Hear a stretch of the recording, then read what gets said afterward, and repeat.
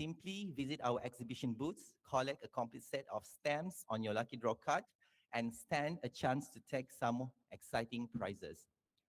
A conference like WISEC is never the work of one person. I would like to express my heartfelt appreciation to our scientific committee, organizing committee and volunteers who have worked tirelessly over many months over behind the scenes to make this conference a reality. Your dedication, commitment, and teamwork are truly appreciated. To our distinguished speakers and moderators, thank you for generously sharing your knowledge and experience with us. Finally, to all our delegates, thank you for choosing to spend these 2 days with us. We hope you leave WISEC with new knowledge, renewed inspiration, meaningful friendships, and memories that will continue long after the conference ends. To encapsulate the essence of our gathering, I leave you with this quote. An anesthesiologist, we often work quietly behind the scenes. Much of what we do happens away from the spotlight. Yet, every decision we make has profound impact on patient safety and outcomes.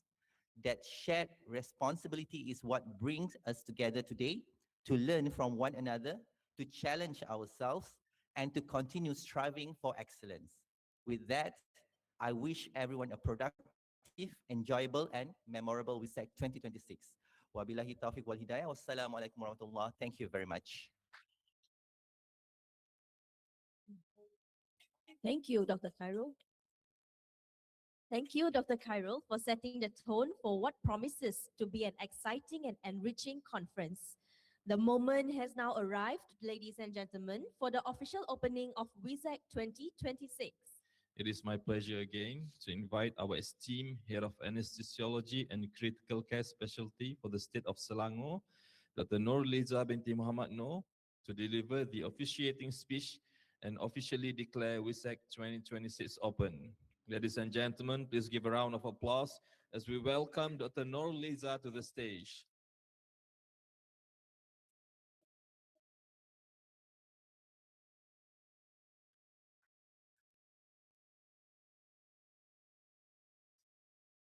Thank you, Madam and Mr. Chairperson. Assalamualaikum warahmatullahi taala wabarakatuh. Salam sejahtera dan salam Malaysia Madani. Yang berusaha Dr. Rosnah Abdul Latif, Head of Department, Department of Anesthesiology and Critical Care Hospital Ampang. Yang berusaha Dr. Muhammad Sani Shoaib, Senior Consultant Anesthesiology Hospital Ampang. Dr. Khairul Izham, the Organizing Chairperson of WISEC 2026. Distinguished guests, esteemed speakers, respected colleagues, representatives from supporting industry partners, ladies and gentlemen. I would like to express my sincere gratitude to the organizing committee for inviting me to be part of this auspicious conference. And it is truly an honor to be here today. It gives me a great pleasure to welcome all of you to the second Wilayah and Selangor Anesthesia Conference 2026. To those who have traveled far and near, thank you for joining us. Your presence reflects our shared commitment to advancing the practice of anesthesia, intensive care, and perioperative medicine through long-life learning and collaboration. I was informed that today's event marks the second Wilayah and Selangor Anesthesia Conference, a remarkable endeavor led by the dedicated team of Hospital Ampang Society of Anesthesia and Intensive Care. I'm assured that the vision behind this conference is to be a premier anesthesia conference that inspires excellence, fosters collaborations, and advances patient-centered care through continuous learning and innovation. It also aims to provide a platform for anesthesiologists and healthcare professionals to exchange knowledge, enhance clinical skills, strengthen professional networks, and promote the value of wisdom, warmth, and well-being in delivering safe, compassionate, and high-quality patients' care. The practice of anesthesia has evolved tremendously over the years. As anesthesiologists, our responsibilities have extended far beyond the operating theatre. We are involved in perioperative medicine, intensive care, pain management, obstetric analgesia, trauma, resuscitation, and many others where timely decisions can profoundly influence patients' outcome. In such dynamic and demanding profession, continuous learning is not merely an option, it is a professional responsibility. So our theme for today's conference encompasses all these aims and strategies. I would like to take this opportunity to congratulate the organizing committee for their dedication and hard work for bringing WISEC 2026 to life.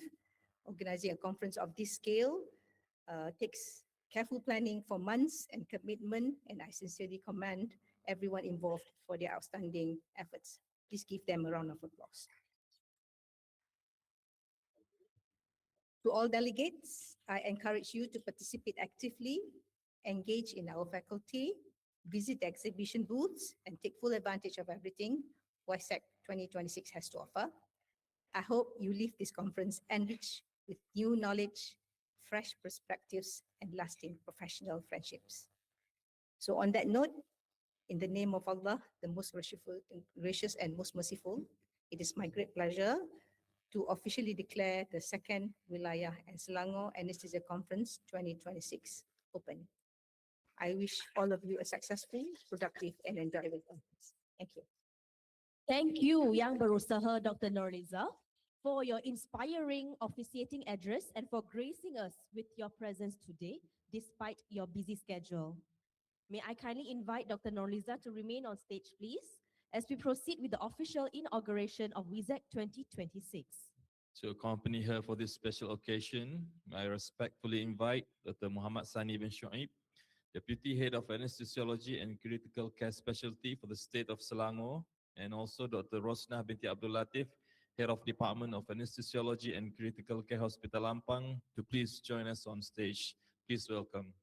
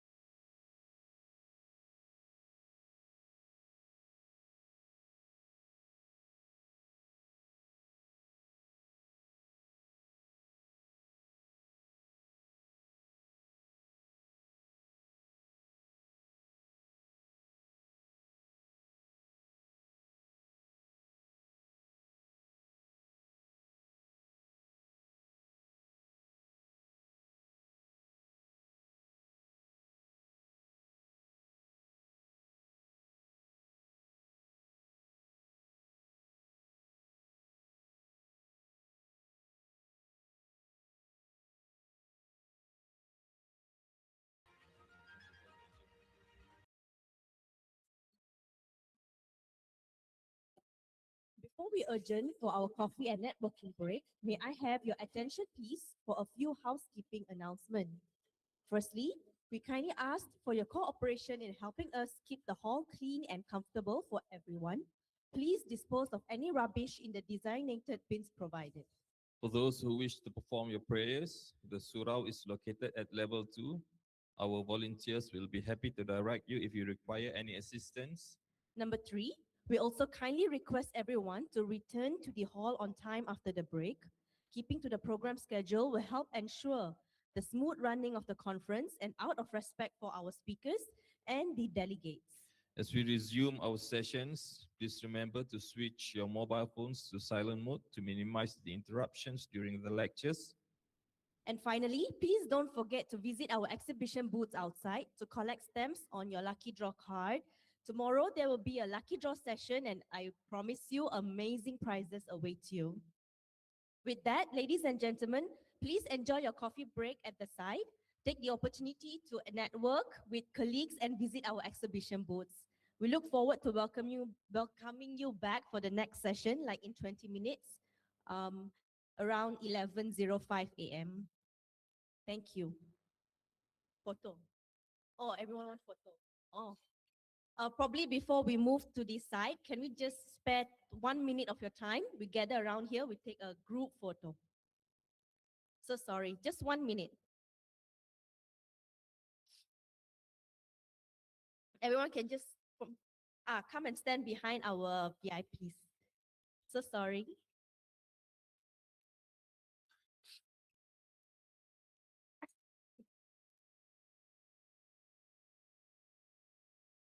Everyone just move forward for a while, sorry.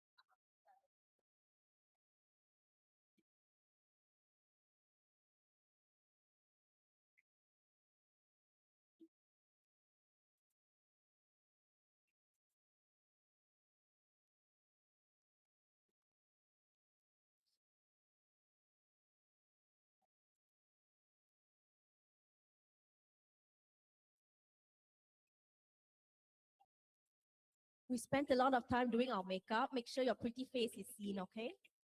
Everyone make a U shape.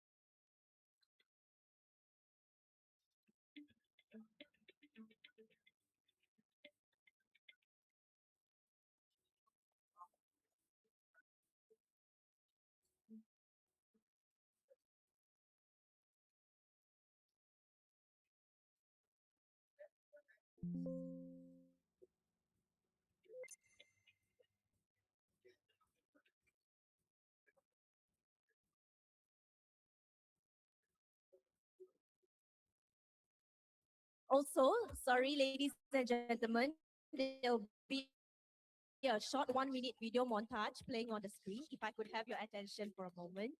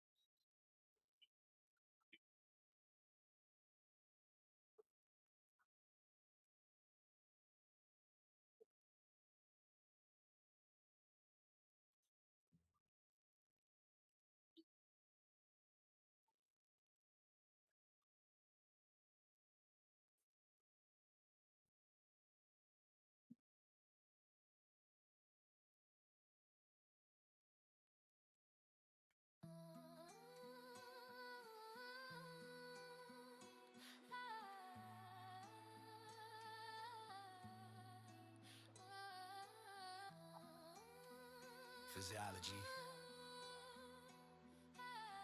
It's the balance of life. Even when we sleep,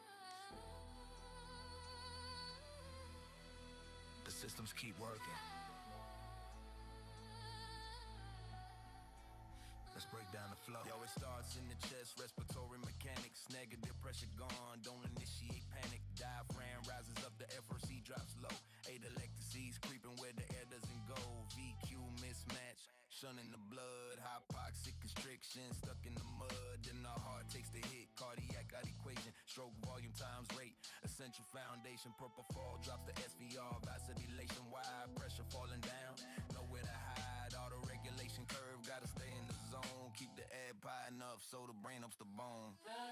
We're balancing the scales, keeping it steady. Homostasis waiting, always getting ready. From the kidney to the heart to the nerves in the brain. Managing the stress, managing the strain. The physiological dance, the survival of chance. Now we look at the kidneys, 20% of the flow. Glomerular filtration, filtering slow. Surgical stress hits, sympathetic attack. Renin, angiotensin, bringing pressure back. Aldosterone holds the sodium tight. ADH stops the water, putting up a fight. Oliguria happens, urine output is low. Don't flood them with fluids, just let it go. The endocrine storm, cortisol on the rise. Catabolic state, sugar in the eyes. Hyperglycemia, insulin resist. Fighting the trauma with clenched physiological fists. Yeah. We're back, we're balancing the scales, keeping it steady. Homostasis waiting, always getting ready. From the kidney to the heart to the nerves in the brain. Managing the stress, managing the strain. The physiological dance, giving survival a chance. Neuromuscular junction, the safety factor is key. Acetylcholine swimming across the sea. Blocker for the case, but let it return. Diaphragm comes first, that's a lesson to learn. Now up to the CNS, metabolic demand. CM mirror to and flow, walking hand in hand. Neurovascular coupling, keeping it tight. Unless the volatile gas changes the light.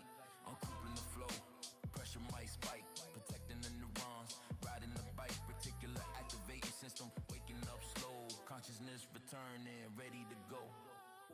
Systems align, balance restored. Physiology is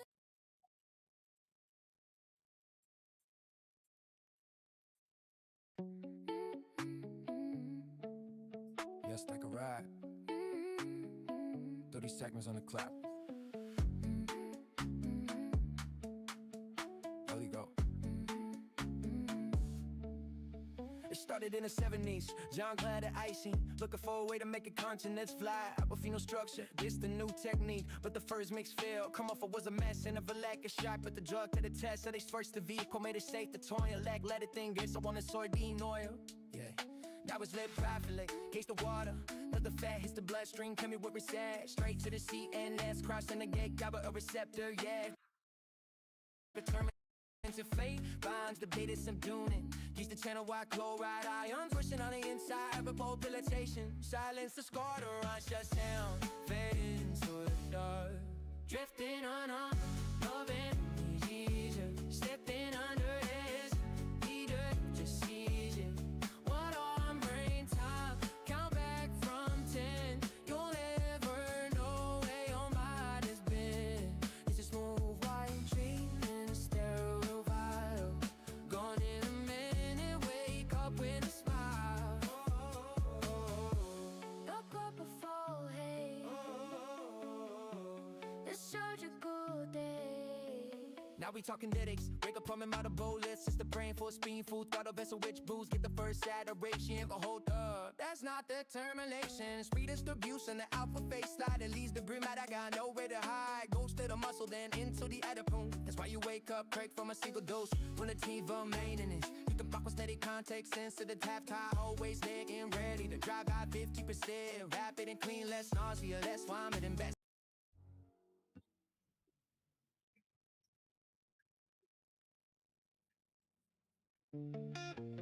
Denial is the enemy.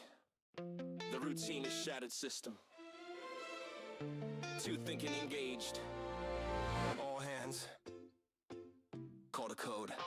It starts with a blip, auto deviation, homeostasis broken, critical situation, O2 is rising, the tachycardia speaks, airway pressure climbing, looking for the peaks, is it anaphylaxis, systemic resistance drops, or a king 2 before the circulation stops. The startle response tries to freeze your brain, but you gotta push through, break the mental chain, can't intubate, can't oxygenate, the sequel dread, hypoxia looming, hanging by a thread, recognize the pattern, don't look away, we're fighting for a life, we're fighting for the day. Chaos in the room, but steady in the mind. Leave the panic and the fear far behind. Crisis resource management, lead the team. Wake up right now, this isn't a dream. Situational awareness, see the whole floor. Closed loop communication, open the door. We stabilize the fall. Answer in the call. Identify the enemy, execute the drill. If it's malignant, hypothermia, you know the pill. Stop the volatiles, get the flow on high. Nitroline, sodium before the muscles die. Block the rhinodine, cool the body down. Or is it last? It's toxicity in town. Local anesthetic in the vessel, hard arrest. Get the intralipid, put it to the test. Lipid sync theory, 20% emotion. Sequester the poison, stop the convulsion. Lead a step back, don't get stuck in the task. Check the cognitive aid, that's all I ask. Epinephrine bolus, fluids running wide. We're turning the tide, we're turning the tide. Chaos in the room, but steady in the mind.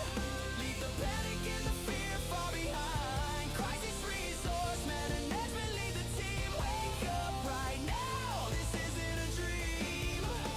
Situational awareness, see the whole floor. Closed loop communication, open the door. We stabilize the fall. Answer in the call. The pulse, the rhythm is steady, transfer to ICU. Get the transport ready. But the room is cold and the adrenaline fades. We navigate the guilt and the silent shades. The hot debrief, talk it out right here. What went wrong? Let's make it clear. The second victim, yeah, the doctor bleeds too. Carrying the weight of what we had to do. We learn, we heal, so we don't repeat. The victory is bitter, but the saving is sweet.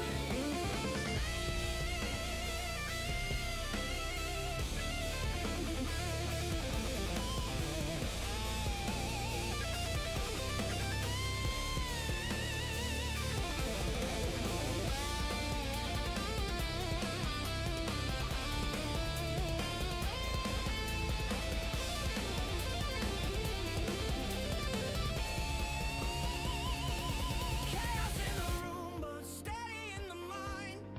Leave the panic and the fear far behind. Crisis resource management, lead the team. Wake up right now, this isn't a dream. Situational awareness, see the whole floor. Closed loop communication, open the door. We stabilize the fall. Answering the call. Checklist complete. Vital stable team stood down. Safe. Safe.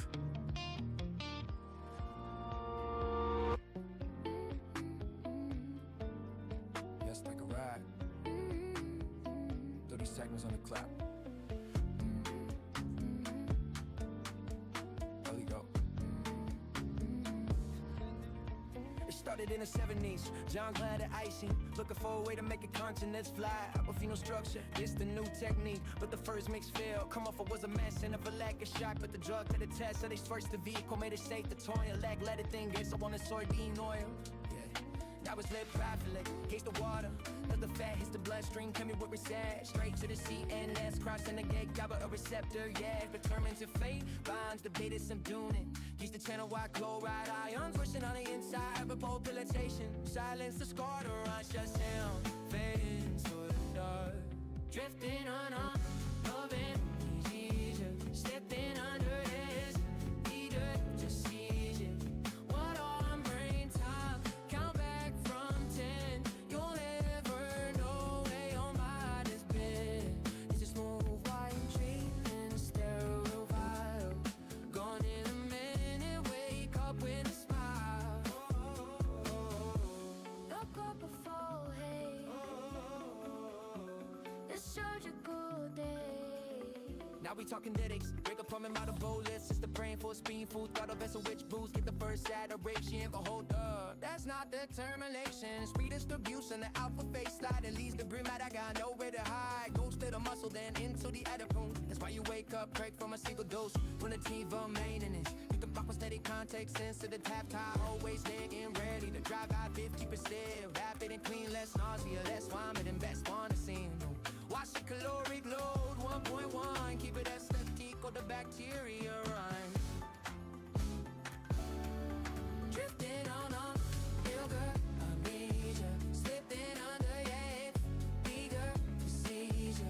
What on brain time, count back from 10. You'll never know where your mind has been. It's a smooth white dream in a sterile vial. One in a minute, wake up with a smile. Let go before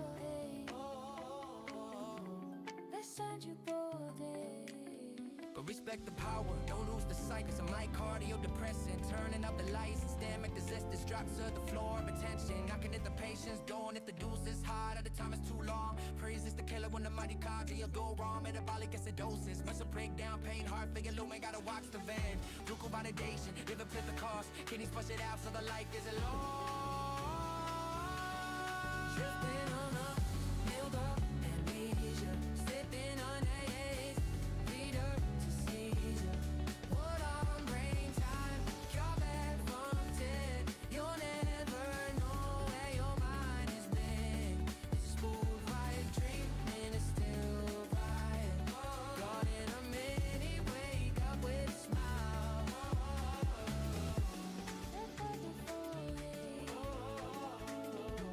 The surgical day.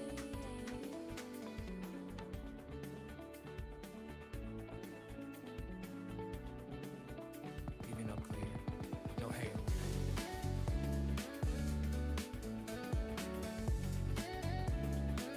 Right, I'm lost.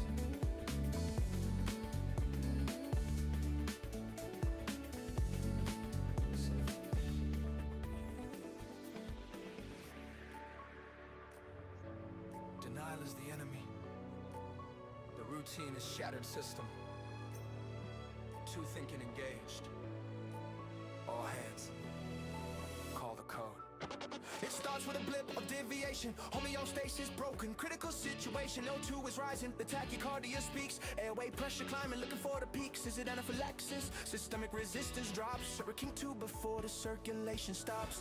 The startle response tries to freeze your brain, but you gotta push through. Break the mental chain. Can't intubate. Can't oxygenate the sacral dread. Hypoxia looming, hanging by thread. Recognize the pattern. Don't look away. We're fighting for a life. We're fighting for the day. Chaos in the room, but steady in the mind. Leave the panic and the fear far behind. Crisis resource management. Lead the team. Wake up right now. This isn't a dream. Situation awareness. See the whole floor. Close loop communication. Open the door. We stabilize the fall. Answering the call. Identify the enemy. Execute the drill. If it's malignant hyperthermia, you know the pill. Stop the violent house. Get the flow on high. Digiline sodium before the muscles die. Block the red and no-dime. Cool the body down. Innovation begins with a trusted partner. Anesthetic in the vessel. Heart arrest. Get the Welcome to intralight. Star Put it to the Minutes. test. Limiting theory. 20% emotion. Step west to the poison. Stop the convulsion. Need a step back. Don't get stuck in the task. Check the cognitive aid. That's all I ask. Skipping that free bolus. Fluids running wild. We're turning the tide. We're turning the tide. Chaos in the room, but steady in the mind. Leave the panic and the fear far behind. Crisis resource management. Lead the team. Wake up right now. This isn't a dream. Situational awareness. See the whole floor. Close loop communication. Open the door. We stabilize the fall. Answering the call. The pulse, the rhythm is steady transfer to ICU. Get the transport ready, but the room is cold and adrenaline fades. We navigate the guilt and the silence shades. The hot dip brief, talk it out right here. What went wrong? Let's make it clear. The second victim, yeah, the doctor bleeds too. Carrying the weight of what we had to do. We learn, we heal, so we don't repeat. The victory is bitter, but saving is sweet.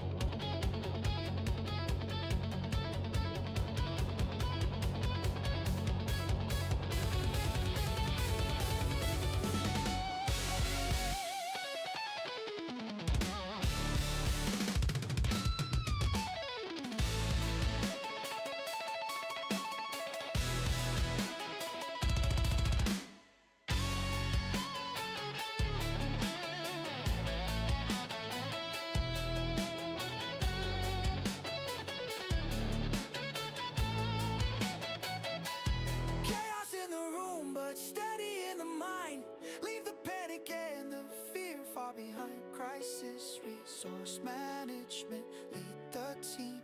Wake up right now, this isn't a dream. Situational awareness, see the whole floor.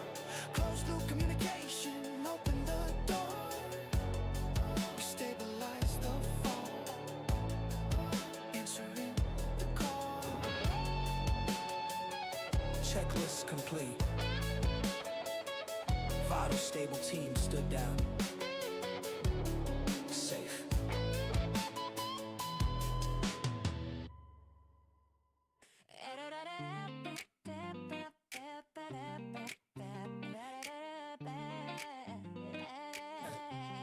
Nociception. Processing the signal. Time to close the gate. Let's ride. Yeah, we talking pain management, the anesthetic base. Stopping noxious stimuli from winning the race. The gold standard crew, the opioid alkaloids. Filling up the cellular synaptic voids. Whether natural morphine or synthetic design. Like fentanyl and sulfin, walking the line. They hit the GPCRs, that G-protein lock the moon. Reset the time to stop the clock. Dense in the spinal cord, substantia gelatinosa. Deep in the brainstem, bringing the dose closer. Inhibit that and elate cyclase, drop the cam, close voltage. Casting channels, turn off the lamp, open up the jigs. Let potassium flow out, hyperpolarization, that's what it's about. Stop the substance P and glutamate release. Decouple the feeling so the suffering can cease. We're turning down the volume on the central nervous system. A molecular blockade. Yeah, you gotta twist them. From the start to the middle to the metabolic end. It's the fine red line that we defend. No spikes on a monitor. Keep the pressure low, managing the current of the surgical flow. Now we talk kinetics. How fast does it hit? Lipid solubility, yeah, that's the real grit. Fentanyl crosses the blood-brain barrier quick. Blunting the laryngoscopy, doing the trick. But the evolution is here, and fentanyl's the name. And that's the linkage changes the whole game. It doesn't need the liver, it doesn't need time. Hydrolysis by esterases in the plasma prime. Ultra short duration, it breaks down fast. The context sensitive halftime is built to last. Flatline at 3 minutes, no matter the length. Unlike fentanyl accumulating lipid strength, we titrate to stimulus stuck in the control, then shut it off quick to reach the wake up goal. We're turning down the volume on the central nervous system. A molecular blockade. Yeah, you gotta twist them. From the start to the middle to the metabolic end. It's the fine red line that we defend. No spikes on the monitor, keep the pressure low, managing the current of the surgical flow. But you gotta respect the physiological tags. The CYP 450 path, no time to relax. Morphine metabolites, watch the renal function. The respiratory depression at the junction. Hello, testing. I would like to urge the crowds and delegates to move in to the hall for us to commence our second symposium.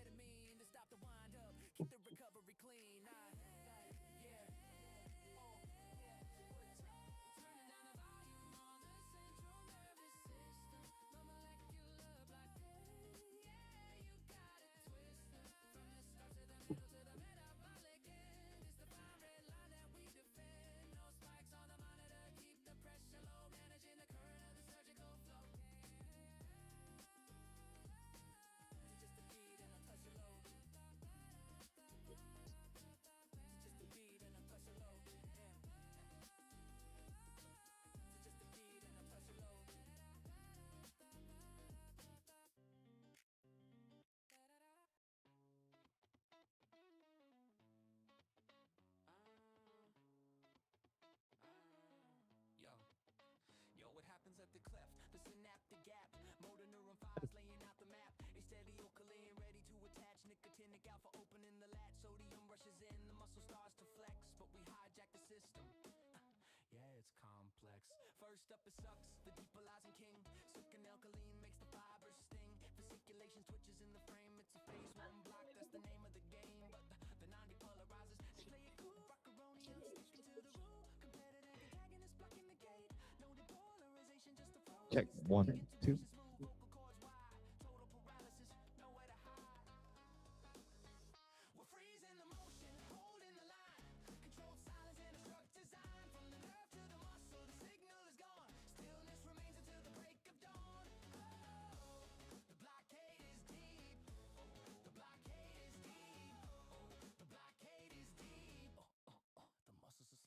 Now we check the levels, don't fly blind.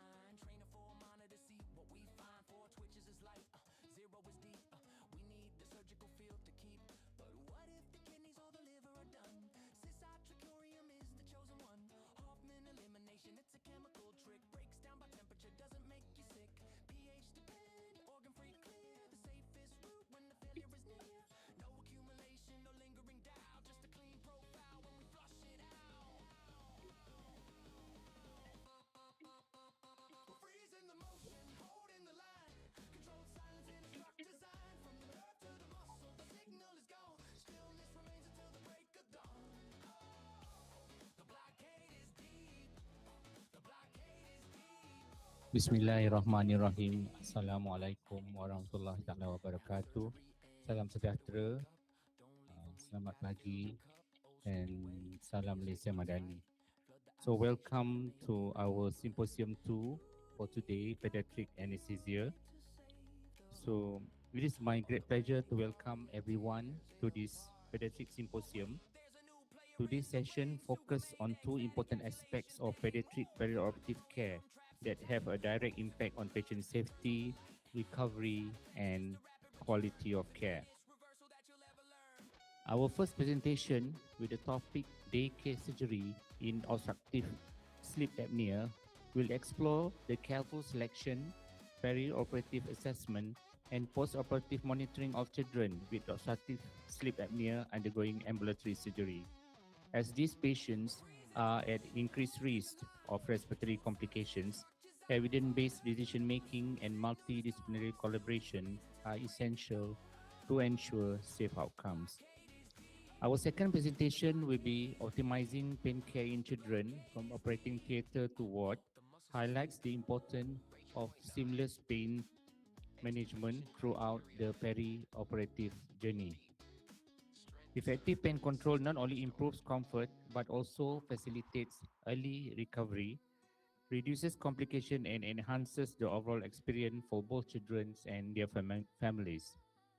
These two topics remind us that successful pediatric anesthesia extends beyond the operating room.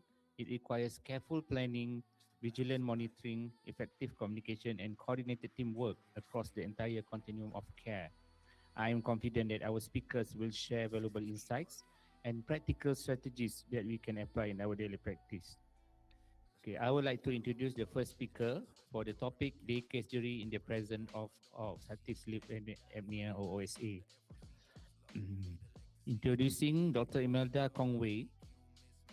She graduated MBBS from University of New South Wales in 2009 and obtained her Master of Anesthesiology from University of Malaya in 2020 and had several working experience such as in Sarawak General Hospitals, University Malaya Medical Center, Shalom Hospital, Sibu, Tunku Azizah, and completed her fellow in anesthesia in Great Ormond Street Hospital for Children, London from February 2025 until January 2025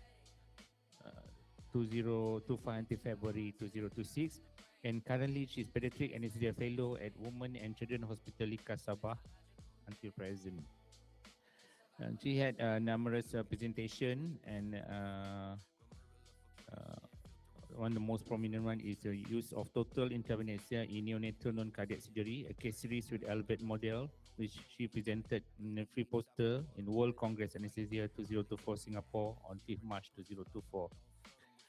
She participated in several courses and also organized several courses, and her interests include ERAS, perioperative medicine, and management of difficult airway in pediatric population, and as well as medical education and training future anesthesiologists. And I will introduce the second speaker after the end of the first lecture. So without further ado, I would like to call Dr. Imelda to the podium, and the floor is yours. Thank you.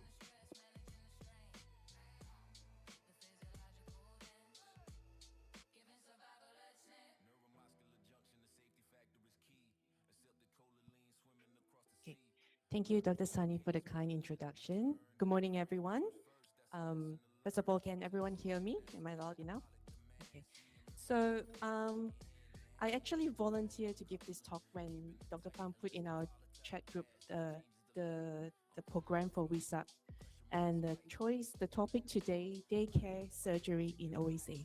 I think it's a very good topic. It's a very important topic. And I'm going to share with you my experience in HTA as well as in Great Ormond Street. And then later on probably brainstorming and we could share some of our input and experiences. Right. Next slide.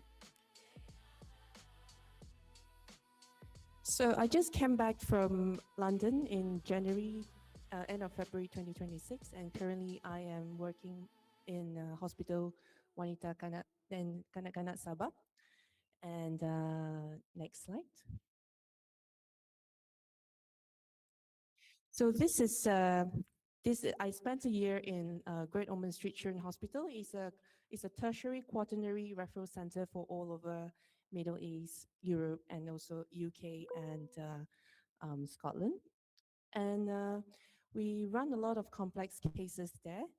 And out of just surgical procedures, out of the percentage, half of it, about almost half are done daycare basis, and about 48% are inpatient.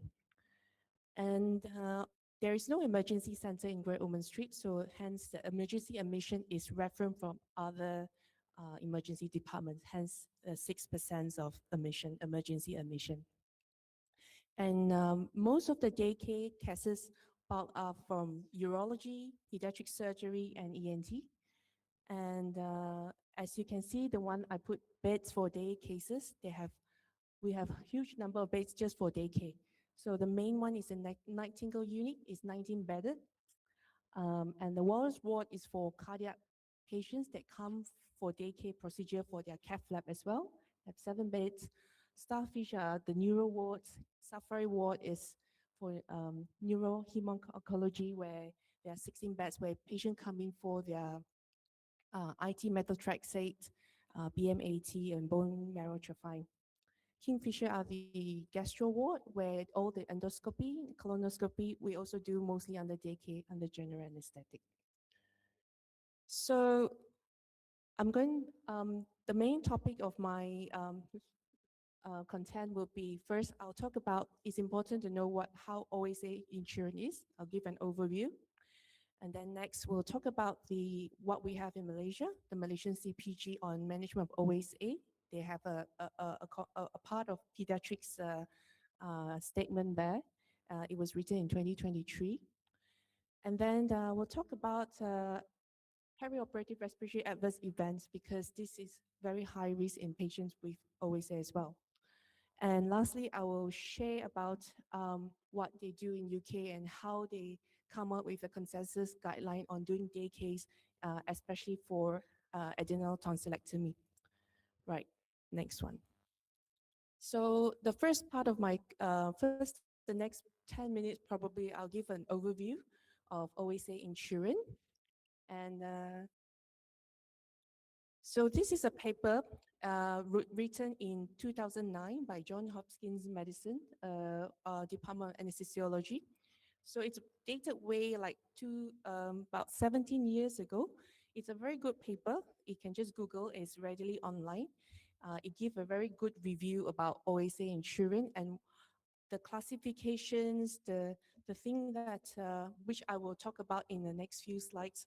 Classifications, how do we screen for patients, whether for ambulatory, for inpatients, is all well written, and it's also similarly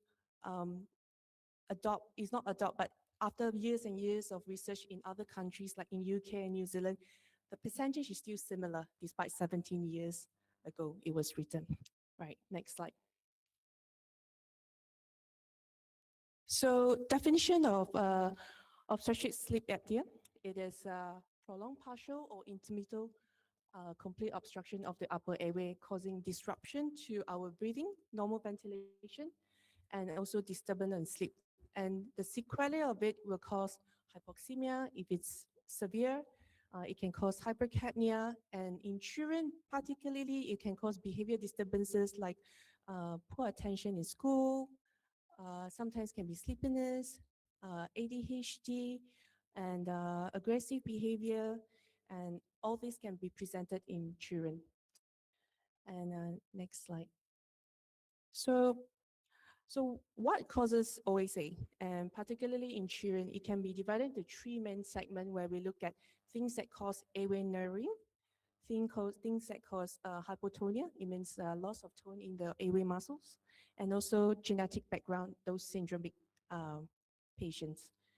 And airway narrowing, simple one, common one are the adenoids and tonsils hypertrophy. And obesity is one, where you increase neck circumference, it can increase the thickness of the airway as well. Muscle tone, abnormal muscle tone in like cerebral palsy, in Down syndrome or certain syndromes that it can also cause lags, and genetic and craniofacial factors. Craniofacial, those mid hypoplasia or micronathia, like in the next few slides I will talk about. And one of the genetics, the study have shown that any family history of sudden infant death is also increased risk of OSA in the family. Next slide. So the polysomnography is still the gold standard, like the adults. And I got this picture from Google. It's a lot of things to put on a kid, and you need a more like school going kids and a more mature kids to do all these tests. So it's not so easy to do PSG on a kid and in a sleep center. So there are challenges on that. So what they look at is EEG to look at which cycle of sleep it is, the flow, how many percentage of the flow is interrupted, and also the EMG is to see any state of arousal after the obstruction happens. Pulse oximetry to see what is the lowest oxygen desaturation during when the obstruction happens, and also there is also ECG as well. And is there a difference between peds and adult in OSA? Definitely. And in my next slide. Okay, before this one, it shows you what type of respiratory events you will see in PSG, same like adults as well. So you have central apnea is where there is no breathing and no airflow, and because of no respiratory effort.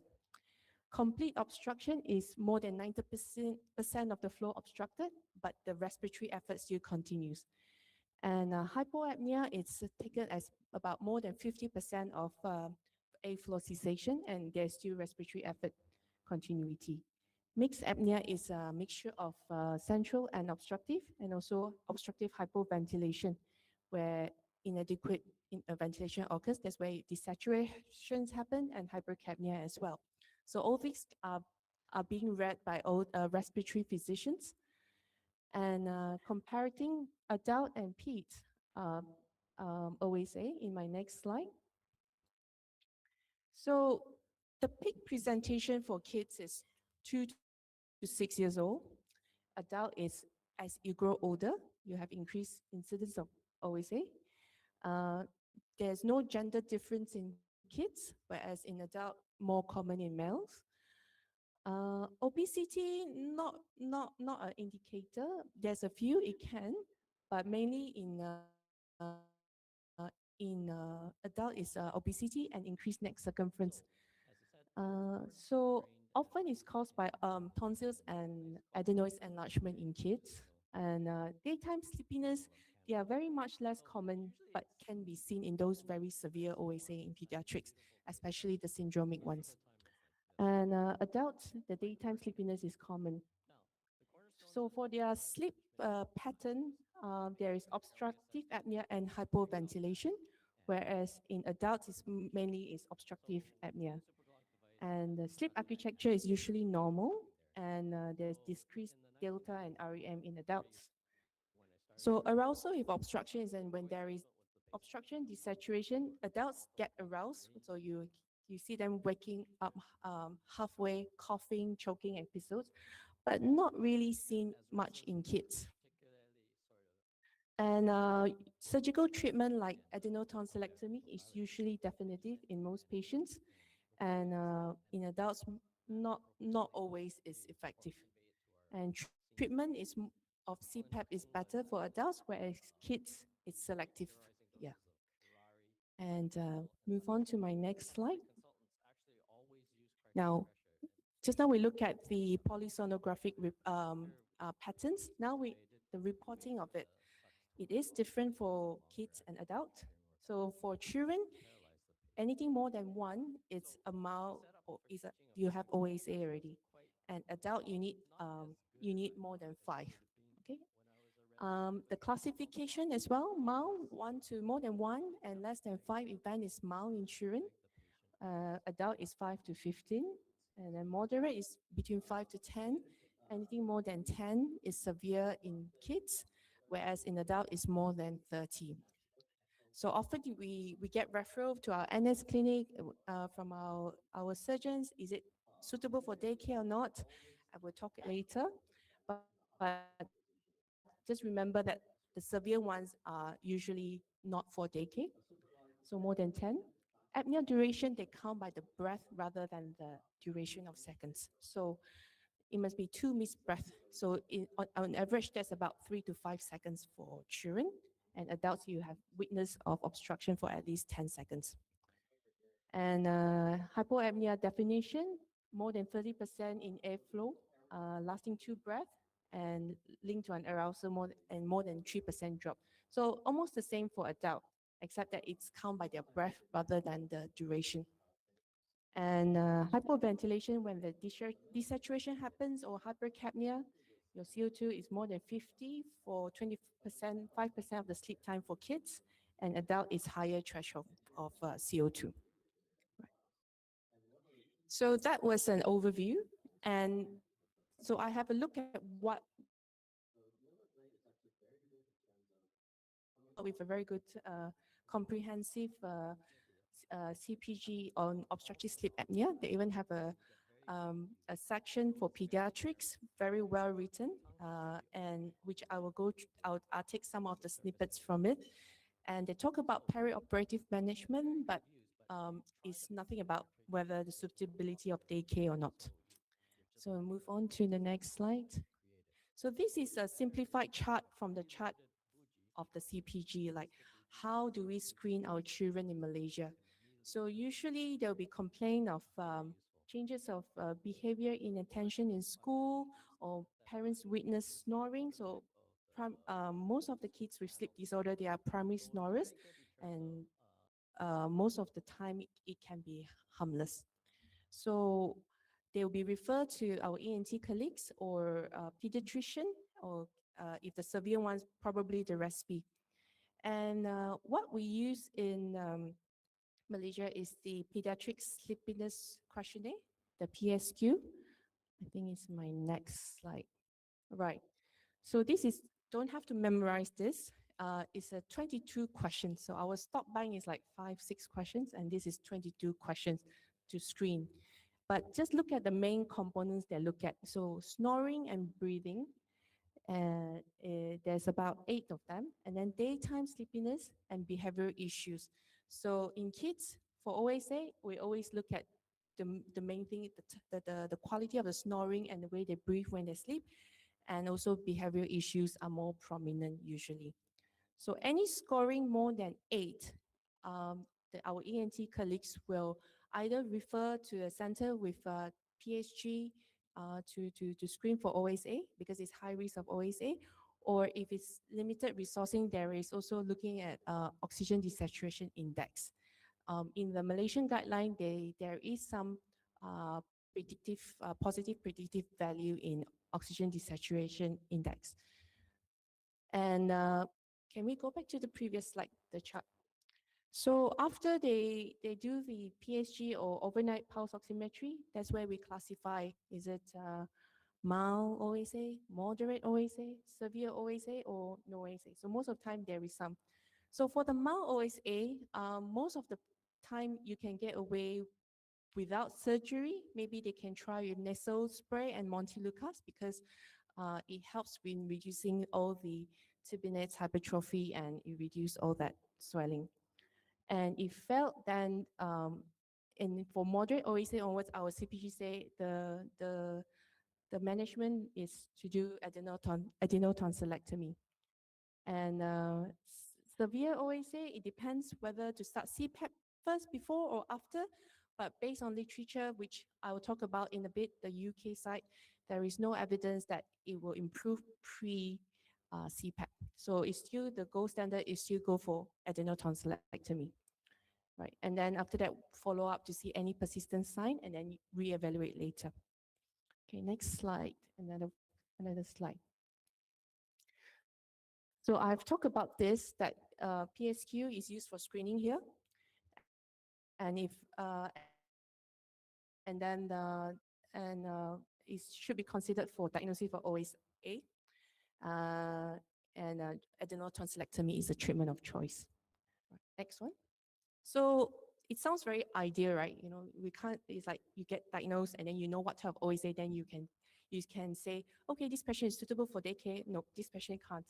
But most of the time we don't know, right? Yeah. So we just predicting because it's not easily available. I definitely now in KK, it's very hard. I don't think they do much. They do more for adult, but less for kids. And they're sharing, so adult is prioritized more, I think. So they go by the PSQ questionnaire and oxygen saturation, overnight oxygen oximetry. There's different expertise needed.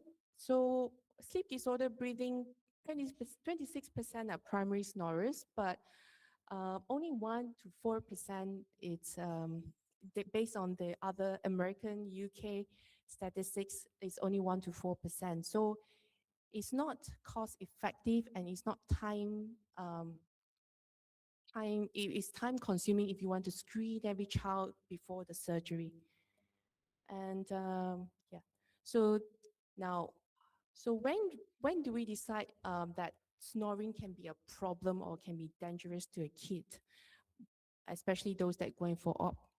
So we don't really know, but there's a questionnaire for, next slide, perioperative respiratory adverse events. We know that it's increase in children with sleep disorder breathing, and it can cause obstruction leading to laryngospasm, bronchospasm, and oxygen desaturation.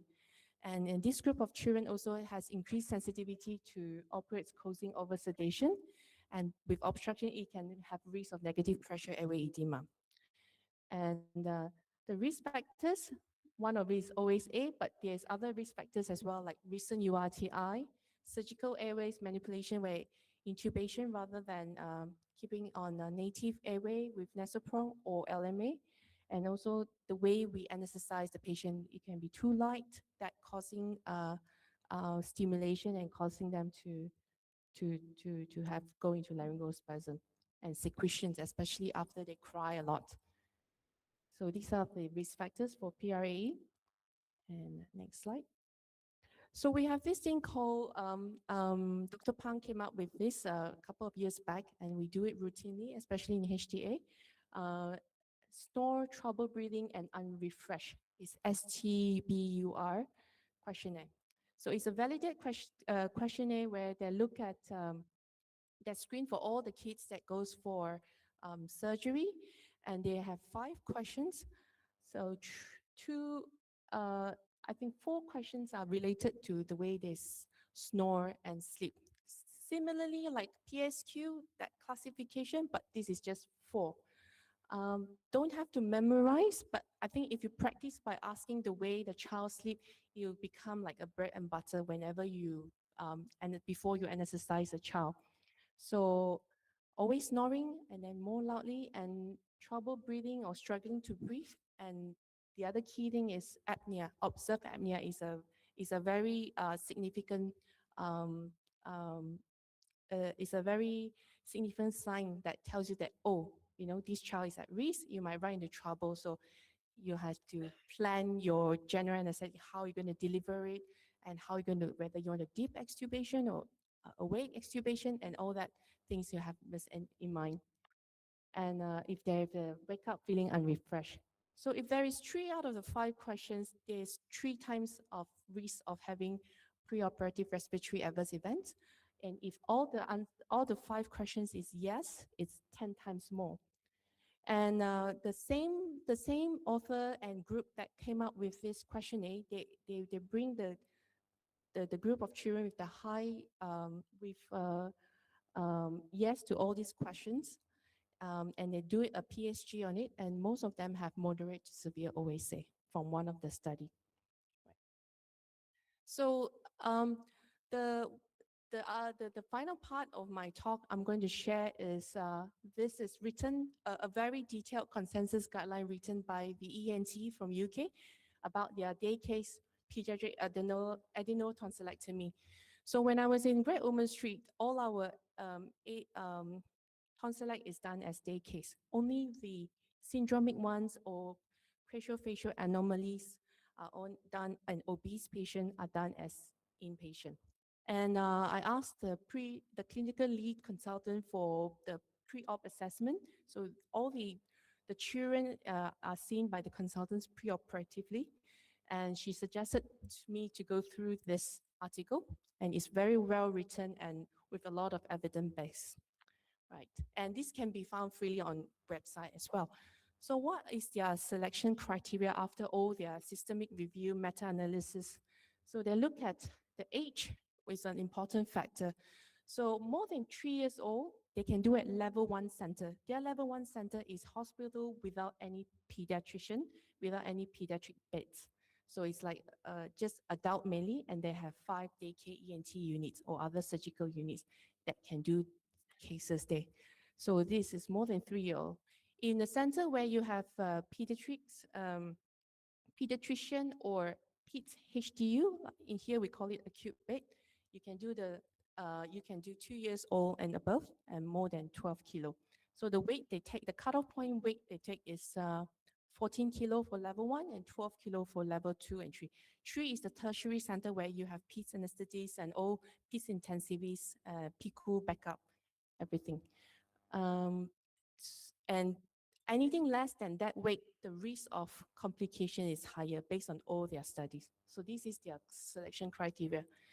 And a patient must not have any comorbids of the following mentioned. Sorry, back to that slide. So Down syndrome, achondroplasia, craniofacial anomalies like pre-operative, Treacher-Collins, severe cerebral palsy, congenital heart disease, hematological muscular disorder. So, and the other thing is obesity. The weight more than 98th centile of the growth chart is not suitable. Right. So obesity is also a ongoing problem now in UK as well. So we look at, if you see the weight of more than 75 centile, there is a BMI scoring chart which you can find in the UK. 91% is obese. So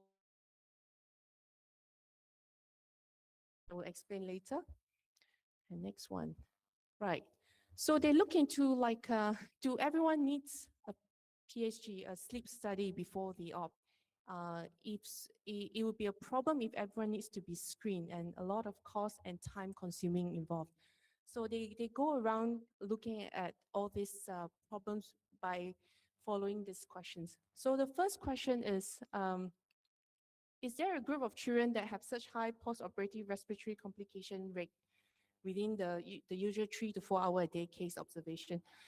And they found that it's the children that with that comorbids, which I mentioned earlier, are at risk. So they take out that cohort of patients. So it solves like maybe 20%, 30% of their screening. And so definitely daycare is not appropriate.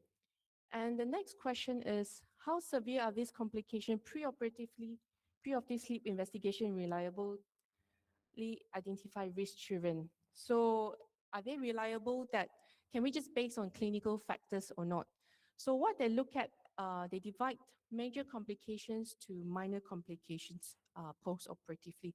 So these studies their own audit are done like many years since 2014 and up to 2020, and it's still ongoing. And they found that the major complications, for example, laryngospasm, bronchospasm, requiring you to intervene to put on CPAP post-operatively or to intubate, unplanned admission, they found that there is no difference in children that those that normal children without OSA and those that with mild to moderate. So they found that the factors determining all these risks are not the sleep disorders that causing the determining factors. What they found is the comorbidities which I mentioned, extreme age, less than 2 years old, weight, obesity. Hence, bring it on to the next question. So if we do this, we do this surgery post-operatively, how safe are we to say the child is safe to go? Is it at 3 hours, 4 hours, 6 hours? And is there a risk that happens after 24 hours? And again, from their studies, it says We do a lot that of TIVA. 80% of our the general bleeding risk anesthesia is and all total that we're intervention worried anesthesia. about usually happens within the more than 50%. The 75 is that 4 hours. So in Great Ormond Street, the discharge criteria is after 4 hours of observation. And after that, it's very rarely. The one that they come back to A&E, it's more because of pain and unable to eat, which later on I will talk more about it in the next few slides. Right, next one. Now, so we have screened the kids for daycare, let's say based on this criteria, more than 3 years old, more than 14 kilo, mild or moderate OSA is fine. There's no other comorbidities. So what are our options intraoperatively? So these have been seen in pre-assessment clinic. Whether you want to do sevoflurane, TIVA, I think either can be. I'm a big fan of TIVA. And the other next questions that can we give opioids or not, right? So fentanyl, morphine or no morphine? I discussed with Dr. Pang before this talk. So we realized that, so in my center, our adrenal tonsillectomy is like 15 minutes, sorry, We do a lot of 30 TIVA. minutes, 80% and of our at most is 45 minutes. In Gauche is 15 minutes. So it depends on your surgeon, the duration. If it's a short duration, I think fentanyl is good enough, like, or you can top up a bit more. In HTA, it goes up to 1 hour, 1.5 hours. So Dr. Pang has to supplement with a bit of Presidex. So again, it depends on your surgeons as well and the duration. The peak time for morphine is about 20 to 30 minutes, and the peak time for fentanyl is about 5 minutes. So fentanyl is still a favorite choice. So most of us we use, even in Great Ormond, is just fentanyl as one of the intra-op analgesia. There are some consultants that give morphine, but at the very, very beginning of 0.05 milligram per kilo. Right. Then we look at so intra-op is quite straightforward, any modalities. So post-operative management, always watch out for pain and nausea. And I talk about the post-tonsillectomy bleed, the disease, like from a lot of meta-analyses and studies, they've come to a consensus that the 3 to 4 hours of observation, it's safe. And you can see that 1 in 14 only happens complication after 8 hours. So they sum it up to 4 hours. So the goal when patient goes to recovery is to make sure patient is pain-free, is comfortable, there's no nausea, and watch out for bleed. But at any time, if at the 3rd hour you still have control pain, emesis is still very poor, we add on an additional 3 hours, so 6 hours of observation. Then if the oxygen is required, like nasoprong, a bit of oxygen is required still after 3 hours, then there could be some PRAE event. So they recommend that admission to the, you need to refer to PICS medical and admission to the ward. So this is their criteria. Next. So Sheffield Hospital have come up with an audit for about almost like 90 over patients about the post-op analgesia. So this is for tonsilite only. The other type of day case surgery for peds, we have other modalities. You can do regional and all, but this is for tonsilite. Paracetamol and NSAIDs is the analgesia of choice, and then they gave rescue dose for the patients. So they will educate the parents of when they can give this rescue dose, especially for the first 3 days. So morphine oral is okay, and they some need it. So they usually give just 12 doses for that 3 days. And if patients don't need it, the parents are supposed to discard it back to the pharmacies. Codeine based on the American history of adenotonsillectomy causing death because of the rapid metabolizers in certain Caucasians. So they have stopped codeine in America and as well as in UK. Next. So to sum up part of what I've said for the consensus guideline from UK ENT is the major respiratory complications are readily identifiable even at recovery and post-operative, early post-operative period. So that's hence the come that 4 to 6 hours. Minor respiratory complications do not require intervention and only need transient oxygen are no indication for admission. So a little bit of oxygen is fine for the first 3 hours, right? You don't have to emit and then oxygen overnight. I mean, that's what we always, I mean, when I always like to write as a trainee, just keep SpO2 overnight and wean off tomorrow. And most of my kids, before I went to Gosh. And clinical factors, the comorbids I mentioned earlier, facial problems, Down syndrome, or the syndromic child, extreme weight, are all not suitable for daycare. Right. And next one. So to sum up, it is possible because it's already widely done in UK and also other places. I think in America it's even earlier, so the guidelines they have is quite similar to what I presented from UK.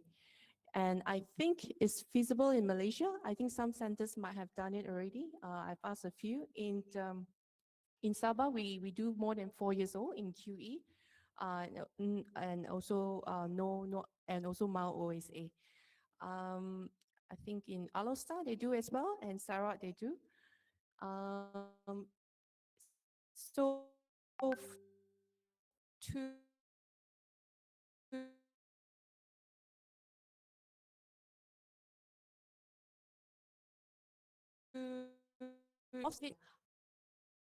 how do we, it's possible, there's a lot of benefit for day case surgery. In fact, in UK, the day case surgery society, the aim is to have 75% of day case. In adults, I don't think they look at BMI, ASA anymore. Yeah. So any surgery that finish within the time that you can discharge, patients allow orally immediately.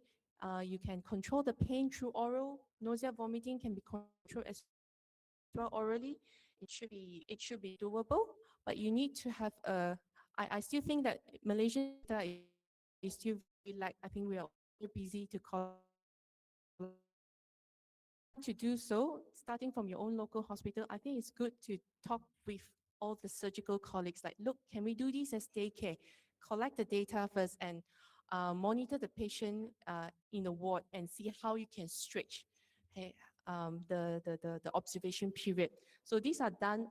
All these data are done for the last 20, I think, easily 15 years. So probably it's time for us to have a look and see this is the way to go forward. Yeah, right. And that's it for my talk. Thank you.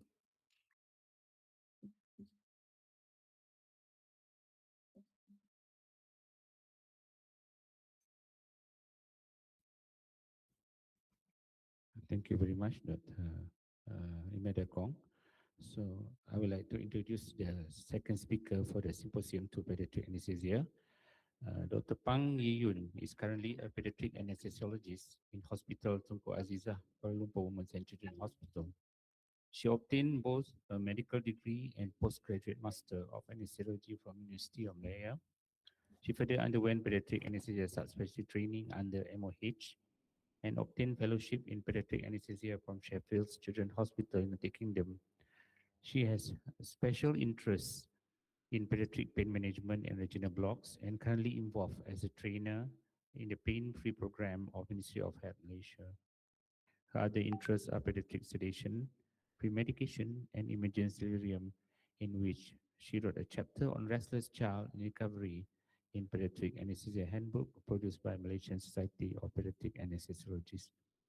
Without further ado, I would like to welcome Dr. Pang Yuyun to deliver her lecture. The floor is yours, Dr. Pang. Thank you.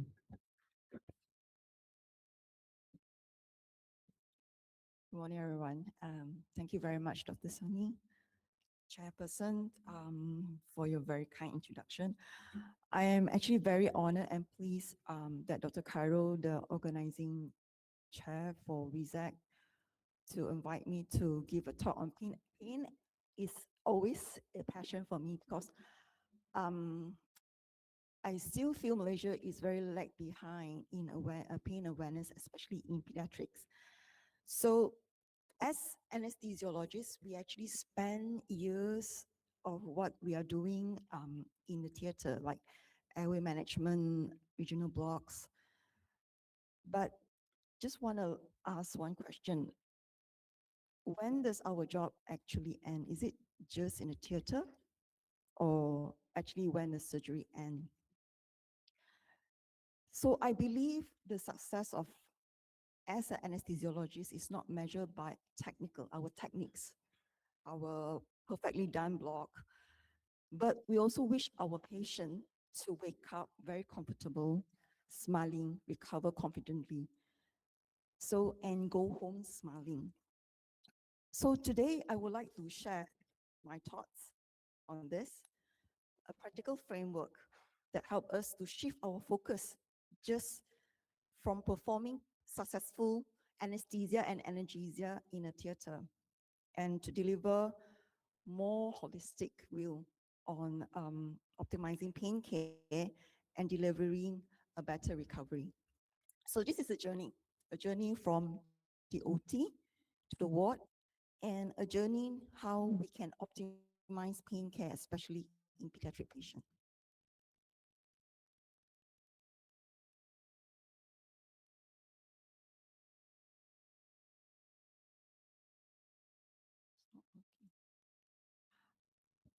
All right, before we talk about how to improve recovery, so let us ask, why is this matter? So we have all seen children leave operation theater very comfortable, but become very distressed after in a PACU or in a ward. That's because a successful block doesn't always guarantee a successful recovery. Recovery is shaped not only by a successful surgery, a successful block, or a successful pain relief management, but is also shaped by the level of anxiety, the level of communication among other team, and continuity of care. So the most important, pain is a continuum, okay? The decision we made today, it doesn't just affect the pain score this afternoon. They may influence whether the child develops persistent pain, ongoing fear of healthcare, or confidence in the future medical encounter. So if today we want to change the outcome and we want to change the outcome in the future, then we have to optimize the recovery. Let me introduce to you Ali, a child who reminded me that exactly why this matter. This is Ali. He's 4 years old. He came in for emergency appendectomy. He has neurodivergent disorder, which we commonly known as autistic spectrum disorder. He had undergo surgery, it's an IND surgery under GE. So unfortunately, what he remembered is not the surgery, not just the surgery. He was being pinned down for IV insertion, and he was traumatized by the IV cannulation. So when we first meet in the theater, we didn't see him as an anxious child. We also saw a frightened mother who knew what was coming. Before we had given a simple analgesic or performed a regional block, Ali's recovery journey had already begun. The question here no longer, how do we anesthetize Ali? But it became how we can help Ali to recover better.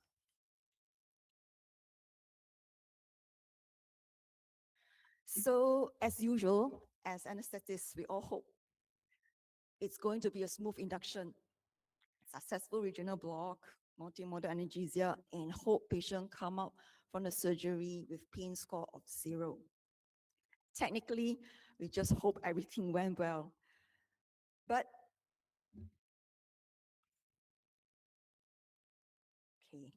But before even we can reach into the operation theater, Ali already crying.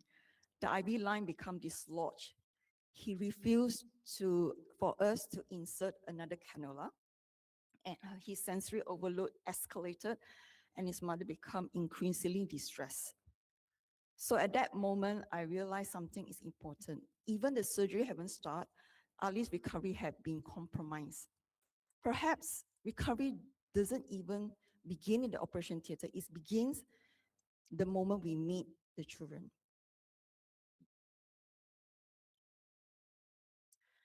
So the operation went exactly as planned, but the induction was actually horrific.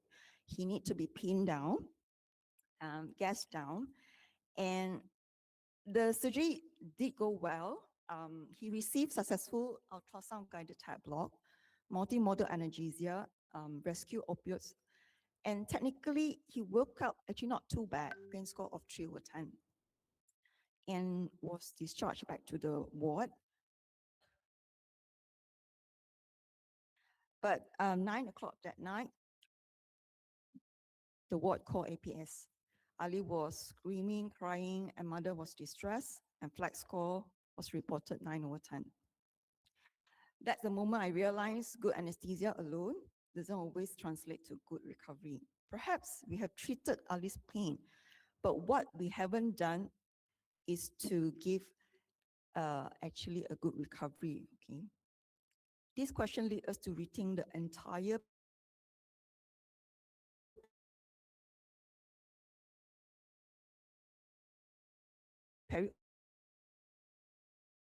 and at first glance, many of us would conclude the block had failed. But if you stop and think, did it really? The tap block technically successful. Ali did receive multimodal analgesia, and rescue analgesia was available. The problem wasn't not only the nociception and pain. Ali was frightened, he's overwhelmed, his mother was distressed, and the ward team was managing much more than pain alone. The block didn't fail, the analgesic didn't fail, but the pathway failed. And that's exactly why we need to improve beyond the procedure and think about the entire perioperative journey. Ali didn't need a better block, he needed a better journey. From the moment he entered the operation theater till he returned home, every step matters. That's the idea behind. Today I'm going to introduce 6R of pediatric pain recovery, because recovery is just not a single intervention. It's a journey, and every member in this 6R play a role. So this is a framework that we can change the way our team thinks about recovery. Not 6 separate interventions, but 6 connected steps that supports a children from the moment they enter hospital until they return home. And instead of focusing this as a theory, I would like to keep following Ali's story as we walk through each of 6R together. Let's begin with the first R, recognize. So the first R is recognize. So before we think about block or analgesic, we should ask ourselves 3 simple questions. Can I predict severe pain in this patient? Can I reduce anxiety? And who is likely to need extra support after the surgery? If we have recognized Ali's autism, his previous traumatic IV experience, and his mother's anxiety earlier, we would have realized he is at high risk, not just the pain, but a difficult recovery. So recognition is where better recovery begins. Children doesn't suddenly become high risk in recovery. They were high risk even before the start anesthesia. Pain and anxiety are two sides of one coin. They don't exist separately. They continuously amplify each other. Pain can recreate fear, and fear can lower the pain threshold, making children perceive even more pain. That triggers stress, muscle tension, and stronger pain response, creating a vicious cycle. We saw this with Ali. Before surgery even began, he wasn't just worried about the operation. He was reviving his previous traumatic IV cannulation. His anxiety made every step of perioperative journey more challenging. So if we treat the pain but ignore the fear, our treatment is incomplete. Better recovery means breaking the both cycle. So our next question, how can we identify these high-risk children? So recognizing risk is not about completing another checklist. It's about changing our perioperative plan. Looking at Ali, several red flags stand out. He has autism. He has previous traumatic IV cannulation, significant perioperative anxiety, and together all this has placed in a high risk for a difficult recovery. So once we have recognized this risk, we can intervene early by planning a psychological preparation, consider anxiolytic pre-medication, involve and if appropriate, involve parents to be present. We also need multimodal pain management. The goal is simple: identify high-risk children before anesthesia, so we can prevent problem later and to react to them.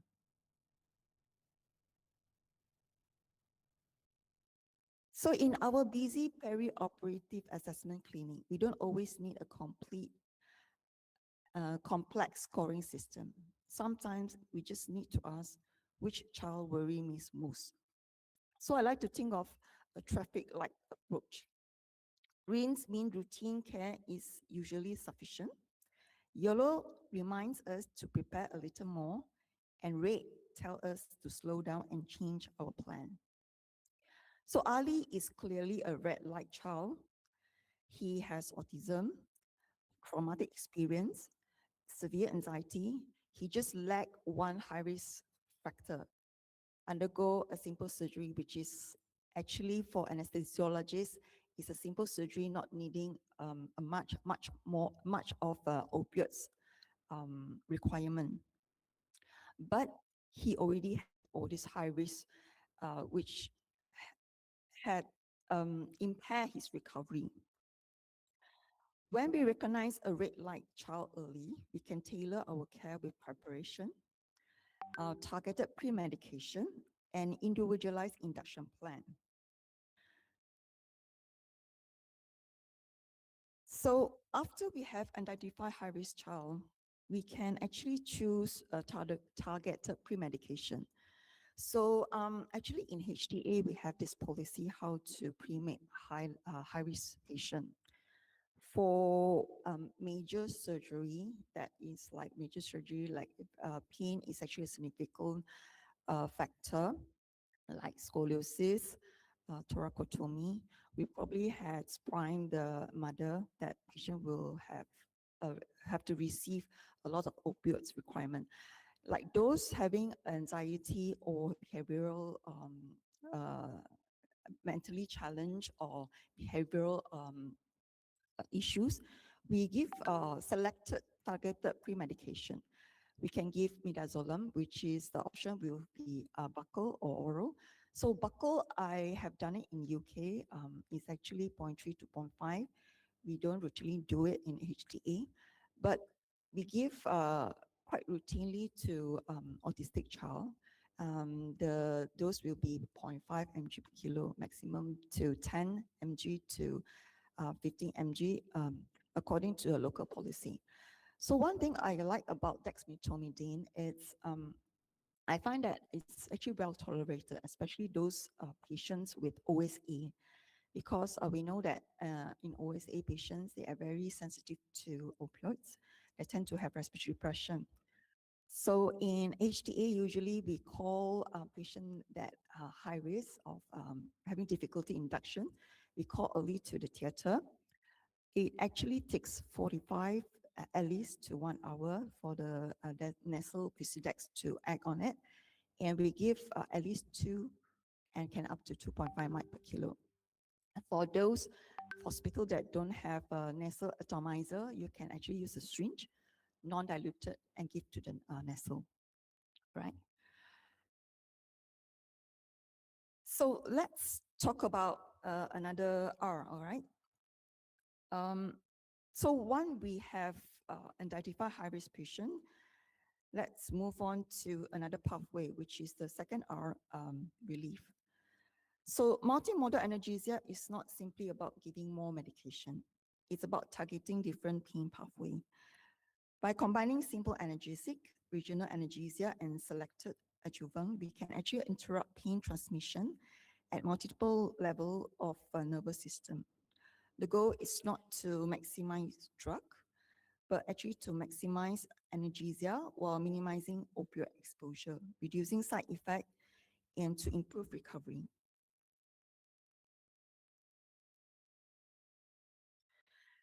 So when we talk about multimodal analgesia, our goal is not opioid free. So I know now it's a trend in adult that opioid free is a favorite now in many of the anesthetists. But the aim in pediatric is not opioid free. The aim is opioid wise.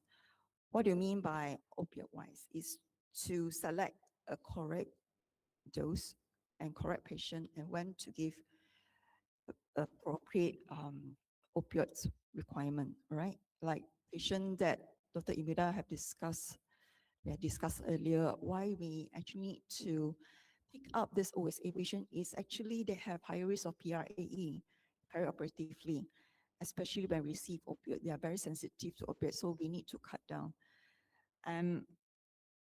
The reason we do not want to give excessive opioids is want to improve recovery by reduce the nausea and vomiting, to reduce the sedation. When we talk about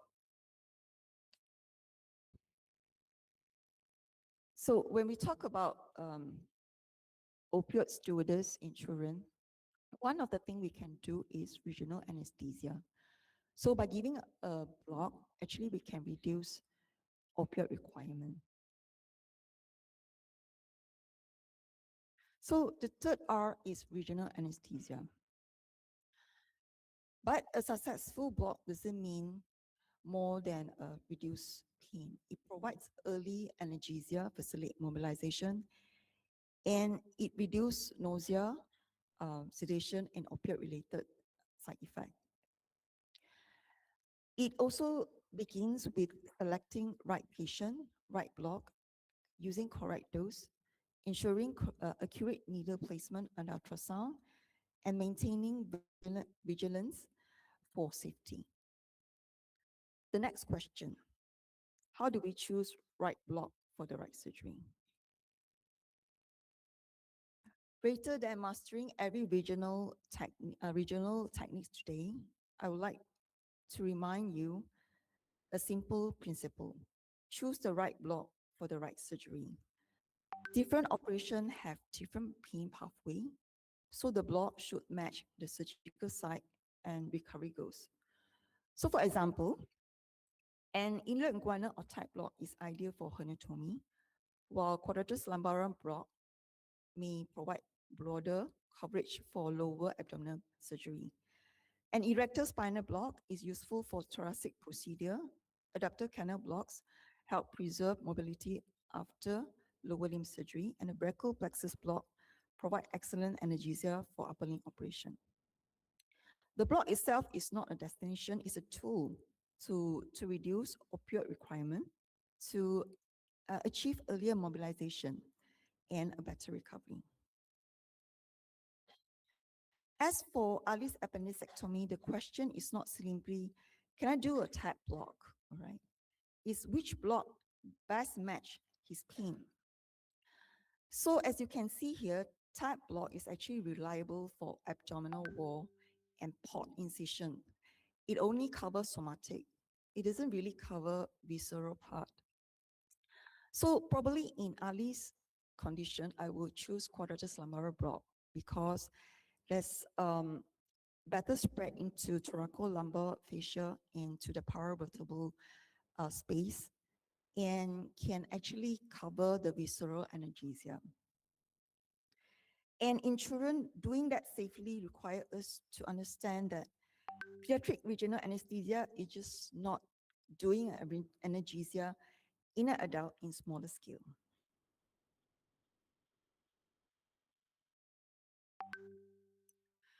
The anatomy in pediatric is not as the same as adult. The structure are far more superficial and facial are narrower. So as you can see here in adult, in QR block, you will see a very typical classic Shamrock sign. Sorry. But in a pediatric, it's very difficult for us to get the view of the Shamrock sign. So I would advise, if you want to do QR block in the pediatrics, you probably have to identify the tab plane, and you go to the posterior, and you look at the interface between the QL muscle and the psoas muscle. So instead of looking at the Shamrock sign, probably you look at the anatomical reference.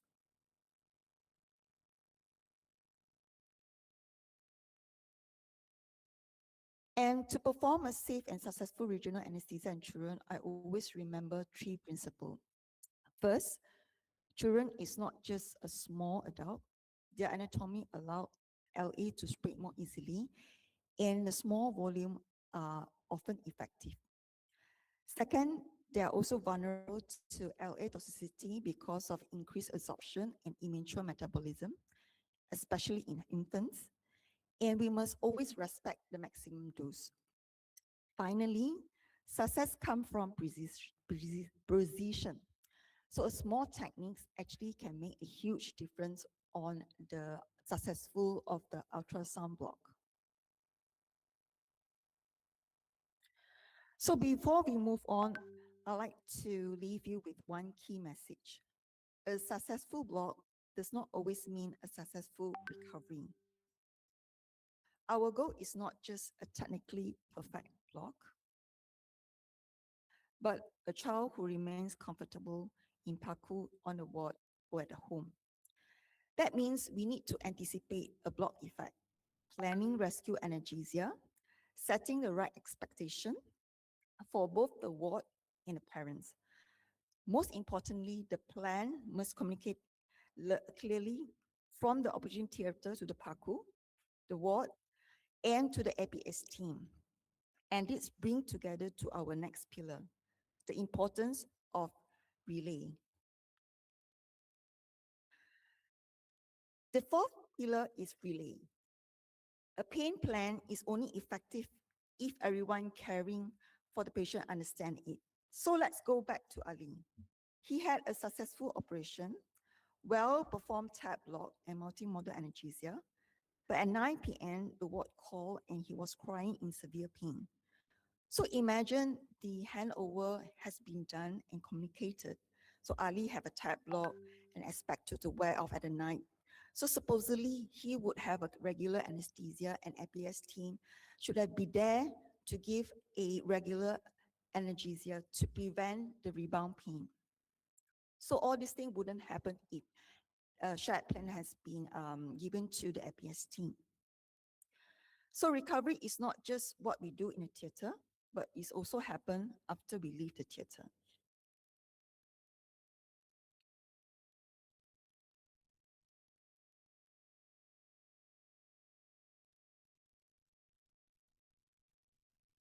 So what do we mean by a meaningful handover? Communication itself is anesthesia. So in a handover block, each handover should have 4 simple questions. What block has performed? When will it be wear off? What is the rescue plan? And who gets to review it? And the patient who has a block always has the anticipatory analgesic rescue plan, time, oral and IV dosing round the clock, and has an escalation plan if patient have a rebound pain.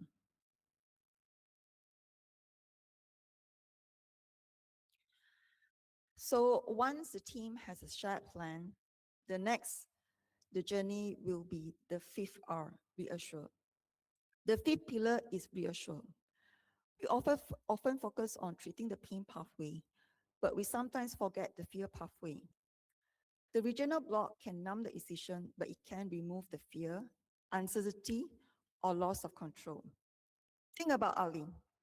His anxiety started even before entered the operation theater because of previous traumatic experience.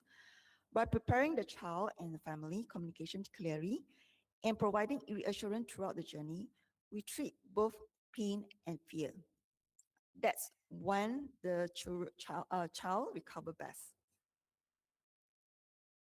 Why does reassurance matter? It's because the brain interprets pain and fear together. Without reassurance, fear activates brain threat response, amplify pain, and lead to poorer recovery. In contrast, when we give children a sense of control and safety, fear is reduced, pain becomes easier to manage, and recovery improves. Reassurance is not just comforting words, but a simple intervention that how pain is experienced. So let's go back to Ali's condition. He is 4 years old with autistic. So actually, he's not just with us. He actually just protecting himself from a previous traumatic experience. Our role is to keep him safe. So how do we do that? We can prepare simple explanation. We can connect through positive language. Do not pin down the patient. That is the first thing not to do in a theater, to restrain the blanket and pin them down and gas down. Actually, is add more fear to the pain cycle. So what we can do before that, I have mentioned pre-medication. We bring to the theater. If not pre-medicated in the ward, we probably bring to the theater in recovery. We give Presidex. And we bring in the parents and ask parents what's his favorite toy. You can ask him to choose what mask he wants to do, or whether he would like an IV cannulation. Of course not, but you give them choice. At least when they feel in control, they feel the empowerment. When they feel empowerment, they will not feel helpless. So this fear actually comes from, in psychology, the fear comes from us feel helpless. When we are being restrained, we actually feel helpless, and the fear will be exaggerated and add on to the pain.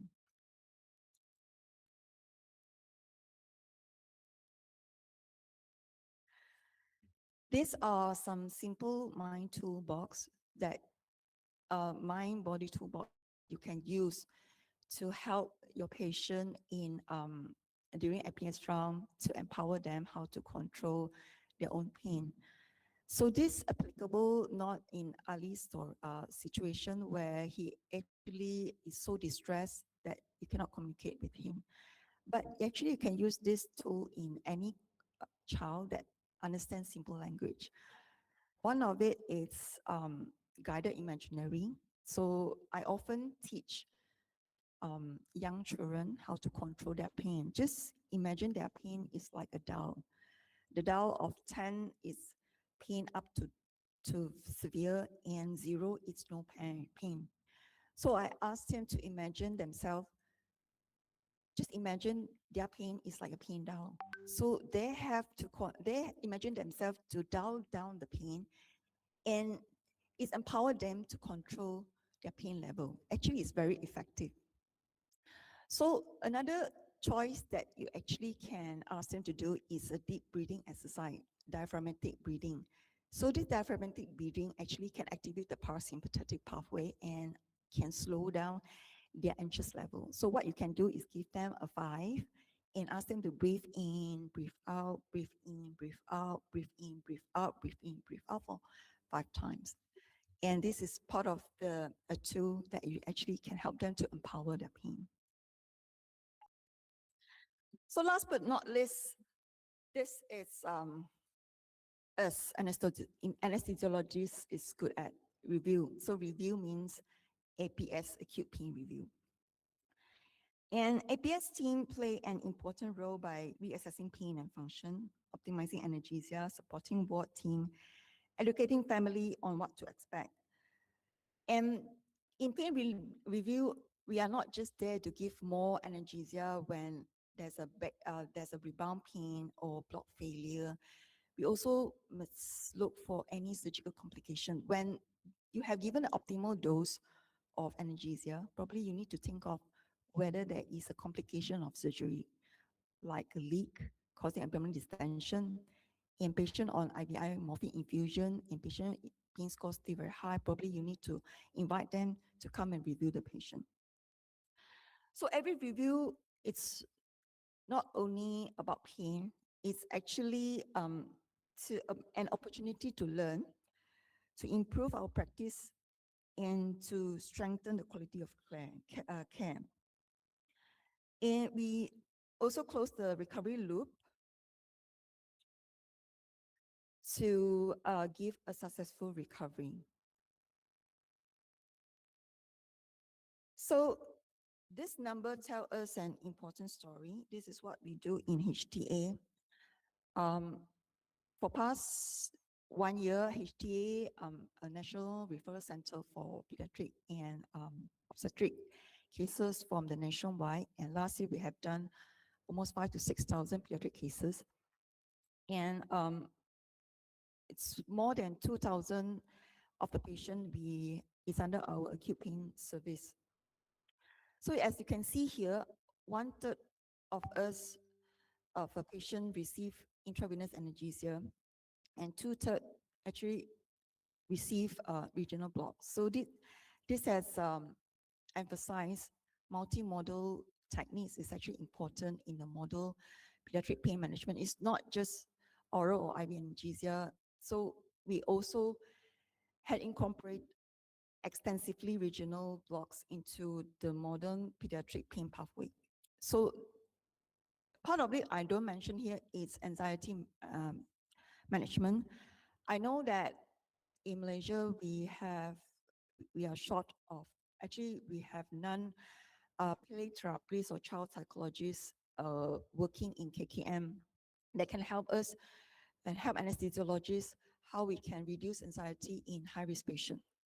So before that, I have mentioned to you some simple tools that we as anesthesiologists can help to reduce the anxiety. So part of the management in HTA that not many people use in other hospitals, I have started some oral clonidine. So oral clonidine is actually registered in Malaysia Pharmaceutical Registry. And I particularly like it because it can reduce the sympathetic activity and reduce anxiety. I use it in high-risk patients, especially in major burn. Usually when a pediatric patient, they had major burn, they also have a traumatic experience. They recall, they have flashback on how the burn happened, but probably the house burned down. So all these things, the clonidine actually not only can reduce the pain, also can reduce the anxiety. So as you can see here, caudal, it's remained the main method of our regional block, followed by abdominal surgery, QL and TAP. my preference for appendix is still QL, because the tab doesn't cover the visceral and coverage. And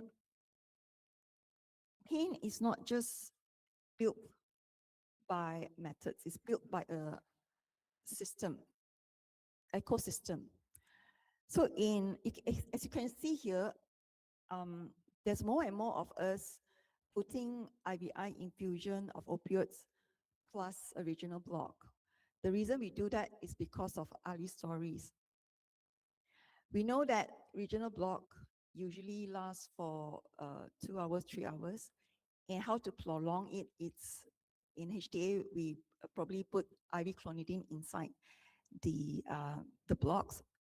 And especially in caudal, if we actually put in a caudal, it actually lasts for almost 6 to 8 hours, but we only use that with patient undergoing hypospadias on CBD, because when you put clonidine in the caudal, it not only can prolong the block, it only also prolong the urinary retention. So we give selectively to patients as well. And regional block like QL or TAP, probably we can put IV clonidine inside to prolong block. And in hospital that you do not have IV clonidine available, I can advise you after you give in a regional block like Ali's patient. Also, he underwent a minor surgery, but the block can rebound, and probably Ali's has difficulty in accepting instruction and don't want to take oral medication. And probably you need to put some IV infusion of opioids. So in this case, I would advise to put on low dose of opioid infusion, either fentanyl or morphine, to improve the recovery. The TAP block in his story doesn't mean the TAP block in the story doesn't mean that he failed block. It's just that he had rebound pain at night. So the pain care is not just built by one anesthetist. Remember, it's built by a multidisciplinary team. Let's go back to the optimizing pain care in HDA. We also have pain-free initiative. Due to lack of play therapists in HDA, I probably have recruit some of the occupational therapists and psychologists to help us to teach the staff how to learn mind-body empowerment tool. And let us return to the Ali. He came to us frightened not because of his appendectomy, and because of what happened before. When we recognize his anxiety, relieve pain early, choose the right block, communicate across the journey, support both child and mother, and follow him beyond theater, we didn't just improve his pain score, we actually improved his recovery. So this 6R of pediatric pain recovery help us to reflect the spirit of WESAC today, solving challenge with wisdom, warmth, and well-being. Wisdom guide us to recognize risks, to provide multimodal analgesia and choose the right block for the right child. Warmth remind us pain care is not just picking a right block, right analgesia. It's also about reducing fear, supporting family, communicating across the journey. And well-being means we have responsibility to continue beyond the operation theater, follow up then, and make sure they recover in short and long term. So better block creates analgesia, better pathway create recovery. Because our goal is not just perfect block, our goal is to have a child who recovers better. With this, I thank you.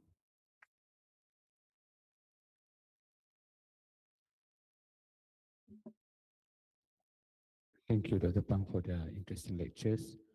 So after this symposium, we will follow with the questions and answer sessions. So for those interested to ask questions from physical delegates, you can use Slido, and those on virtual can share on the Google Meet platform Okay, we're waiting for the seats to be ready.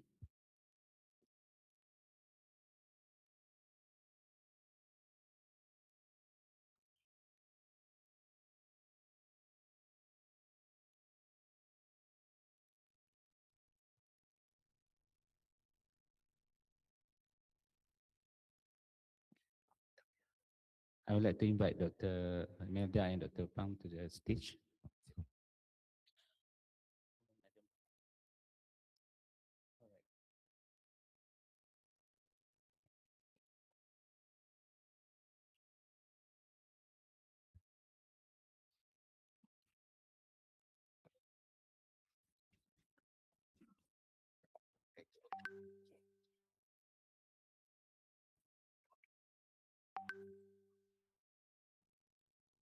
Okay, I will start the rolling by throwing question to Dr. Imelda. Dr. Imelda, can we give pre-medication for neurodivergent child with underlying sleep breathing disorders or FA who come in for a daycare surgery? Can we?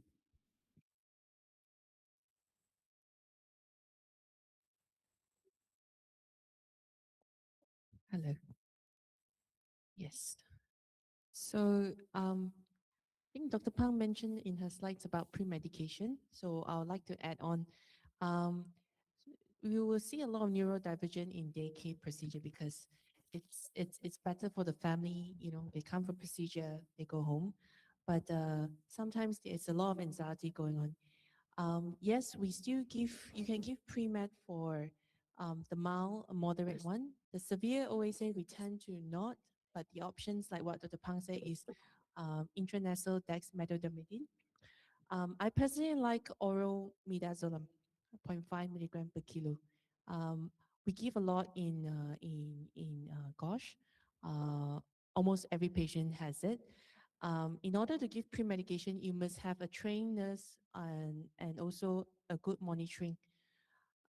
So when I come back to Sabah, so when I first started, I overlooked that. So sometimes the nurse not away, they still send the child down with a wheelchair and the child refused to be on the bed and he was walking wobbly.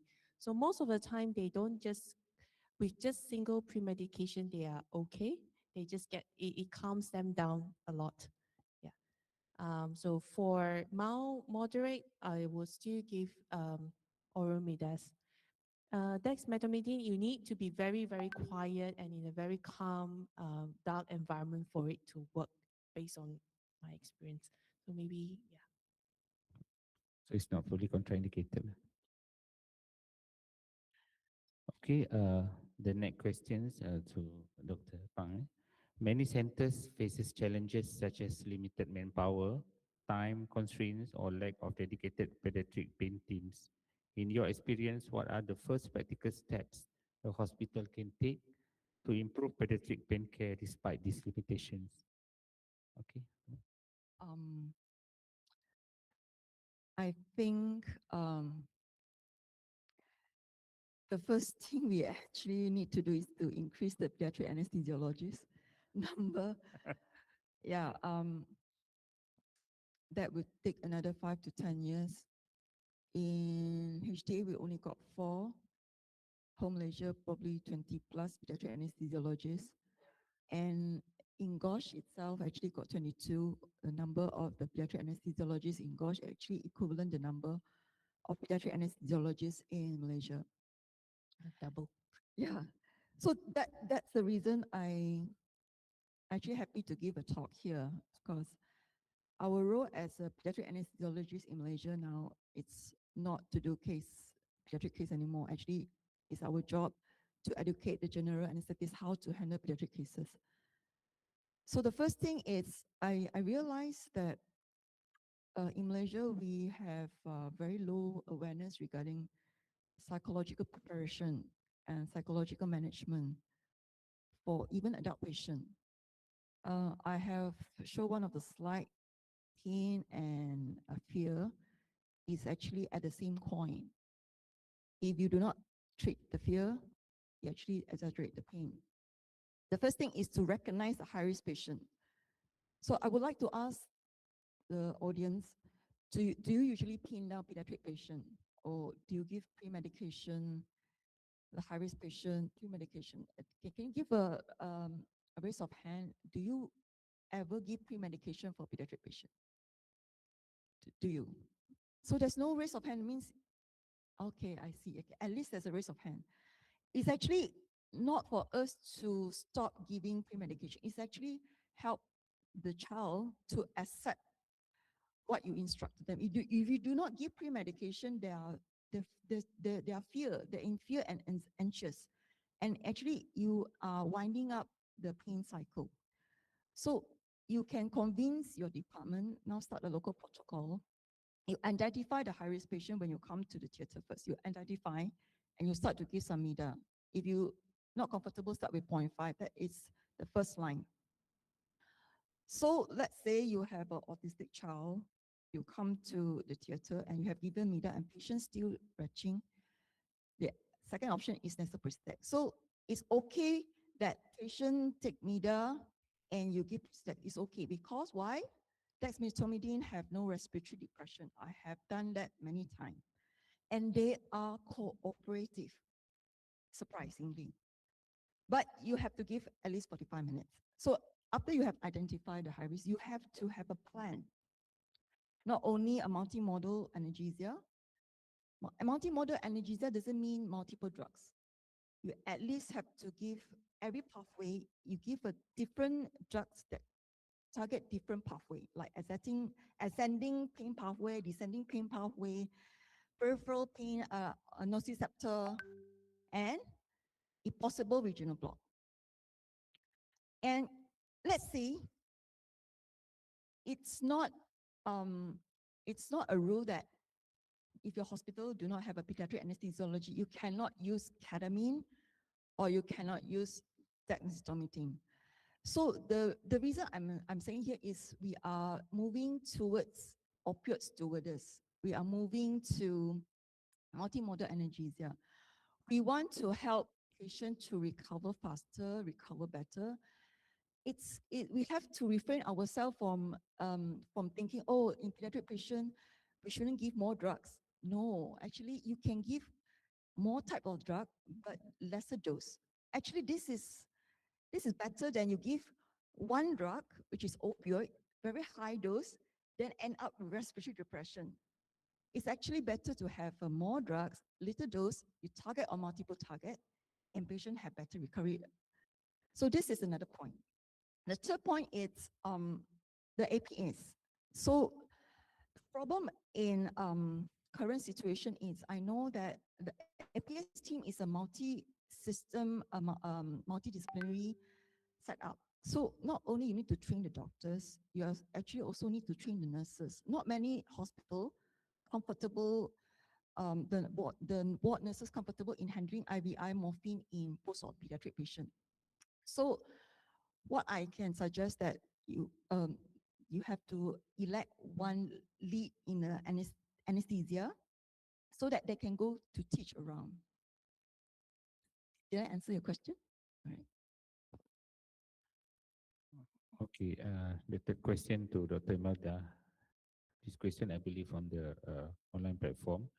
For daycare case with mild OSA, non-tonsillectomy, do you comfortable giving morphine for the child? Okay, so so again, it's opioid-wise, the timing.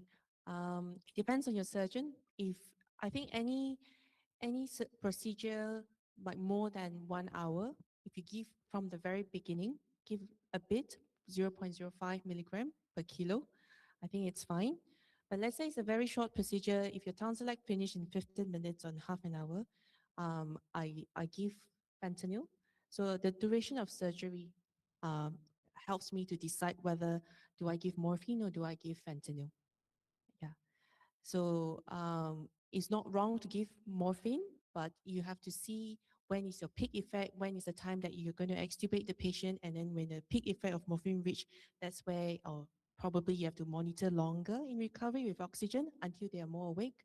Or if you want fentanyl, the peak effect is just within 5-10 minutes and then it wears off faster.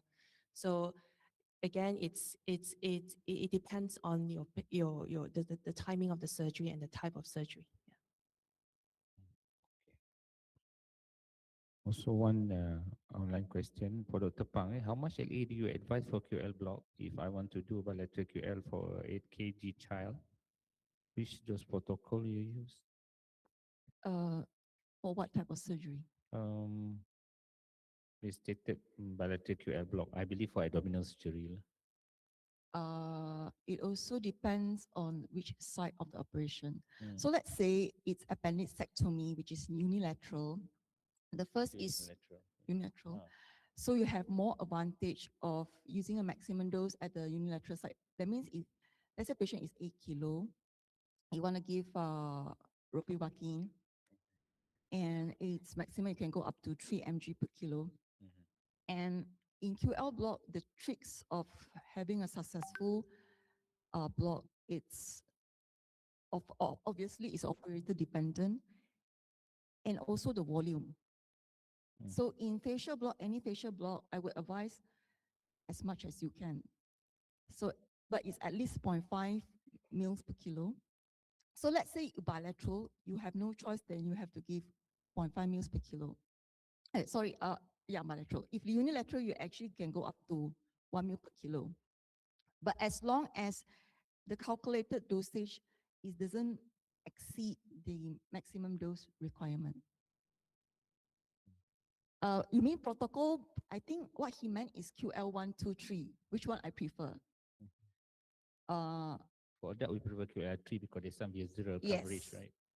In pediatric, I prefer QL3 because the spread to the paravertebral is actually better, and it's actually is much easier. The columbar spread, right? Yeah, yes. But the problem in pediatric, I almost 100% don't see Shamrock sign. So I always go the TAP and go to posterior tab. Then I only identify the QL muscle and the psoas muscle and give in between the QL and psoas. That will be the QL3. Okay. Okay, for the interest of time, I will like to read on the last questions. This question from among the earliest that I received from the whole delegate. I believe this is to Dr. Pang. Do you practice non-pharmacological preparation for high risk or anxiety pain patient?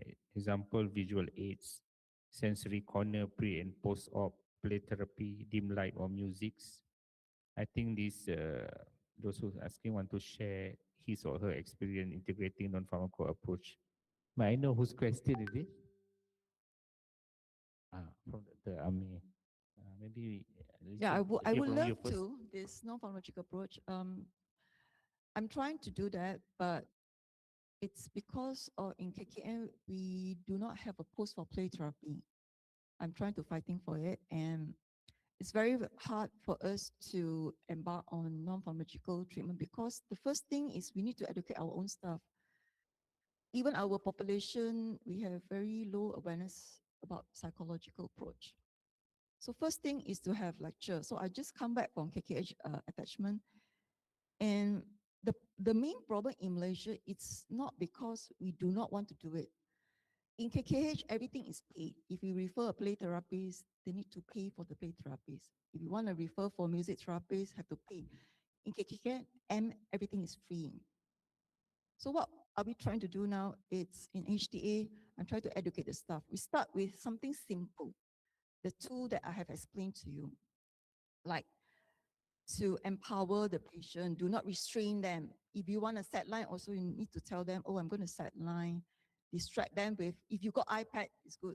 But in HD, we don't have VR. We don't have a VR called, what's VR? The VR, the device, we do not have that. If we have, that would be nice. Ami, you want to share something?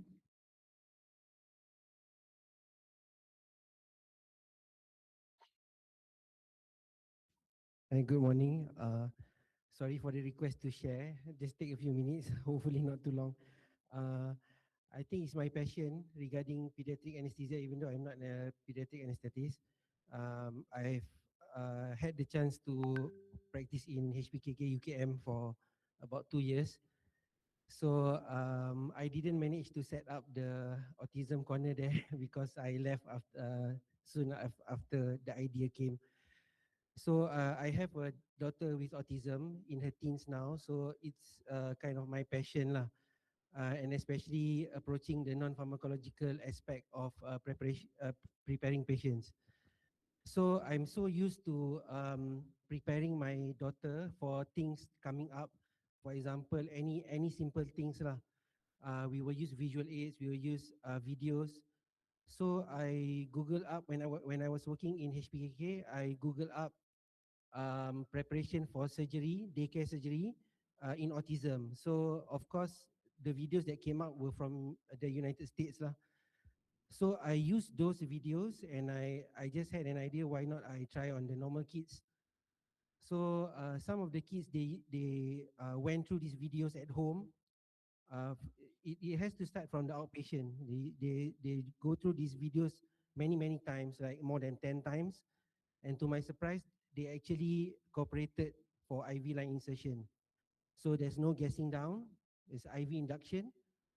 And then another experience is during the Sunathon, I did my own pilot kind of study where I mean there was a mix of normal and autism patients, but especially for the autism patients on the moderate to severe spectrum, um, I give them oral ketamine, which I diluted from the IV preparation myself, and then that was given in the day ward before they were sent to OT. In the OT with the EMLA, they nicely gave their hands for the IV line insertion and IV induction. Yeah, and on top of that, dim lights and I mean limit personnel in the OT. So that was a really beautiful experience for me and for my team there in HPKK. So I really think that in Malaysia there's a large room where we can actually make such a big difference in terms of that. Another thing I just want to share is about special needs patient. For pre-medicating them, one more thing I realized is between nasal and oral, there is a very fine detailing that need to be done. For example, in autism, if mild spectrum, maybe we can go for nasal, but for mild to moderate, maybe we can go for oral, but for those severe not cooperating, then no choice but nasal. Thank you. Thank you very much, Dr. Amir, for your sharing. Yeah, the one thing that I do agree with the plan and that your management is actually 100% support. One thing that child actually fear they are not cooperative is not because they are fighting us, because they do not know what happened. If you explain to them in a video or in a picture, know what happening, you give them empowerment, actually they follow your instruction. That's the one thing I want to remind every one of us here. Okay, thank you, I mean, for sharing your experience. For the interest of time, I think we have to stop our symposium too, and then we will meet again after the lunch breaks. So I would like to thank the two speakers for sharing their insight and also experience and knowledge with all of us virtual and physical delegates. So like to give round of applause to them and would like to thank them in our usual manner. Thank you for your attention.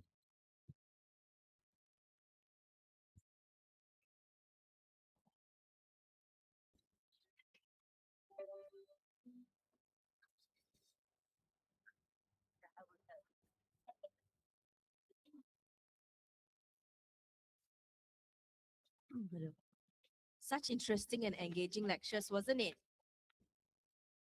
Yeah, everyone's hungry, right? After a productive morning filled with insightful lectures and engaging discussions, it is finally time for the session that everyone has been waiting for. So just a few announcements. Before we release the fellow delegates, just a quick reminder, there will be a post-congress airway workshop on this Monday, 20th of July, located in Hospital Ampang.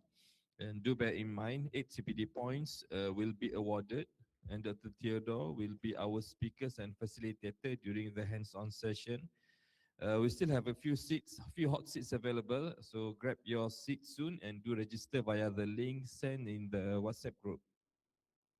So to physical delegates who has not scanned the MMA app from us, you can come and find any of our secretariat for CPD points. And please do visit our vendor booths and collect your stamps. And you can hand in your lucky draw blue sheets to Dr. Suryati at the back of the hall and to stand a chance to win the lucky draw tomorrow. So finally, ladies and gentlemen, it is now time for lunch. Please proceed to Restaurant Selassie. It is actually across the road outside of the hotel. You need to walk to earn your meal, right? So enjoy your meal and take this opportunity to engage with each another. We will resume our session afternoon 2:30 p.m. sharp. Okay, thank you very much.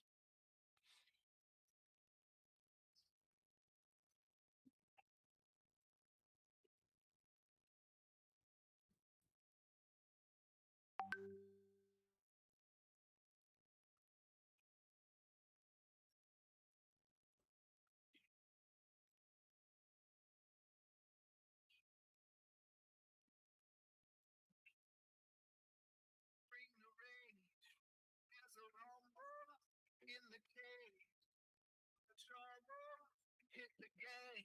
It's the final countdown.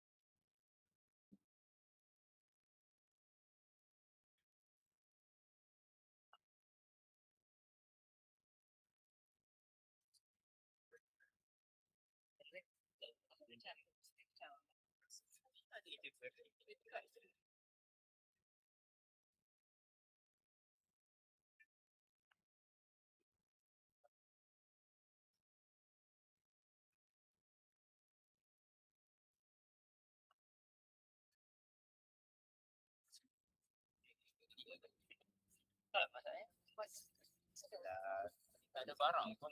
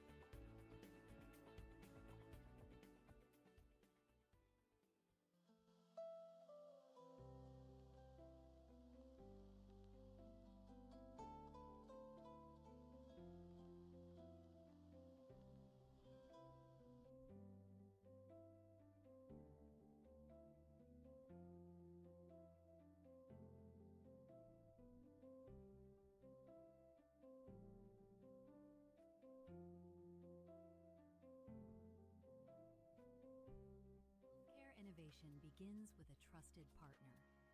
Welcome to Star Medic Group.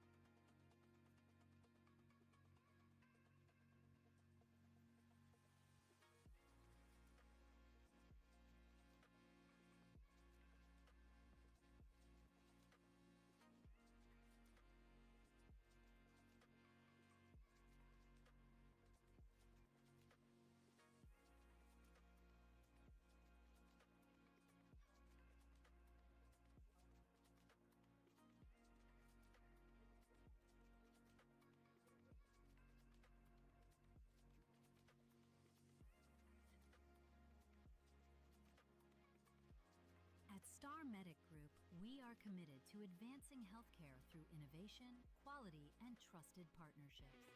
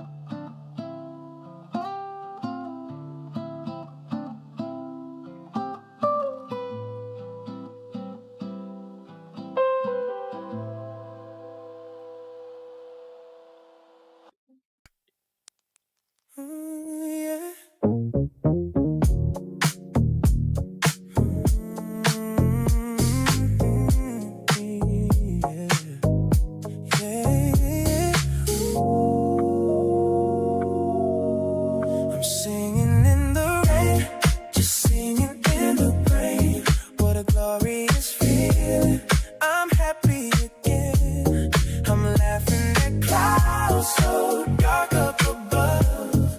The sun's in my heart and I'm ready for love. Ready for love, baby. Let the stormy clouds chase everyone from the place. Come on with your rain.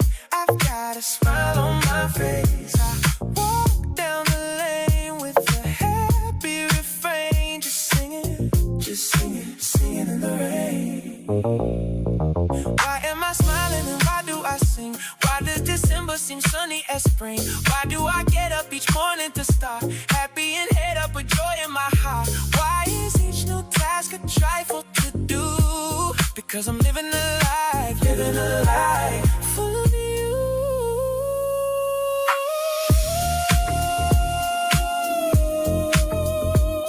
It's a glorious feeling. Just singing in the rain, yeah.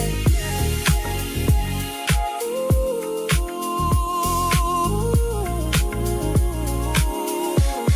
I'm singing in the rain. Just singing in the rain. Just singing a glorious feeling. I'm happy again. I'm laughing at clouds so dark up above. The sun's in my heart and I'm ready for love. I'm just singing in the rain. Just singing, so serious, happy again. Got the sun in my heart, baby.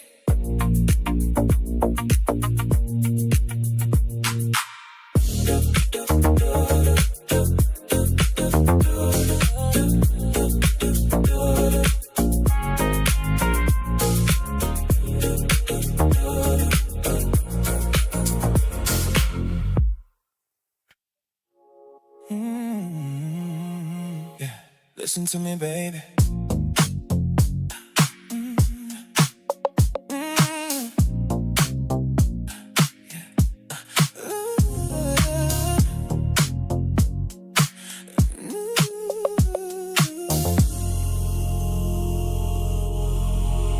Now won't you listen, honey, while I say, how could you tell me that you're going away?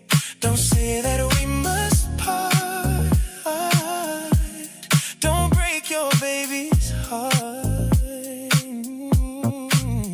You know I've loved you for these many years. Loved you night and day. Oh, honey, baby, can't you see my tears? Listen while I say, after you've gone and left me crying, after you've gone, there's no denying you'll feel blue, you'll feel sad, you'll miss the only pal you've ever had. Yeah, you're gonna miss me. There'll come a time, now don't forget it. There'll come a time when you regret it. Oh, babe, think what you're doing. You know my love for you will drive me to ruin. After you've gone, you're crying. After you've gone, oh, there's no denying you'll feel blue, you'll feel sad, you'll miss the only pal you've ever had. It's the only pal you've ever had.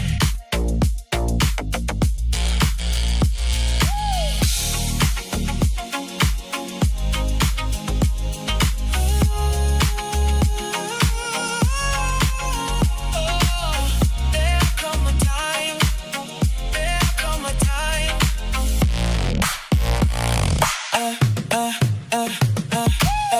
There'll come a time, no, don't forget it. There'll come a time when you regret it. Oh, babe, think what you're doing. You know my love for you will drive me to ruin. After you've gone,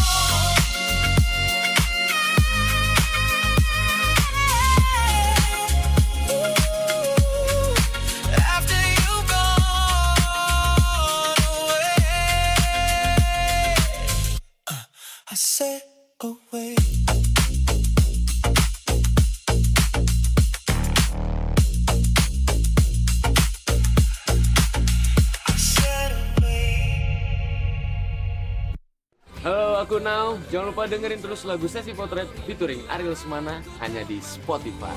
Hatiku tak sempat temani kamu. Harusnya kau bisikan kata ajaib ke telingamu. Soal ikhlas ternyata aku masih amati, masih sangat amati.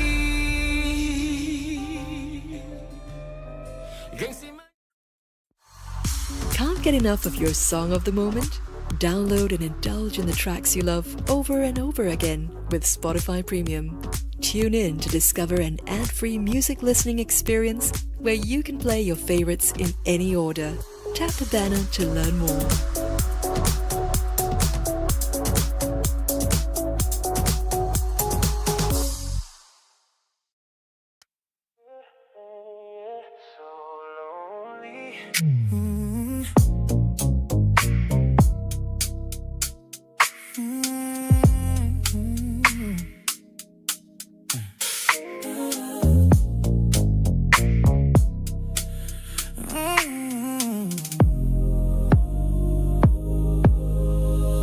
I'm just a man, a lonely man, waiting by the open door. I'm just a man that's only human, one you should be sorry for.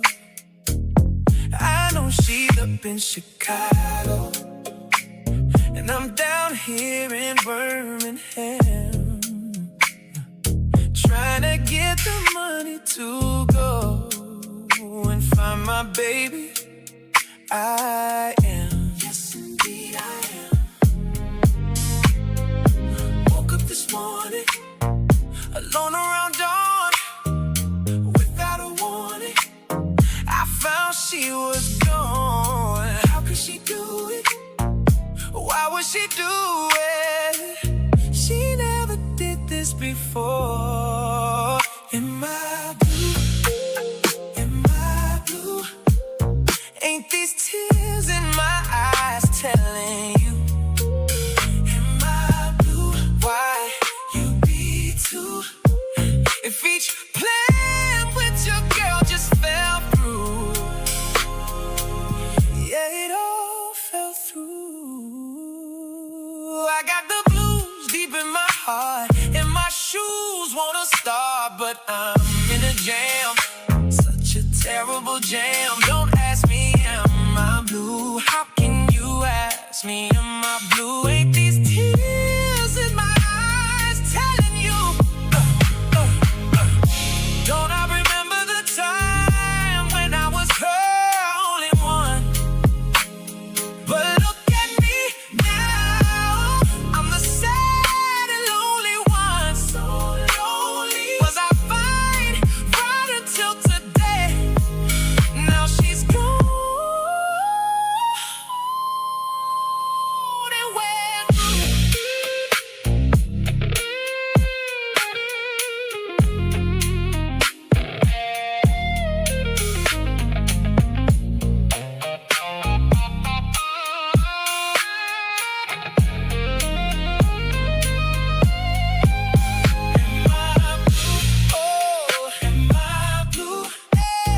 ain't these tears in my eyes telling you, why you'd be too?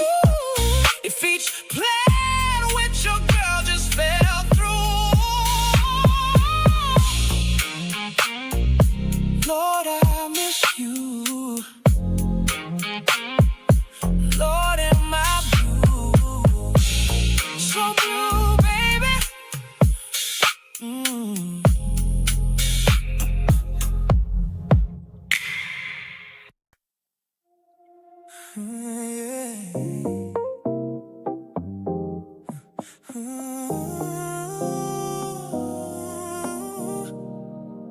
Sometimes I wonder why I spend the lonely nights dreaming of a song.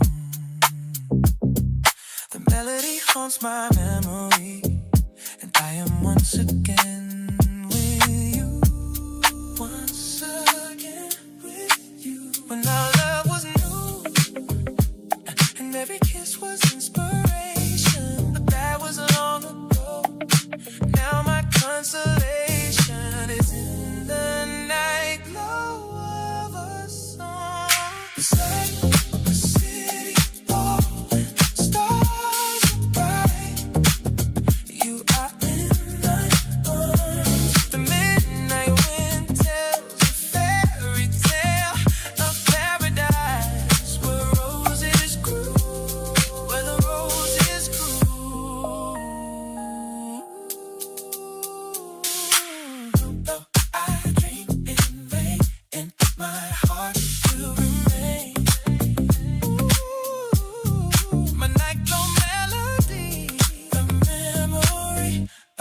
love's refrain.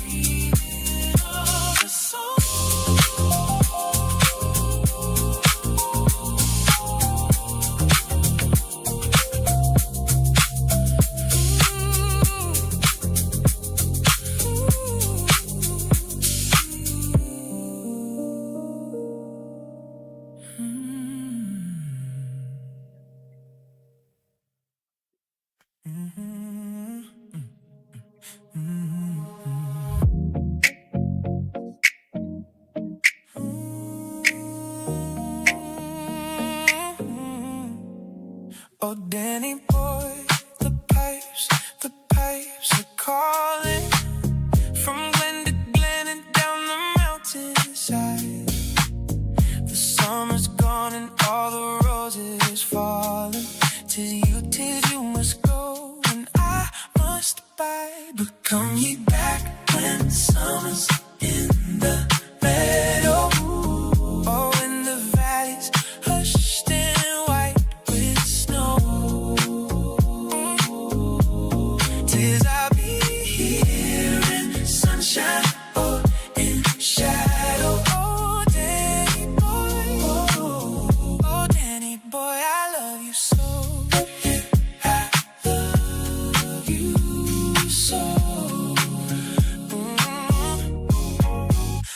But when you come and all the flowers are dying, if I am dead and dead, I will maybe. You'll come and find a place where I am lying and kneel and saying, out there for me. And I shall hear the soft you tread above me, and all my grave will warmer, sweeter before. Tell me that you love me. But come ye back when summer's in the meadow. Oh, in the valleys hushed and white with snow.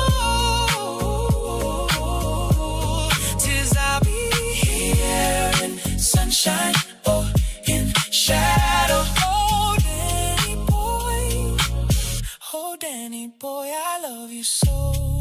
Oh, I love you so. Oh, I love you so. And I shall sleep in peace. Ooh, until you come to me, come back to me. Oh, Danny boy.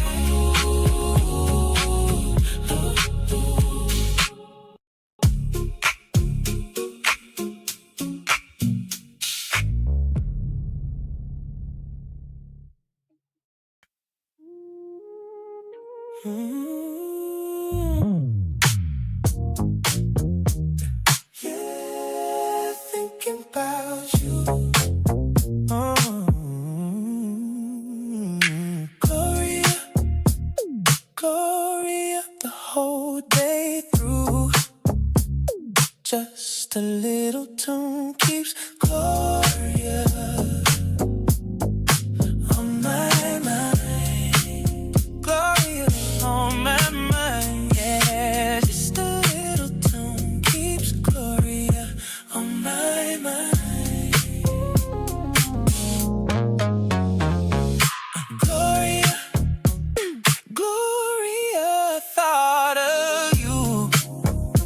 as sweet and clear as starlight through the vines. Starlight through the vines. No peace I find.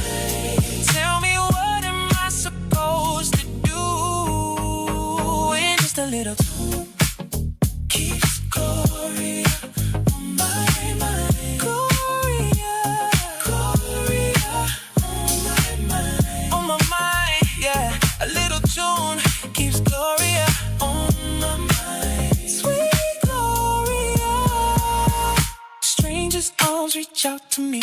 Other faces smile tenderly, but in quiet dreams I see my heart leads right back to you.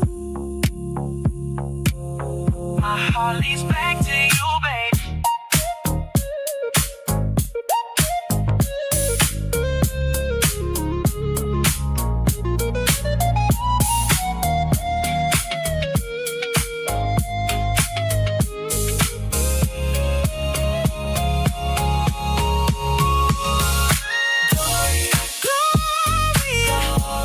No peace I find, just a little tune keeps Gloria on my mind. Gloria on my mind. Just a little tune keeps Gloria on my mind. Sweet Gloria. My heart leads back to you, Gloria, on my mind. Yeah, thinking about you. Ooh, yeah, thinking about you.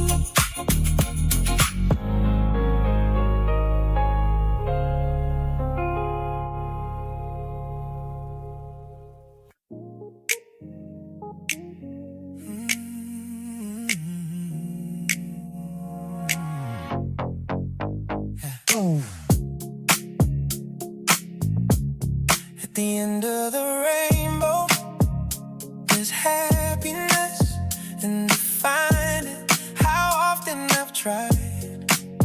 But my life is a race, just a wild goose chase, and my dreams have always been denied. Why have I always been a failure? Tell me, what can the reason be? I wonder if the world's to blame, or I wonder if it could be me. Could it be me? I'm always chasing rainbows, watching clouds drifting by. My schemes are just like all my dreams, ending in the sky, up in the sky. Some fellows look and find the sunshine. I always look and find the rain. I'm always chasing rainbows, waiting to find a little bluebird in vain. I look to the west as the sun goes down, and I followed its glorious rays.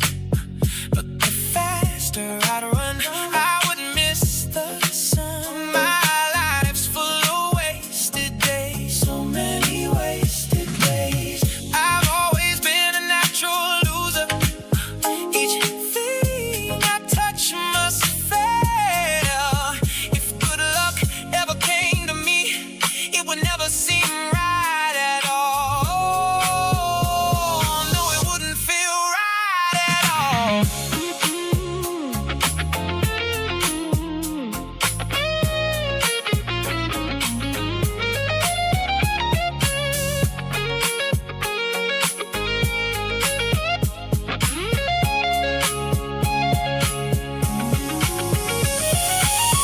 I'm always chasing rainbows, watching clouds drifting by. My schemes are just like all my dreams, ending in the sky. Straight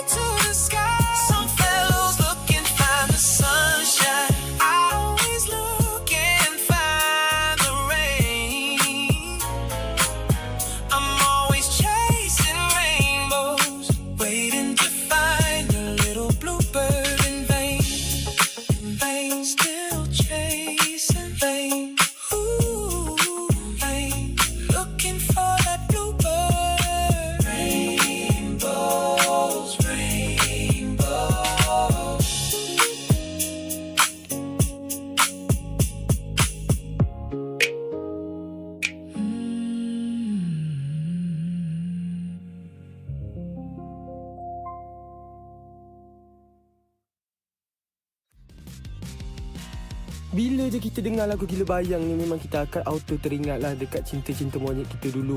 Apa yang kita pernah buat dengan dia, alami dengan dia, kenangan dengan dia. Lepas tu dengan lirik dia yang membuai pula macam tu, memang menusuklah ke jiwa kita.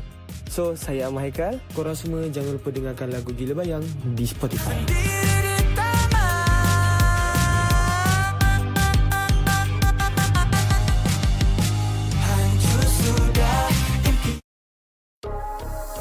Want to spice up your listening?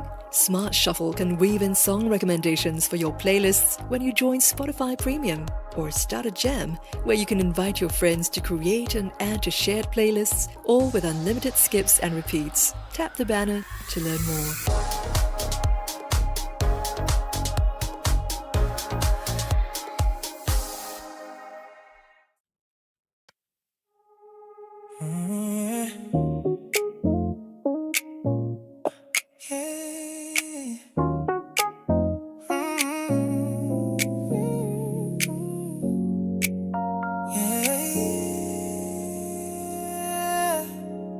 Sweet bird singing a song, nothing but clear skies from now on. Noticing the days hurrying by.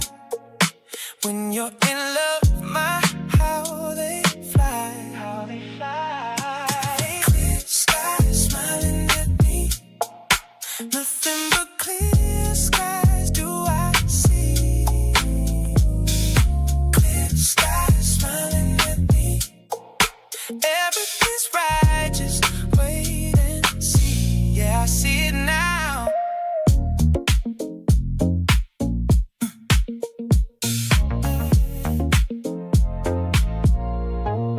Dark days, all of them gone. Nothing but clear skies from now on. I'm noticing the rhythm of the light. Everything is moving just right. So right. Ooh, never saw the sun shining so bright. Never saw things going so right. So right, so right. Everything is beautiful in this life.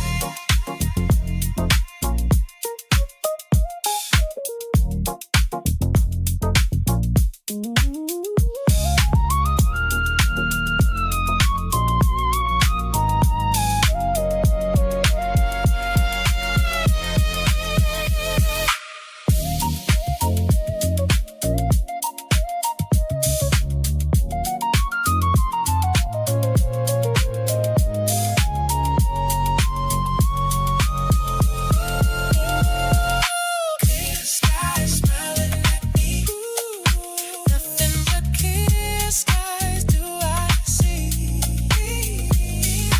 Clear skies smiling at me.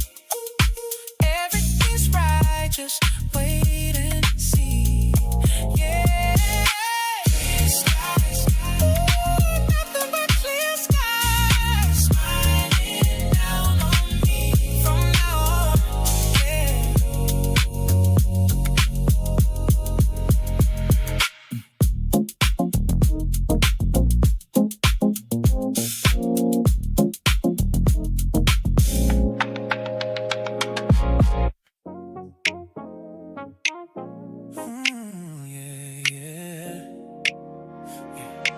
Wake up, baby.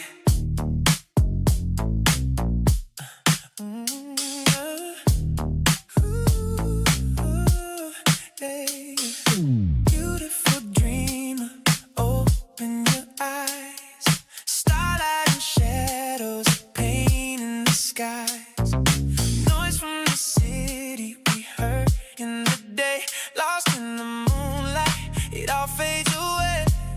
It all fades away. Gone are the cares of the heavy crowd. We're floating up above the clouds. I'm singing to you soft and low.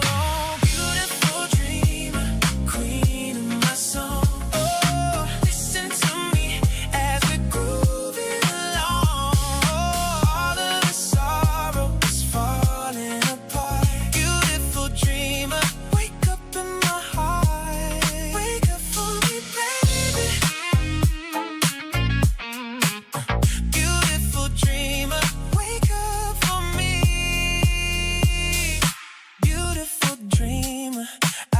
by the sea.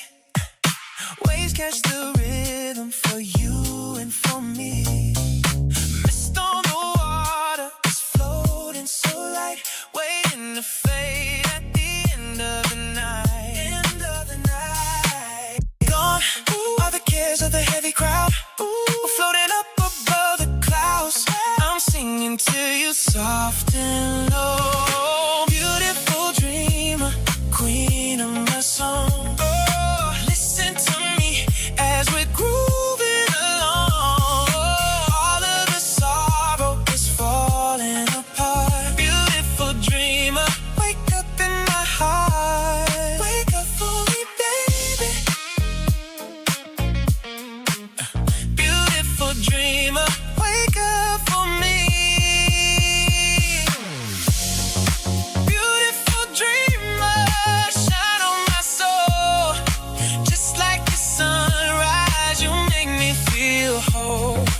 Then all the shadows and worries will flee. Beautiful dreamer, come wake up for me.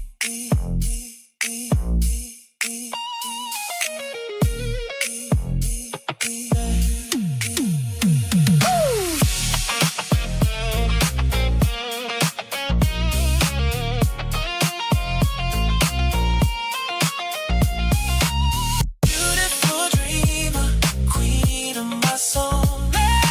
Listen to me as we're grooving along. All of the sorrow is falling apart. Beautiful dreamer, wake up in my heart. Wake up for me, baby. Beautiful dreamer, wake up for me.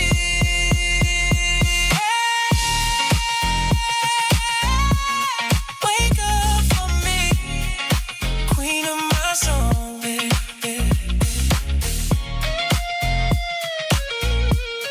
Wake up for me,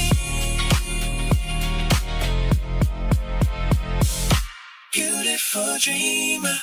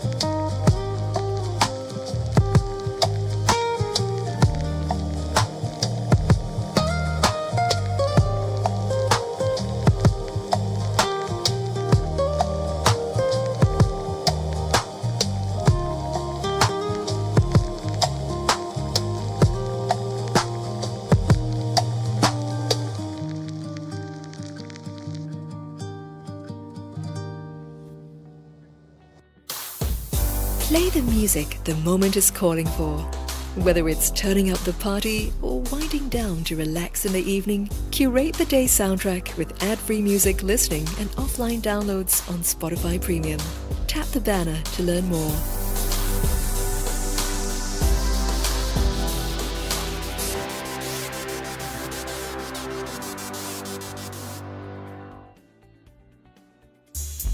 Lean into the sounds you love. Take your playlists anywhere with offline downloads or play your song of the moment again and again with unlimited repeats.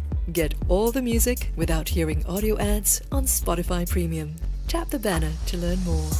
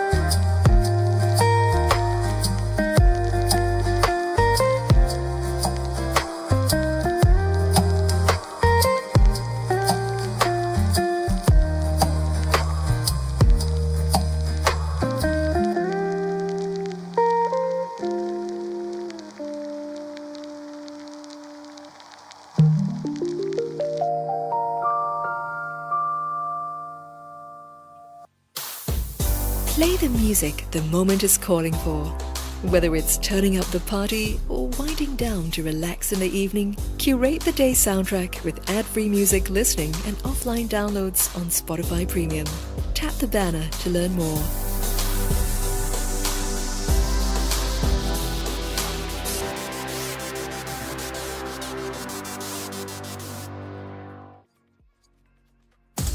Bring the beats with Premium.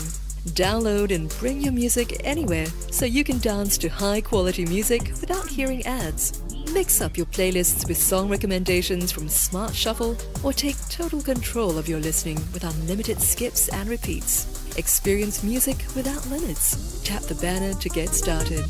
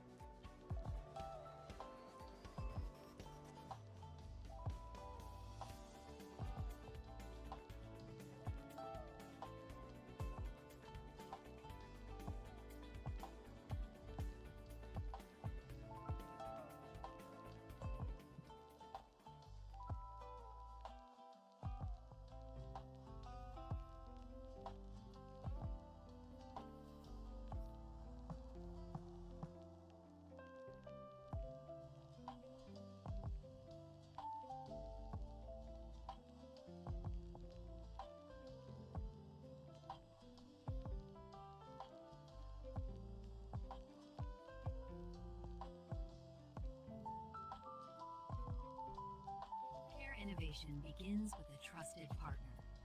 Welcome to Star Method Group.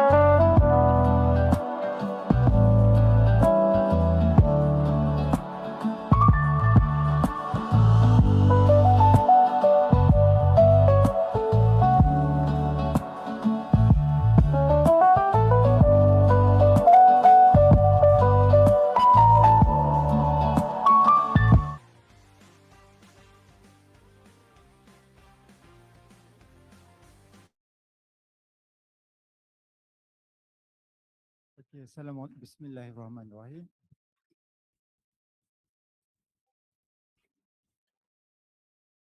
Assalamualaikum warahmatullahi wabarakatuh dan salam sejahtera. Okay. Thank you. Can I invite everyone to be in the hall right now, please? Because we're just about to start our evening session today.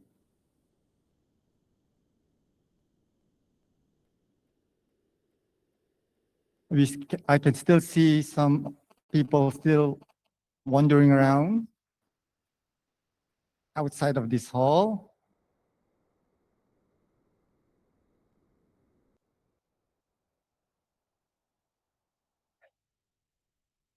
Okay, good afternoon, distinguished chairpersons, respected speakers, honored guests, ladies and gentlemen. It's indeed a great pleasure for me to be in this hall, to be all of you, to officiate the afternoon session of today's talk, which is about one of the most remarkable achievements in modern medicine, which is about organ donation and transplantation. And today we have the honor of having two speakers with us to talk about two main topics. Of course, when it comes to organ and transplantations, we need to know a little bit of background history of transplantation in Malaysia as well. So before we start with the evening session, let me introduce to all of you some of the housekeeping announcements that we have, just like what we've had this morning. This is about our virtual speakers as well as our delegates in the hall. For those who have questions, please use your Slido QR scan as well as your Google Meet platform. All right. So when it comes to transplantation, I would like to begin the statement by saying that every successful transplantation does not begin with the first incision by the surgeon. It starts long before the surgeon or the organ arrives in the operating theater. It starts where the organ, a potential organ donor is located. Having said that, every successful transplantation cultivates from multiple factors, right from the organ recognition, the potential organ recognitions, the organ optimizations and management in ICU, of course, the transplantation itself, the organ retrievals, organ preservations, and ultimately how we care for this patient post-operatively. Today, these two topics, although some of you may not come from these transplant centers, but the very essence of managing patients, for whatever reasons, in particular organ donation, it starts with the organ management and where we start from that on. So today we have as one of our distinguished speakers here, Dr. Yap Mei Hoon from UMMC, who's in touch with since 2020, right? So she's the head of the disease tissue as well as organ donation in hospital, University Malaya. So she'll be talking about optimization tissue perfusion beyond blood pressure in organ management. Without further ado, please welcome us in welcoming Dr. Yap Mei Hoon to deliver first speech of this evening. Thank you. Thank you for that kind introduction. Okay, it's always a challenge dealing with the post-lunch crowd, so I will do my best. Don't fall asleep. Thank you to the organizers for inviting me to speak on this topic. As someone who supports organ donation, I totally agree with Mr. MC that it's a very important topic for us to be familiar with, especially for those who work in the ICU. So we don't get many potential donors in our ICU all the time. So let's remind ourselves about the importance of donor maintenance, what can go wrong when we manage these patients in ICU, and what are some of the common questions we may have with regards to hemodynamic goals, transfusion thresholds, the suitable vasopressors or inotropes, hormonal therapy, and finally just a little introduction to organ perfusion strategies. Okay. So as doctors working in the ICU, donor maintenance is something that we are directly involved in. Okay, it's something that we have under our control. The other stuff, donor-related factors, well, it's not all the time that, we can't choose who comes as a potential donor, right? It's not always the young, slim, TBI patient, no DM. Okay, so that's not really under our control. We definitely have very little control about the follow-up and the management of these patients after they get their transplant.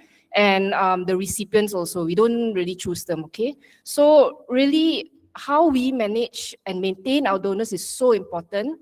And that's our contribution as ICU doctors towards the success of the transplant. Okay, I think that's probably the most important message. So again, the foundation of donor maintenance, number one, we want to reduce the number of disease organ donors lost due to cardiovascular collapse. So you have this very precious potential donor, potentially able to change so many lives through organ donation, right? So we really need to take such good care of them because you don't want to lose that donor just because you didn't resuscitate the patient well, all right? Number two, you also want to do everything that you can to make sure that the graft is in the best condition so that when it's transplanted into the recipient, the outcome is good. No point just transplanting a graft which isn't good and then, it's so heartbreaking when there are issues later, okay? So our talk today is about organ and tissue perfusion and what does that mean? In order to perfuse the organ adequately, you need enough flow, which is your cardiac output, and you need enough pressure, your MAP, to deliver oxygen and nutrients to the organ and also to remove the waste. Okay, and this ensures that the organ function is preserved. If this sounds familiar, it's because this is what we do every day for all our ICU patients anyway, right? There is, however, a major difference. So we do not continue active neurosurgical, neurological management in brain dead patients. this can be a little bit confusing to the doctors on the floor if it's not clarified. So to make sure that everyone is on the same page, the team leader, either your intensivist or the senior NS in charge of ICU, should make sure there's a clear plan.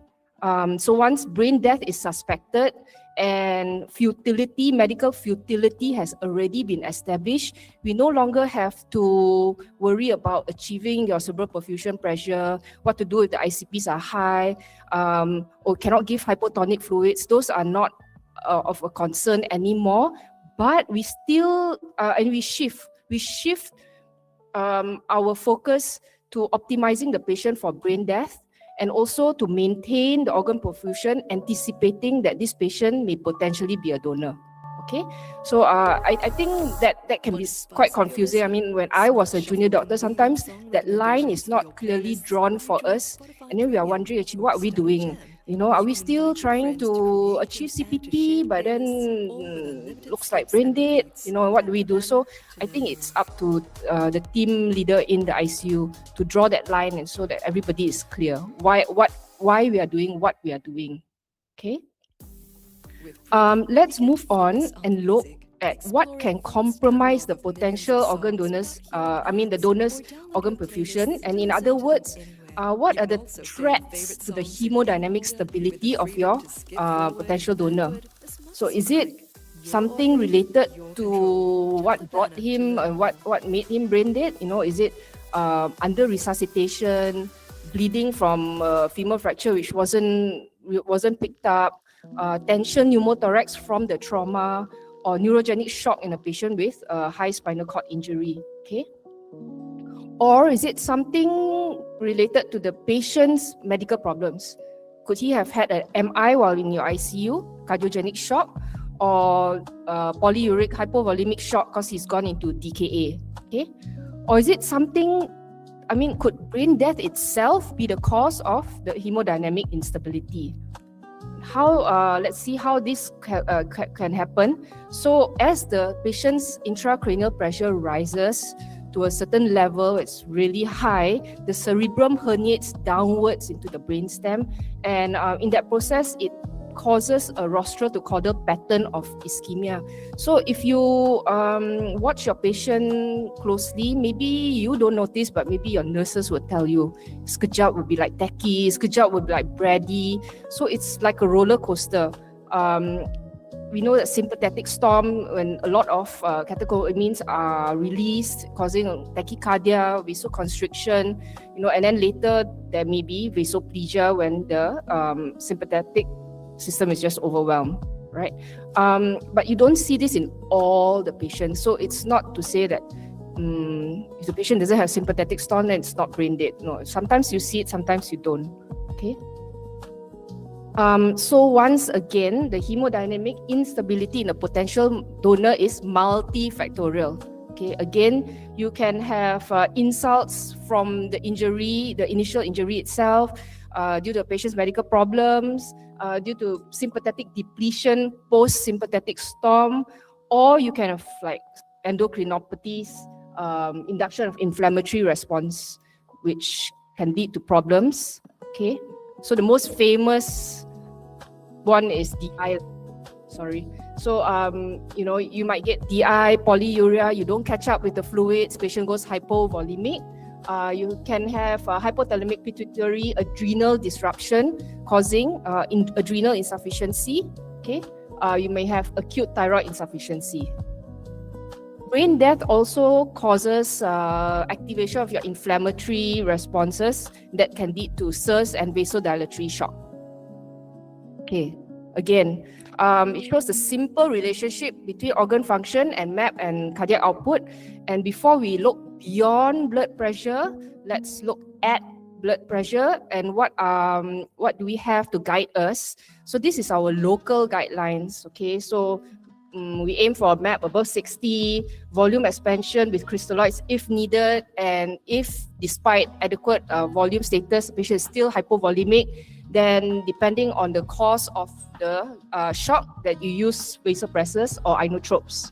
Okay, so that last statement there, cardiac output monitoring is recommended in patients with high vasopressor requirements. to rule out myocardial dysfunction. Okay, this is the Australian guidelines, a bit higher, map of 70. Okay, and they recommend echo.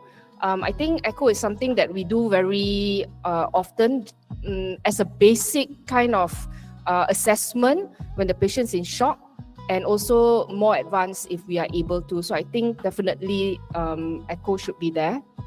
This is the Irish guidelines, 60 to 70. Okay. This is the US recommendation, really high, 60 to 110. I probably don't agree with this. Okay. So, of course, we do not deny that adequate blood flow and pressure is vital to perfuse the organs.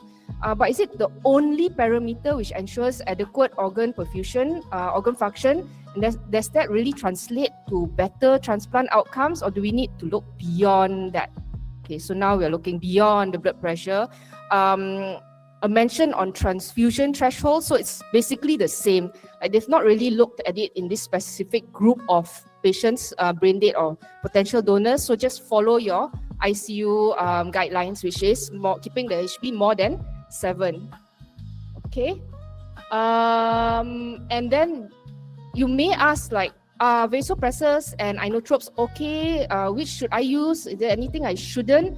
So this this table summarizes the different inotropes and vasopressors. Basically, the optimum or the best strategy regarding which vasopressors and inotropes to use is still unknown. Okay, so it's frequently recommended that vasopressin is your first vasopressor of choice. Okay, and then next is NORAD. Dopamine now not so in fashion. Okay, if you have issues with cardiac contractility, then it will be dobutamine or adrenaline, right? And the Irish guidelines does provide a little bit deeper explanation. They say try to keep your beta agonist at the lowest possible dosage, because it can injure the heart and possibly affect transplant outcomes, heart transplant outcomes. Okay, so next is the hormone treatment. You all may be a bit confused. Some people give, some people don't, and should we or should we not? So this is in the Australian guidelines. This is what they recommend. Vasopressin T3, IV T3, which I don't have in my center, and metalpred. So what do you notice about the doses that is recommended here? It's like really high, because if you convert that into like what we are familiar with is per minute, right? So we usually give 0.01 to 0.04 per minute.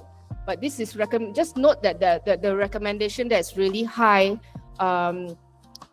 But there's some small fine print at the bottom saying that, if you go beyond the usual doses, you are at higher risk of ischemic events.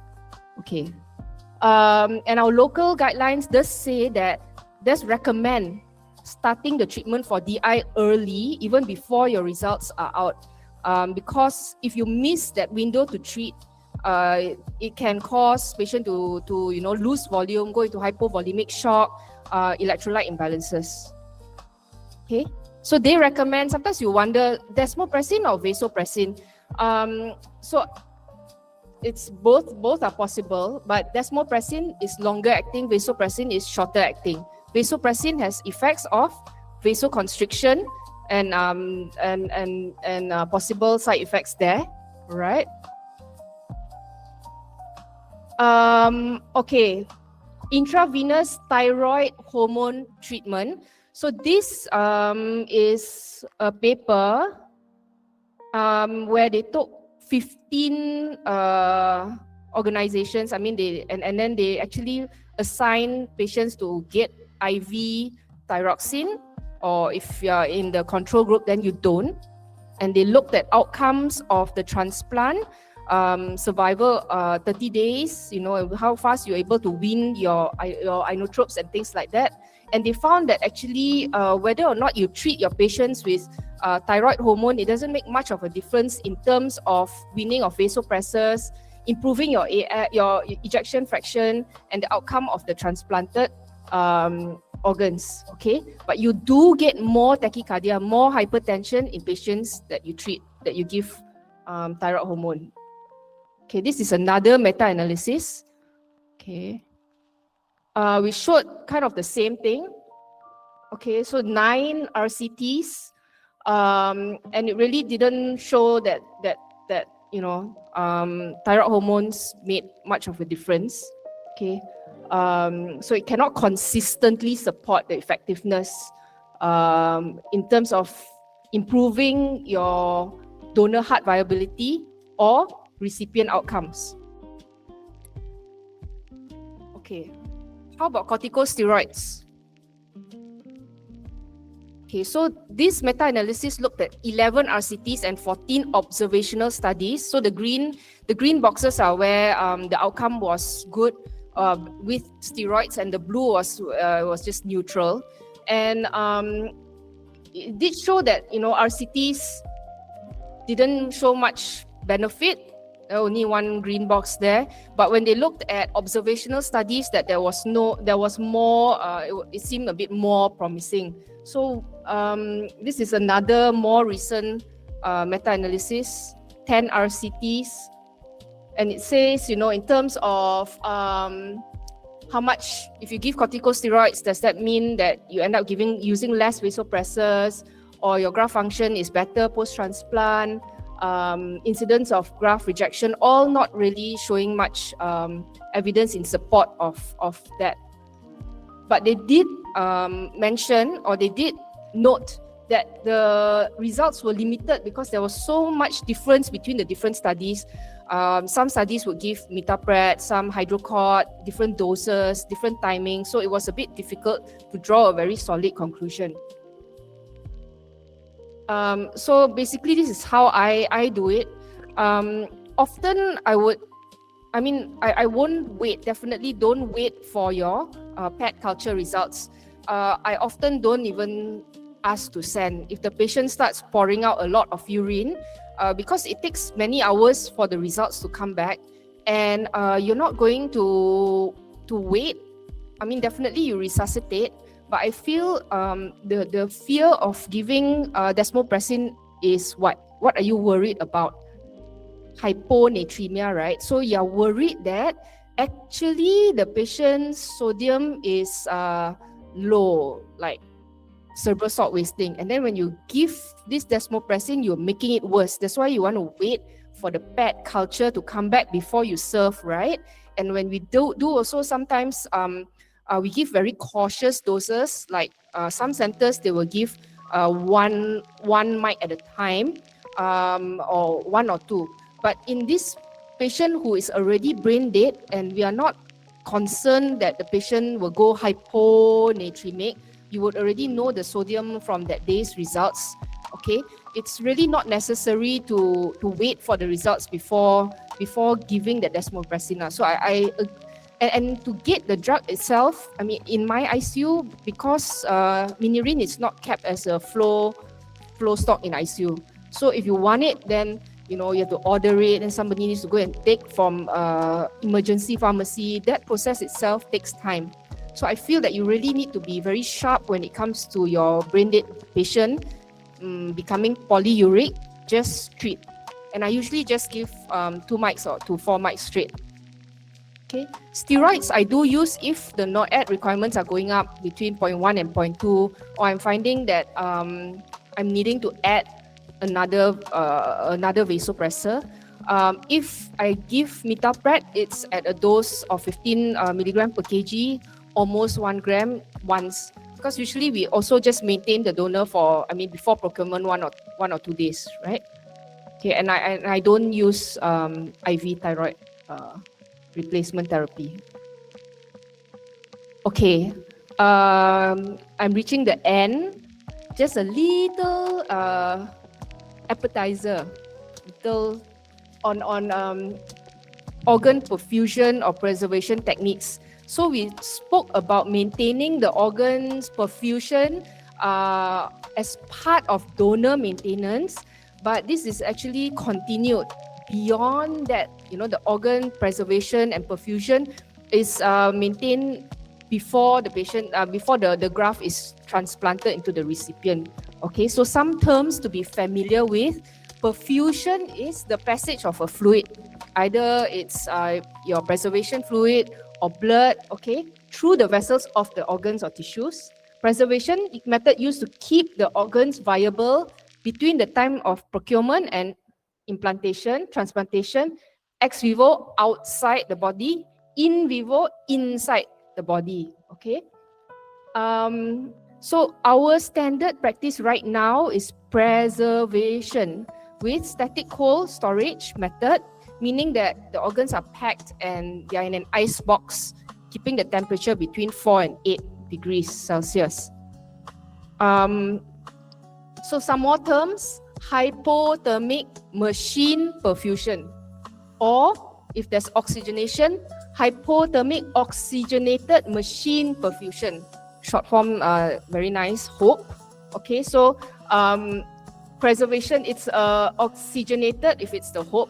Preservation method at 4 degrees, which supplies oxygen to the graft during the ex vivo period, when it's outside when it's being transported before it's being transplanted.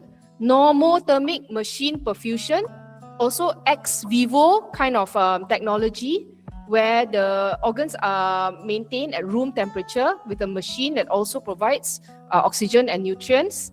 Normothermic regional perfusion. This is with regards to donation after cardiac death.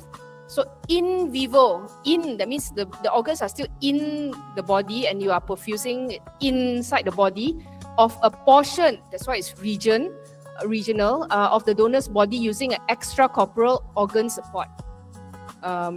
Used in DCD donors immediately after circulatory death is pronounced, and it supplies the organs with blood and oxygen during the recovery process. So it carries on as the organs are being procured. Okay? And I'm telling you this because I know for a fact that NTRC has its hands on one of these cute little pots.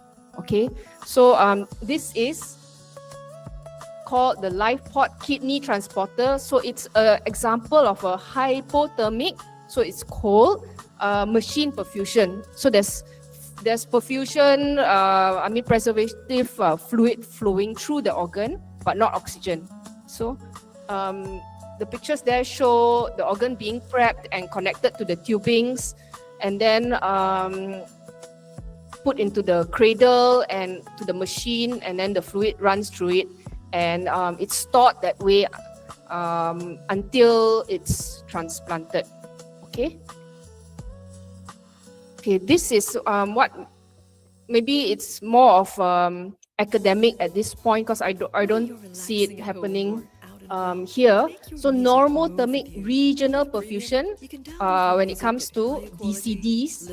So either before the patient is pronounced dead or after, so pre-mortem or post-mortem, cannulation, and then you have a balloon there to block the circulation from going up to the brain, because we don't want to, like, after they have passed away, and then we want to try to avoid reperfusing the brain. Okay, and then the cannulas are connected to the NRP circuit, and the NRP is initiated. So in our country, I don't think this is very feasible. So it's mainly used in other countries where they apply the opt-out system, meaning that everybody is already assumed you are happy, you are willing to donate, and thus you would be okay to be subjected or to have this technology to preserve your organs until you say, no, actually I don't want to donate. Okay, so in our system, it's probably not very feasible, probably some ethical issues as well. But interesting to know, so that if it's mentioned, we know what it means. Okay, the final slide, the take-home message is how we manage our donors in the ICU does make a difference. Know that it does make a difference to transplant outcomes, and there are many causes of hemodynamic instability in a potential donor that we need to be aware of. and treat accordingly. And definitely, for sure, adequate cardiac output and MAP are important parameters to ensure adequate organ perfusion, but there are other details that we need to look into as well. Okay, and with that, I end my talk. Thank you.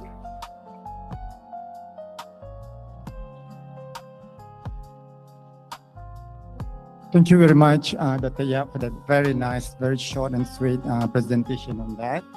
So she has gone through extensively looking into the what beyond blood pressure itself as the most important marker in maintaining optimum graft function, but she's also looked at other new techniques in order to do so. So the next speaker, which is Dr. Lim, is going to build on from what the platform, what Dr. Yap has just mentioned earlier on, specifically looking into renal transplantation, what strategies that can be used to improve outcomes in transplantation. Please welcome Dr. Lim Pevon. She's actually the UPO Director of Anesthesiology. Thank you. Okay, good afternoon, everyone. Thank you for the kind introduction. It is a pleasure for me to be here today to be able to share with you all regarding optimizing kidney transplants. Kidney transplantation actually remains the best treatment for most of the end-stage renal failure patients. However, to make sure that it is a successful one, it's not mainly just a successful operations. It actually depends on a careful donor and recipient selections, multidisciplinary collaborations, and also meticulous peri-operative and post-operative care. So let's see how we are now currently. Okay, although Malaysia has the 6th highest prevalence of end-stage renal failure patients, we still have one of the lowest kidney transplantations. More than 10,000 patients are still remain on the waiting list. Yet, we only do about 80 to 180 kidney transplants per year. And most of them are actually from living donors. What's our journey now? Actually, Malaysia has started the first living donor kidney transplant since 1975. It's done in Hospital Kuala Lumpur and it's done by Dr. Hussein Awang. Marked the birth of kidney transplantation in Malaysia. After a year, in 1976, actually Malaysia successfully performed its first deceased donor kidney transplant. This was another major milestone as it expanded the donor pool beyond the living donors. In the 1990s, the introduction of cyclosporine actually significantly improved the graft functions. And again, this can increase the graft long-term functioning. Another important milestone is come in 2011 with the first APO incompatibility kidney transplant. This allows transplantation between donor and recipient with different blood group, helping overcome donor shortage. In 2019, the Ministry of Health revamped the disease donor program, including the establishment of the organ procurement team in hospital to improve organ detections and organ retrieval. Although Malaysia has come remarkably progressed in the past 50 years, but disease donor transplantation remains very low. Okay, let's look at the kidney transplant survival rate in Malaysia. Living donors actually can achieve 96% within the first year. At 5 years, it's around still about 97%. For the graft survival rate, actually is about 92% at 1 year and still about 92% at 5 years. But for deceased donors, the successful rate are not so good. Patient survival rate is about 85% at first year, but it dropped down to about 70% at 5th year. Graft survival, it is only about 78% at first year and can drop down as low as 47% at 5th year. Living donor kidney generally function better because the donor is carefully selected, organ quality is better, and the co-ischemic time is much, much shorter. All are elective surgery or are pre-plans. Okay, now let's see what's the challenges for these disease donor transplantations. It actually has two phases. The first phase is during the pre-transplant phase, which include optimal donor management and to minimize the co-ischemic time. These are crucial because the conditions of the donor organ at the time of procurement and implantations has a direct impact on the graft functions and recipient outcome. The second phase is the perioperative phase, where intraoperative management play a vital role in preserving of graft functions and maintaining a hemodynamic stabilities and ensure a successful transplant. Okay, we shall go through one stage by one stage. So a successful kidney transplantation start before the operations. Okay, the quality of the graft is heavily influenced by optimal donor management in the ICU and proper organ preservations. Actually, it starts beyond the ICU. Actually, it starts when you have detected a potential donor. Management should start from there. Okay, a good donor care maintains organ perfusion, reduce the injury, and improve both the graft function and patient's outcome. The pre-transplant phase is one of the most crucial period in disease donor transplantations. Suboptimal donor management can increase the risk of delayed graft functions and may negatively affect long-term graft survival. So what actually is a delayed graft functions? What do we mean by delayed graft functions? It means that the transplanted kidney does not work immediately after transplants. Most of them require dialysis within the first week after transplant. Reduced delayed graft functioning is important because it can shorten the recovery, reduce complications and hospital stay, and improve early graft functioning. Our goal during this time is to maintain physiological stability, preserve organ perfusions, and optimize organ quality from the time we suspect there's a brain death till before the organ procurement. The better we manage the donor, the better the chance of a successful graft and improve the recipient's outcome. The importance of donor management actually supported by this study by the Manisco and colleagues, published in the American Journals of Transplantation. This study actually evaluated the 9 donor management goals, and it examined whether all these goals, if it achieved, whether it will affect the transplant's outcome. The author found that donors who meet the donor management goal had recipients with a lower incidence of getting delayed graft functions and improved long-term graft survival. This study again reinforced the concept that every intervention we perform in the donor has the potential to improve the outcome for the recipients. Okay, these are the 9 donor management goals that have been associated with improved graft functions. First, we talk about perfusions. This study, they aimed at mean arterial pressure with 60 to 100 millimeter mercury, CVP between 4 to 10 millimeter mercury, eject fractions of more than 50%, adequate urine output with keeping the minimum vasopressure requirement as low as possible. This can make sure that the adequate organ perfusion while avoiding extensive vasoconstriction that may compromise the renal blood flow. The second is regarding oxygenations. We maintain normal acid-base status with pH between 7.3 to 7.45, together with a PaO2, FiO2 ratio of more than 300 to ensure the sufficient oxygen delivery to the organs. Last, they talk about metabolic constant. They aim to maintain the serum sodium between 135 to 155, blood glucose of less than 150. Minimizing the intra imbalance and hypoglycemia actually both of them can actually adversely affect the organ functions. Okay, overall, this target provides structural approach to donor optimization and ultimately improve the livelihood and immediate graft function and long-term graft survival. Okay, this study actually found that if the recipients of the kidney from donor who meet 7 or more of the above donor management goal, actually it can nearly reduce 50% lower risk for them to develop delayed graft functions compared to those who didn't. And secondly, they also found out that actually only 14% of them actually met that goal at consent. Most of them can achieve that goal when it's just before the procurement. It's about 38%.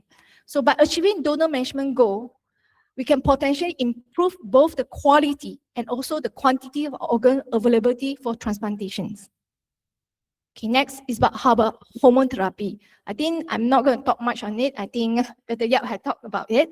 Only that there's the study regarding this hormone therapy actually in this systemic review published by Transplantation Reports in 2022, they review a 16 randomized clinical trials conducted over more than 30 years, from 1990s to 2021, involving over more than 20,000 brain dead donors.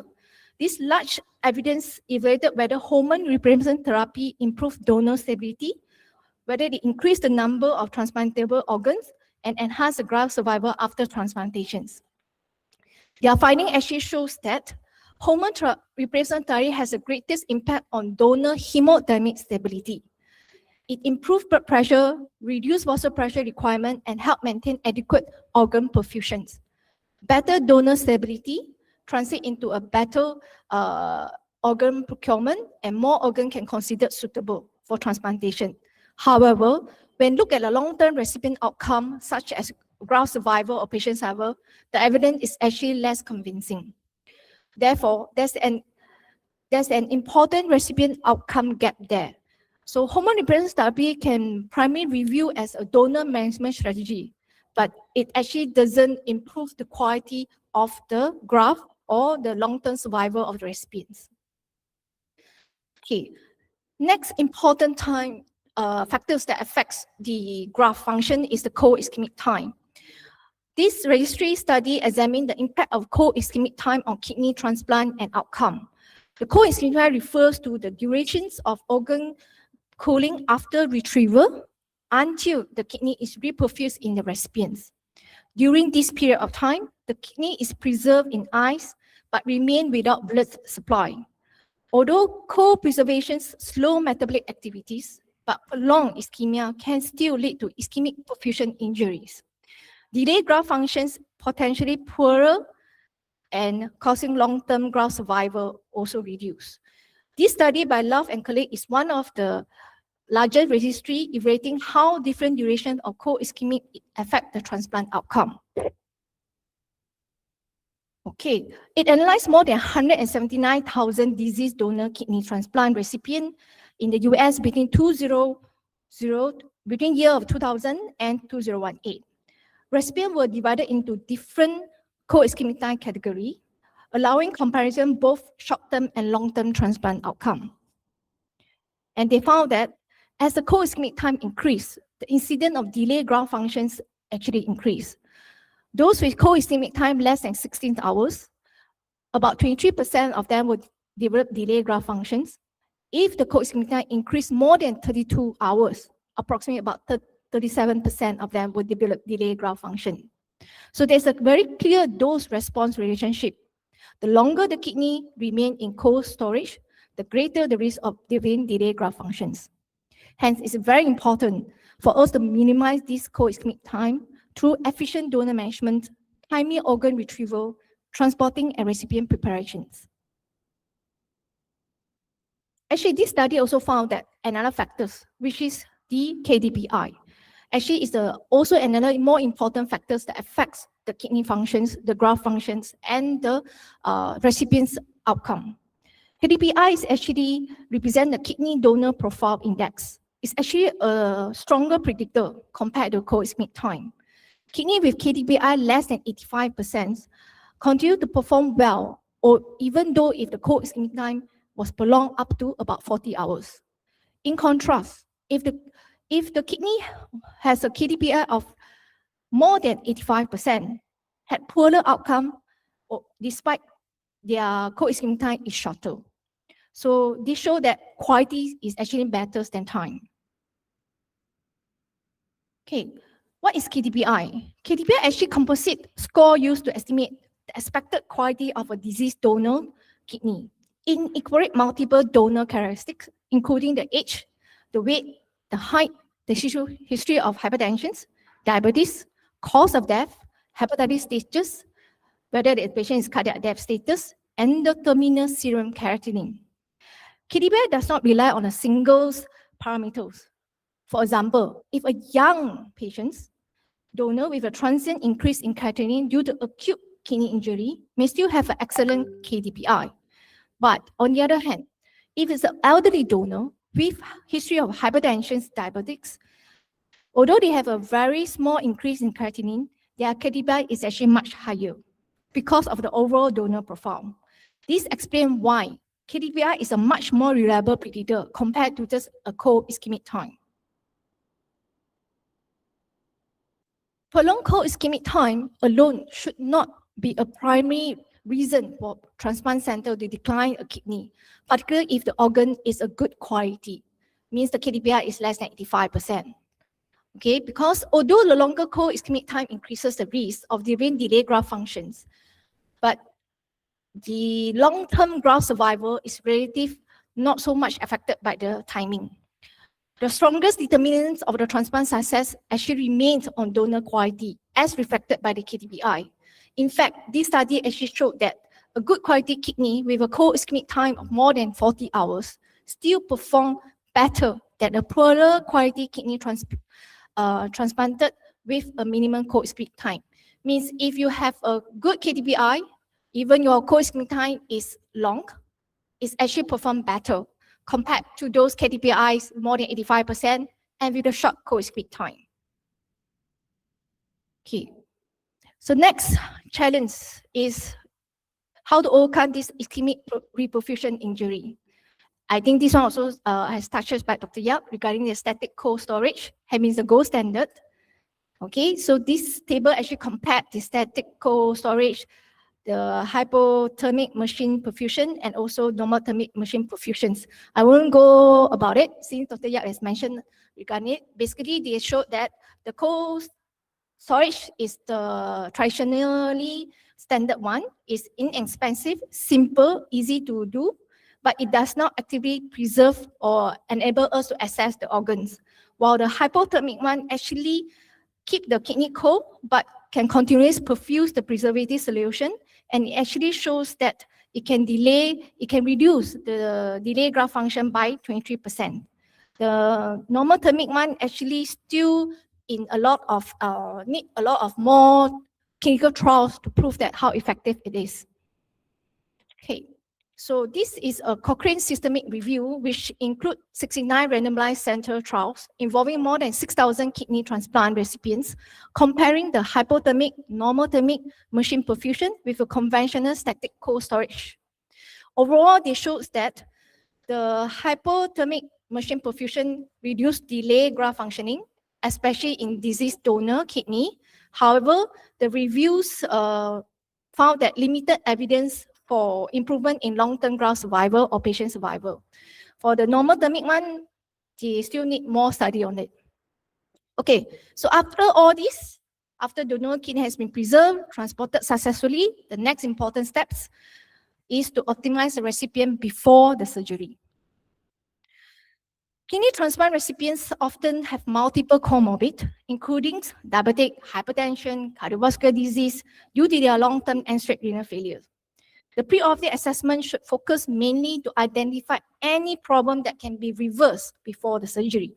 This includes review the patient dialysis history, assessing the volume status, checking the electrolyte, especially the potassiums, fluid blood count correction profile, ECG, and any other cardiac investigations that is indicated. The timing of the last dialysis actually is very important. Ideally, it should be dialyzed performed within 24 hours because it can optimize fluid balance and electrolyte status. Okay. Renal transplantations actually very unique, have a very unique physiological challenge. Unlike the native kidney, the transplanted kidney initially has limited auto-regulations. During the early reperfusion periods, graft blood flow depends largely on adequate systemic blood pressure and intravascular volume. There's a sudden shift of 25% of cardiac output to the newly grafted kidney, which will cause significant hemodynamic stress for the recipients if the volume inside the recipient is not enough, and contribute to delayed graft functions. Therefore, we need to maintain adequate preload, preserve cardiac output, and avoid prolonged hypotension throughout the whole procedure. Okay, intraoperatively, GA, general anesthesia, is still the standard technique. Regional blocks such as TAP block can be added to improve the post-op anesthesia to reduce the opioid usage. Induction should be performed carefully, titrated, because most of these angioedema patients have relatively hypovolemic, so we have to go very slow with them. So before reperfusion, patient normally will receive immunosuppression therapy together with corticosteroid. We go directed to ensure adequate intravascular volume before reperfusion while avoiding fluid overload. Okay, most of the time arterial line is recommended, okay, for BP monitoring. Central venous line access may or may not required, but most of the time we are putting in because we need to put in a lot of immunoglobulin infusion, vasoactive administration. Probably the patient has difficult venous access. So most of the time we do insert triple lumens for our recipients. Dynamic hemodynamic monitoring such as the flow tracks, other cardiac output monitoring, it is good to have if easier for us to assess the stroke volume and also cardiac output. These provide a more accurate assessment of the intravascular status. Other standard ones such as ECG, pulse oximetry, capnograph, temperatures, and so on. Okay, the hemodynamic targets that we aim for our patients is about CVP ranging about 12 to 15 millimeter mercury. Systolic BP should be generally remain more than 130 millimeter with MAP of at least about 80. But again, this is individualized, depends on your recipient's normal blood pressures and his conditions at that time. So this is just not a fast rule. This is still just a rough guide, but back to your own recipient's conditions. Okay, stroke volume variation less than 50%. We suggest adequate fluid responsive. Fluid administration is assessed, is very cautious, especially during ischemic time. And the surgeon normally will feel the turgor of the kidney to show that whether the kidney is well perfused. Fluid therapies remains as one of the most debatable aspects during this kidney transplant. Hence, serial monitoring of electrolyte acid base is essential throughout the surgery. Most of the time, we are using a balanced crystalloid such as Hartmann or serifundin because they have they can avoid the hyperchloremic metabolic acidosis, which can be caused in the normal saline infusions if it's too much of normal saline is used. Although some clinicians are still concerned because Hartmann and serifundin still contains small amount of potassium, but most of the time it doesn't affect much. We just have to monitor the electrolyte carefully during the operations. Okay, so if hypotension persists despite adequate crystalloid replacement, vasopressor should be considered. Colloid may occasionally be used to optimize intravascular volume, although routine use is generally not recommended. Okay. Next, about vasopressor.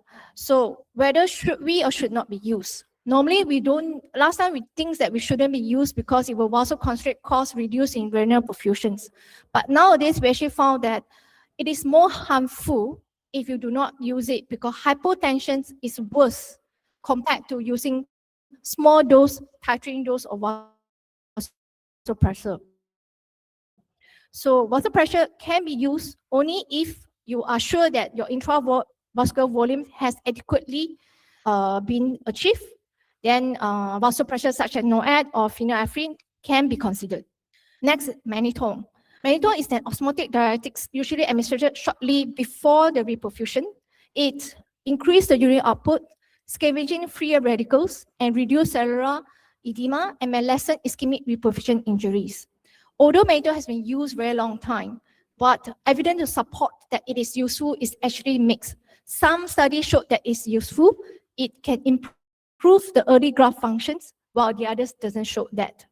Anyway, we do administrate about 0.25 to 0.5 gram per kg, approximately 15 to 30 minutes before reperfusion, particularly in diseased donor transplants. Okay, some other things that we use and given to the recipients during the procedure is IV metoprolol 500 milligram. Is administered during vascular anesthesis and is completed before the arterial unclamp. This can provide immunosuppression at the moment of reperfusions, and it helps reduce the inflammatory response in the recipients. In general, the total intraoperative fluid requirement is approximately 30 to 50 mL per kg. But again, you should look at your own recipients, whether the patient has any cardiovascular compromise. Okay, so IV furosemide we do give during reperfusion time, so that to encourage the urine output. Okay, in conclusions, successful kidney transplant begins long before the transplant surgery itself. It is the result of a continuum of care that starts from optimal donor management, careful organ retrieval, effective preservations,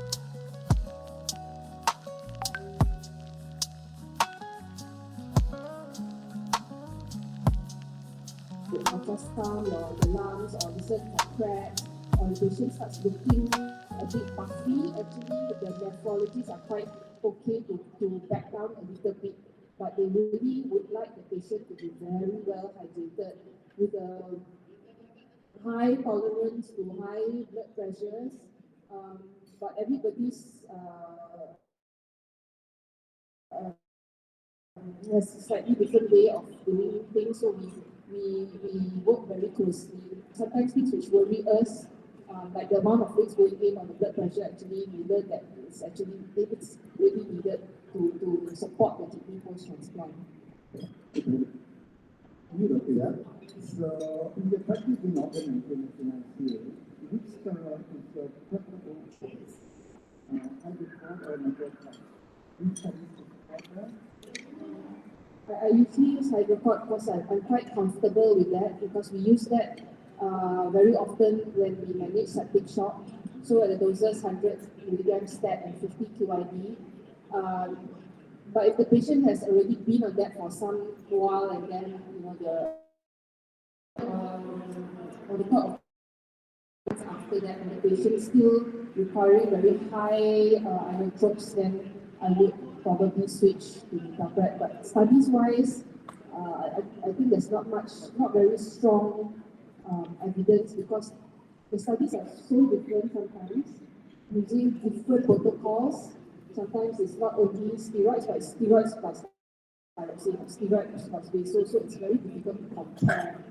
So personally, I'm quite comfortable with hydrochloric, but if I need to, then like I mentioned, one dose of Metaprep. NOTs are actually doing the same thing. Most of the patients are give hydrochloric first, and they start 50 QID.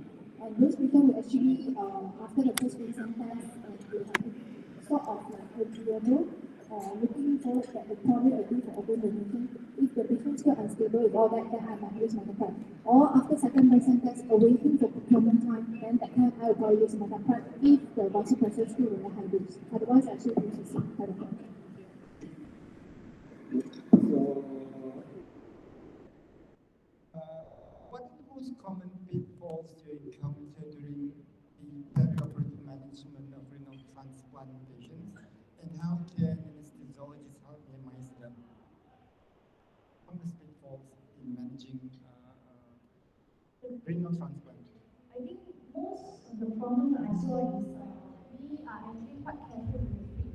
We are worried about giving too much feed of all these recipients, because we still think that they are recipients who can't have a much volume, but they are actually needed a lot of volume. There are cases that I saw that they didn't give much of feed, protein and food, and actually there's no real output after the transplant. And after pre-resuscitation and all that, and to go up to probably 2 to 3 liters, then the new output starts coming out. And the one experience that this is a living donor, I get so worried because the recipient has no new output come out. So there are about that actually they didn't give enough of feed. So after catching up the feed, the new output should come out. So most of the time this is observant. Like to us, 100 mils an hour is like a lot, right? It's a lot. But you have to closely observe the trend. If previously it was 400 per hour, and then it's been 80 mils per hour, that means something is not right already. We might need either volume or, so I think because it's so ingrained in our training to keep the patients dry, sometimes that backfires when we manage this group of patients. All right, I think probably it's going to be the last question for you, Dr. Yap, and another one after this for you too. This may be a hypothetical question, but if you could optimize only 3 physiological parameters before organ retrieval, what would they be?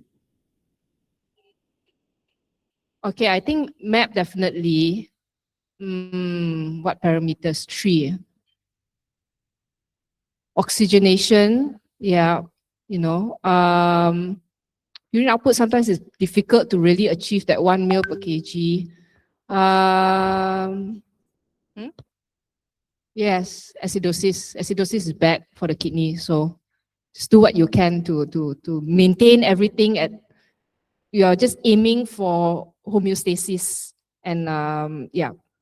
So basically, we're talking about one is the MEP itself, based on the guidelines, it should be more than at least 60 to 110 based on that. Of course, the second one did mention about euvolemia, maintaining hemostasis. And the third one is, of course, the correction of metabolic derangements such as acidosis, lactates, and hypothermia, electrolytes, and so on. All right, that's good. I suddenly thought about it. If sodium is very high, also it's not good. You should try to, I know we probably addressed that to do the brainstem test, but don't let it go. After the brainstem test has been done, still continue to maintain your sodiums at a normal value, because very, very high, if you miss a DI or you don't manage your fluids properly and then the sodium becomes 160, it has been shown to affect graft.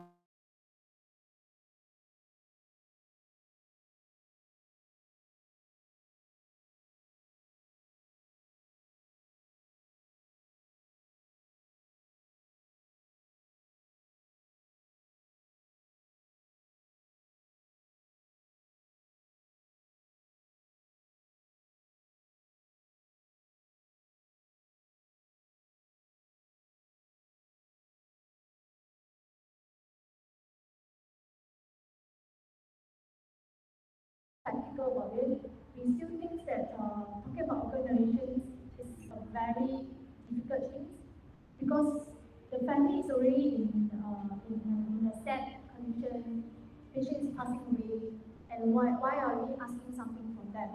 So I think partly why donation doesn't work very well in Malaysia is we as a medical health, not everyone of us actually accepted it. It's still very hard for us to open the topics. But for me, I think it as part of the treatment, part of the choice for the patients with doesn't have other treatments to be available. It's part of end-of-life care. Beyond this, they can do better, they can do for other people.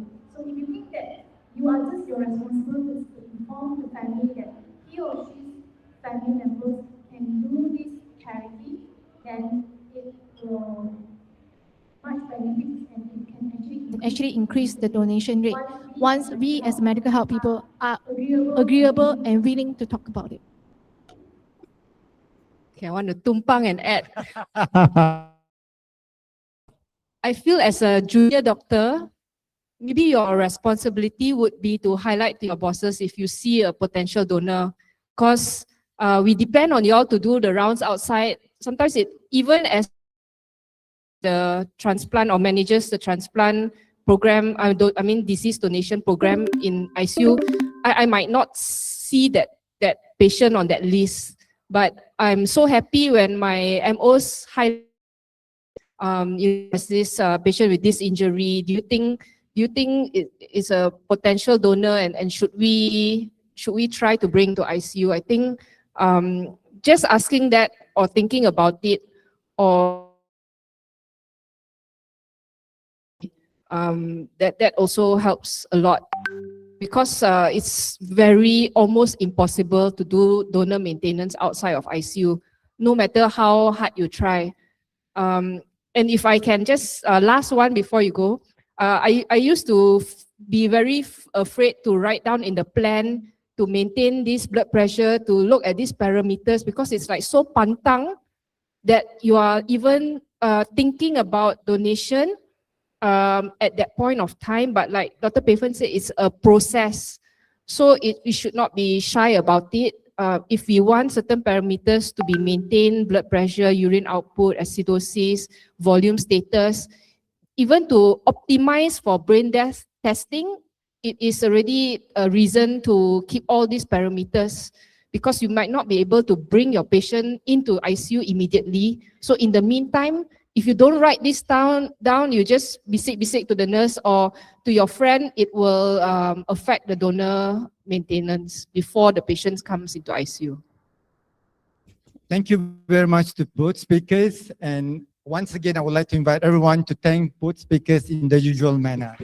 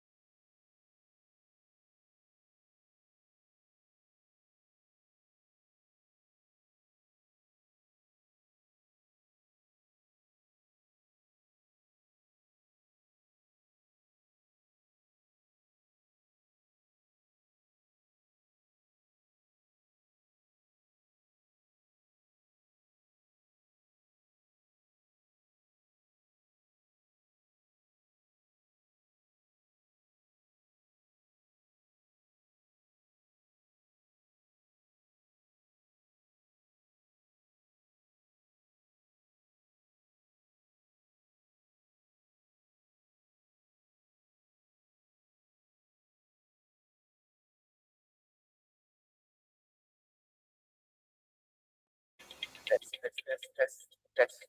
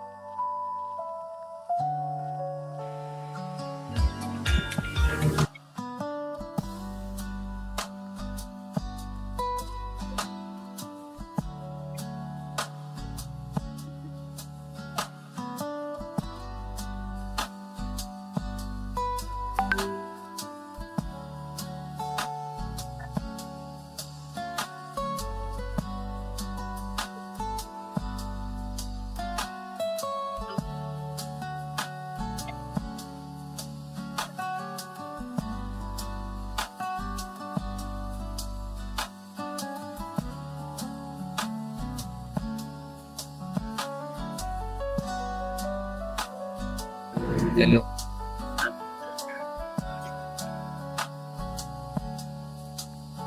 Testing 1 2 3.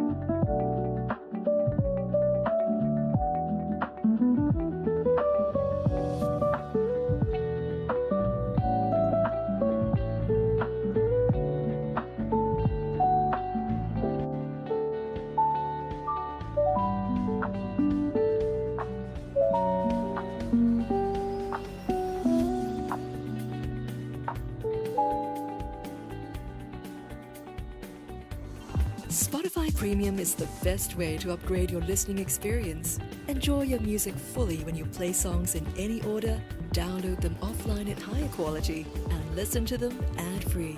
It's what your ears deserve. Tap the banner to learn more.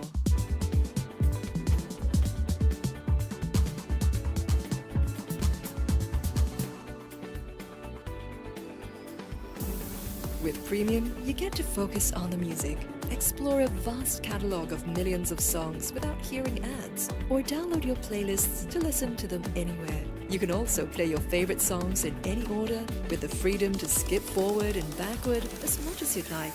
Your audio, your control. Tap the banner to learn more.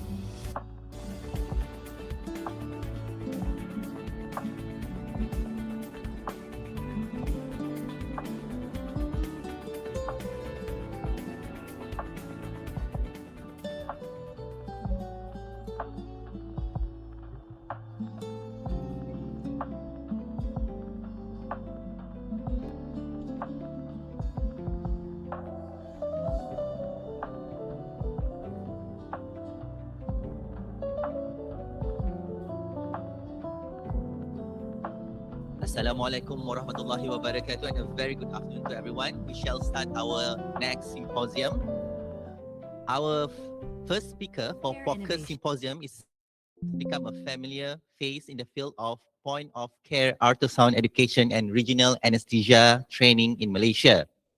It is my great pleasure to introduce Dr. Yo Ji Chong, anesthesiologist at Hospital Sungai Buloh and fellow of the College of Anesthesiologists of Ireland. An enthusiastic educator, Dr. Yo is a certified basic and advanced life support instructor and has played an active role in teaching ultrasound to doctors, anesthesia trainees, and paramedics. He regularly serves as faculty for national workshops and is well known for his commitment to ultrasound education and hands-on teaching. In addition to his clinical and educational work, Dr. Yo has contributed extensively to research and publications in anesthesia, critical care, airway management, and POCUS. His work has been presented at national and international conferences and published in peer-reviewed journals, reflecting his dedication to advancing evidence-based practice. We are delighted to have him with us today to share his knowledge and experience. Ladies and gentlemen, please join me in giving a warm welcome to Dr. Yo Ji Chong.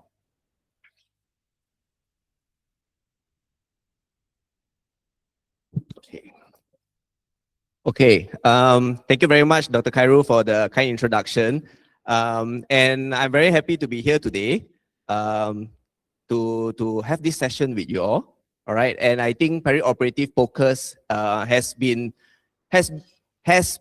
emerging in Malaysia, or I would say I've already emerged in other parts of the country. So if you want to say Malaysia baru nak start, we are a bit slow. All right, so I think this is the future and we should head towards there. All right, so let's start. So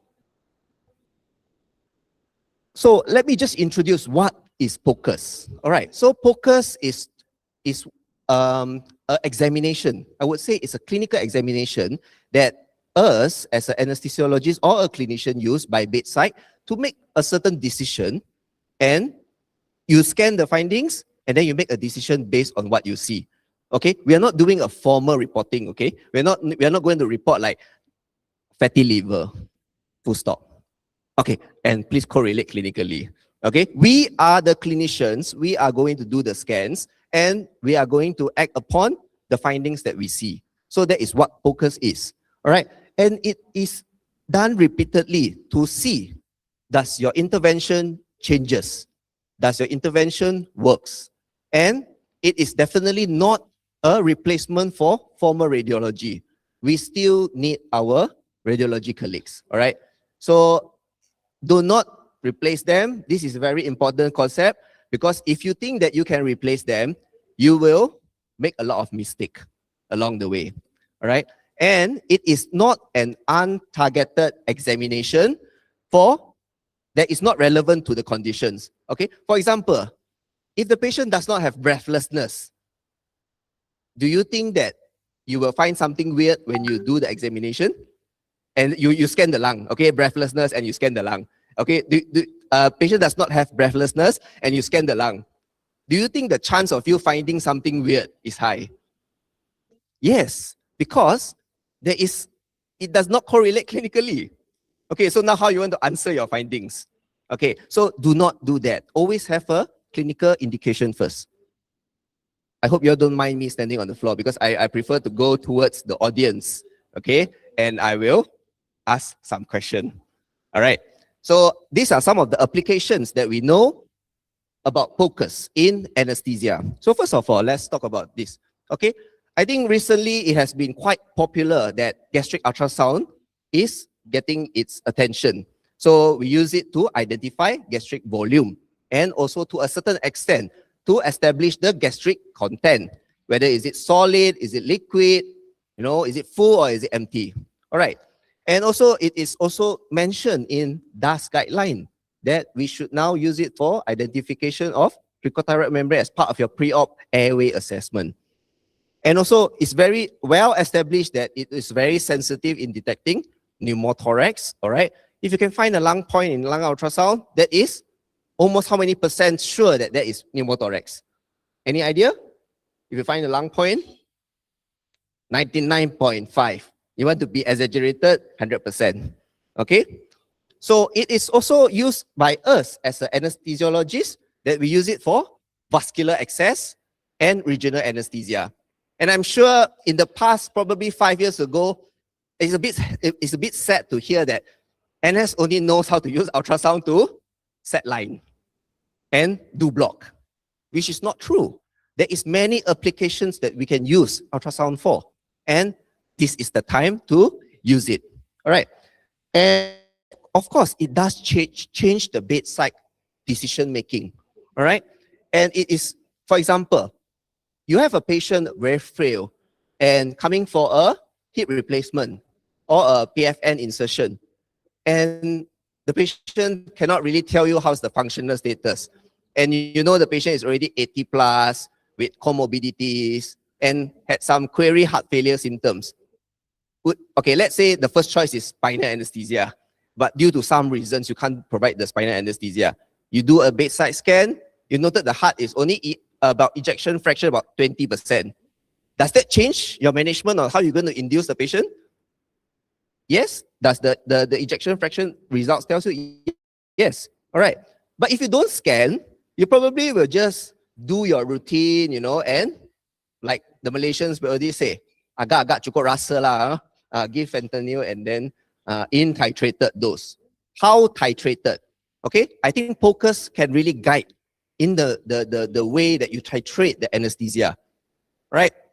However, there is still no hard, solid evidence to say that POCUS per se does change outcome in terms of mortality, all right? There is no hard evidence on that yet. I'll say yet, all right? And another thing that we can't really prove that because our patients are quite heterogeneous. Okay, you cannot have exact same conditions for the patients, all right, to draw a clear conclusion. So this is the framework that I want everyone to have a look, okay? Oh, before I proceed with the session, you are, do check out, there are some QR codes inside the slides where you can just straight away snap a photo and then just use your Google AI or what stuff to just identify the QR codes link. All right, different QR codes have different access to different resources that I like to share with you all. All right, so this is the IAIM framework. So number one, before you do any form of ultrasound, first question is, what is the indication? All right, so for example, like we use the same case about breathlessness. So the indication, of course, is breathlessness, shortness of breath. So you have an indication, then you proceed with the choice of ultrasound that you like to perform. Usually for breathlessness, what kind of ultrasound that you like to do first? What examination? Which part? Sorry? Heart, lungs, okay, and? Okay, I usually like to go with a ABCD approach. Airway, breathing, cardiac, diaphragm. Okay, these are the 4 things that can contribute to a shortness of breath. But with a clear indication, for example, you have a better story now. You know, this is an outpatient coming in, not outpatient, sorry, a patient that comes in from the emergency, come in with features of pneumonia, then probably the diaphragm not so important. Okay, probably at that point of time, the lung ultrasound is your first choice. Okay, prioritize your ultrasound findings. Next, we move on to acquisition. So how do you want to position the patient? How you want to acquisite the image? What preset to use? All right, this should come in mind before we even perform the ultrasound. Next, we talk about interpretation. So first step is you must get the nice image, a standard image, before you proceed with interpretation. If you don't get a good image, you tend to get a wrong interpretation. With the wrong interpretation comes with a wrong management. Okay, and that is when focus gets its bad name. All right, so we must maintain the good name of point of care ultrasound. So I like to divide perioperative focus in 3 different stages, just like how we always answer for exam. So how would you like to manage a patient for a TKR? It's always pre-op, intra-op, post-op. All right, so for pre-op, I divided them into some of the applications that you can see here. All right, so for pre-operatively, we can do cricothyroid membrane identification, ETT confirmation via airway ultrasound, assess gastric volume for risk stratification for patient with risk of aspiration, that is gastric ultrasound, get a baseline of your cardiac functions, identify severe valvular disease, assess the pulmonary function, especially for emergency cases or even trauma, all right? Get a baseline. And sometimes, I think not sometimes, we always get this group of patients that have undifferentiated shock, all right, especially in emergency setting. And intraoperatively, of course, that is when we do our access and regional anesthesia. And postoperatively, commonly, some of the cases that you get is like PACU, dyspnea, all right, or some form of hemodynamic instability. Okay, and of course, I added one more is, if you have patient with oliguria, how do we approach using focus? So far, any question before we move on? No? Okay, so let's go system by system. As we are all anesthesiologists, we love to start with the airway. All right, so this is the airway anatomy and localization. All right, so how accurate is it to palpate the neck and identify the cricothyroid membrane? No, right? Okay, in the first place, patients who have difficult airways, most of them have slightly bigger habitus. I think the palpation would be challenging. All right, maybe we play with too much phones. You know, these days our fingers are not sensitive anymore. I think it's quite difficult to feel personally. All right, so it's very useful to identify cricothyroid membranes, all right, using the ultrasound. Second, airway ultrasound also can be used to confirm ETT placement. All right, okay, and anyone from here does not have a video laryngoscope in your center? No, okay. So previously, when we talk about this is a very heated topic. You see, like they say, airway ultrasound can use to identify ETT placement. Because that time, a lot of centers does not have video laryngoscope. So the seniors will have to use a airway ultrasound to just put on the neck and then guide the intubation. So from the instance, I can get to know whether the ETT is in the trachea or not instantly. But with video laryngoscope, I think this technique has again slowly phased out. But it's not to say that there is no rules. All right. So yeah, there's a QR code there. All right. So there is on the right side of the screen, you will see a publication that was titled "Can't Intubate, Can't Oxygenate," published in Malaysia Journal of Anesthesiology. There is a nice section on point of care ultrasound for airway. You can scan the QR code over the right. And over the left side of the screen, there is a how to perform airway ultrasound in this group of patients. All right, you might want to mute your volume because it's a video in Instagram. All right, and this table actually shows us at different levels I quickly go through, I will just briefly bring you through. So you will see there is a inverted V shape. This is your thyroid, okay? As you move downwards, you will see the V shape disappear and then it will come with A lines. Okay, there will be a membrane with A lines coming out here. So that is your cricothyroid membrane.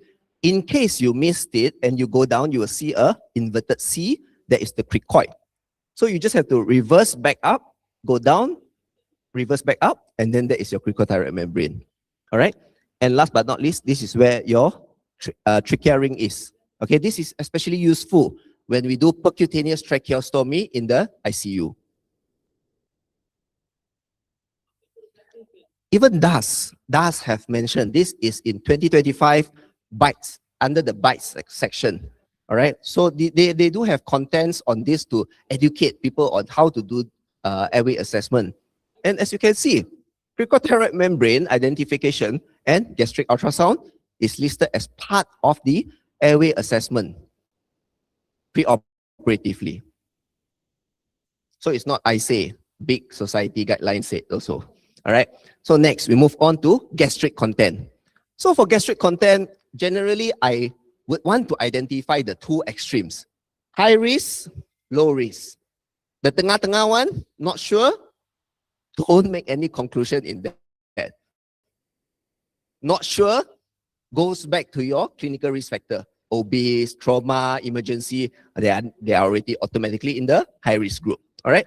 So you can look at the grading. So there's a grading for gastric ultrasound, grade 0. Okay, grade 1 and 2 indicates that there is content. Depending on type of content, the grades go higher. But generally, grade 0, low risk, grade 1 and 2, it will go into the high risk already. There is a risk for aspiration. All right. And I think in these days, obesity medicine is getting more and more prevalent. Okay, these days, you have to ask your patients, are they on any form of GLP agonist? Do you only ask the obese one?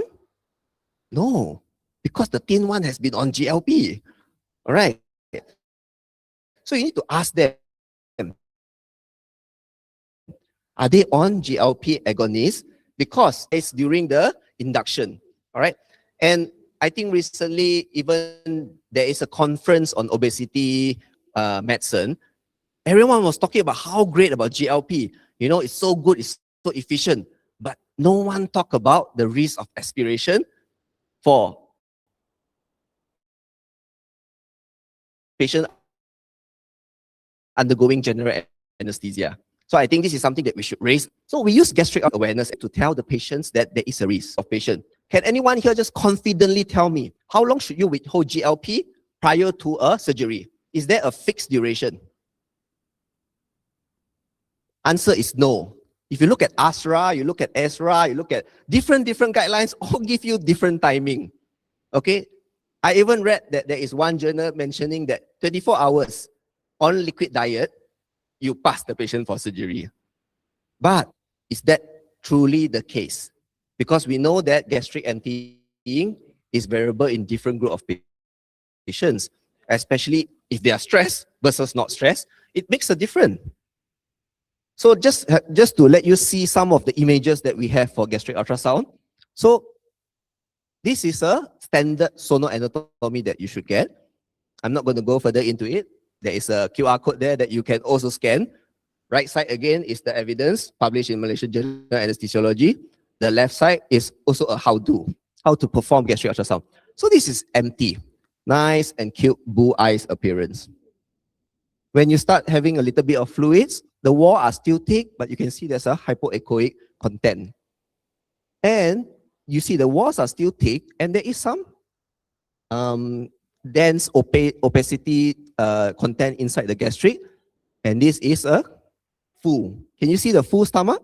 Nice and round. All those are my own stomach. I take it when I fasted, I drink water, I eat something, and the last one was after having a good meal. Okay? So those are my own stomach. So there is an infographics that you can also download and have a look. It's very easy to follow. We submitted this infographics to ESRA 2024 for competition. We got 4th place. Unfortunately, it's not displayed on the website. Okay, yeah, but this is also a very nice infographic for you to follow if you want to have some form of reference. So even the MPRA, this is our local guideline on GLP use. Use point of care ultrasound to assess stomach content before procedure and adjunct plans. Look at them. They say having high risk to follow a liquid only diet for 24 hours before surgery. But they add on a clause at the back there. You need to do point of care ultrasound as well. All right. So it is mentioned. Okay. So now we go to the usual ones that we always do. Cardiac focus. Again, for cardiac focus, it is very focused. All right. So we just want to know most of the time for anesthesiologists, is the LV systolic function preserved or not? Or is it a very poor? Good, bad. All right. It straight away changes your management, right? Good EF, my propofol, I can just give 100. Oh, not so good EF. Maybe you want to do fentanyl 200 mics, but cardiac induction, titrated dose of propofol, right? It does change your bedside decision making. Point number one. Number two, is the RV remarkably big, dilated? That pointing towards something obstructive. Why the right heart content can't go to the left heart? You know, we are thinking about maybe towards pulmonary hypertension, or it is not always PE, okay? So pulmonary hypertension, something is blocking the way, all right? If it's an intubated patient, you need to start thinking, is your PEEP too high? All right, is there any significant pericardial effusion? Or in the case of trauma, it's always bleeding until proven otherwise, okay? So it's probably, is it a blood inside the pericardial sac? So is there any evidence of severe valvular lesions? So this severe valvular lesion actually is very important in cases that we want to perform CSE or spinal anesthesia, because you do not want to have a fixed cardiac output state patient. So I have spoken to a Hong Kong anesthesiologist in their center. As part of pre-op assessment, they have a clinic called an echo clinic. All right, so that is to filter off unnecessary referrals to get a formal echo. So with that, they managed to reduce many formal echoes requests, and that actually helps them to identify patients who truly needs an echo. With that, patient surgeries are not really delayed. Patient can proceed with the surgery. All right, but of course, all this needs training. Okay, but before training, it comes awareness. Awareness about the importance of equipped anesthesiologists with focus skill. So let's have some image interpretation. Just shout out your answers. Don't worry, I won't be able to see you. I'll stand as far as possible. Okay, if you're malu to, let me see who are you. What do you think about the EF? Good, no good? Good or bad? Huh? Is it not obvious? Does it look good to you? This ejection fraction? No, I can see some head shaking. Okay, good. So this is the same view. All right. So this kind of patients, you probably want to be very careful with your GA inductions. This one, do you see something? Yeah? What do you think?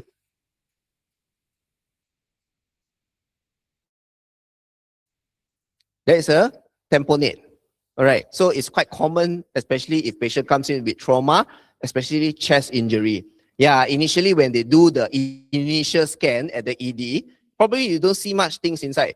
But usually when you call to OT is how many hours later? A few hours have passed, right? And you do not need a lot of volume to cause a tamponade. All right. Next. What do you see here? This is the right heart, by the way. Does the right heart looks huge to you?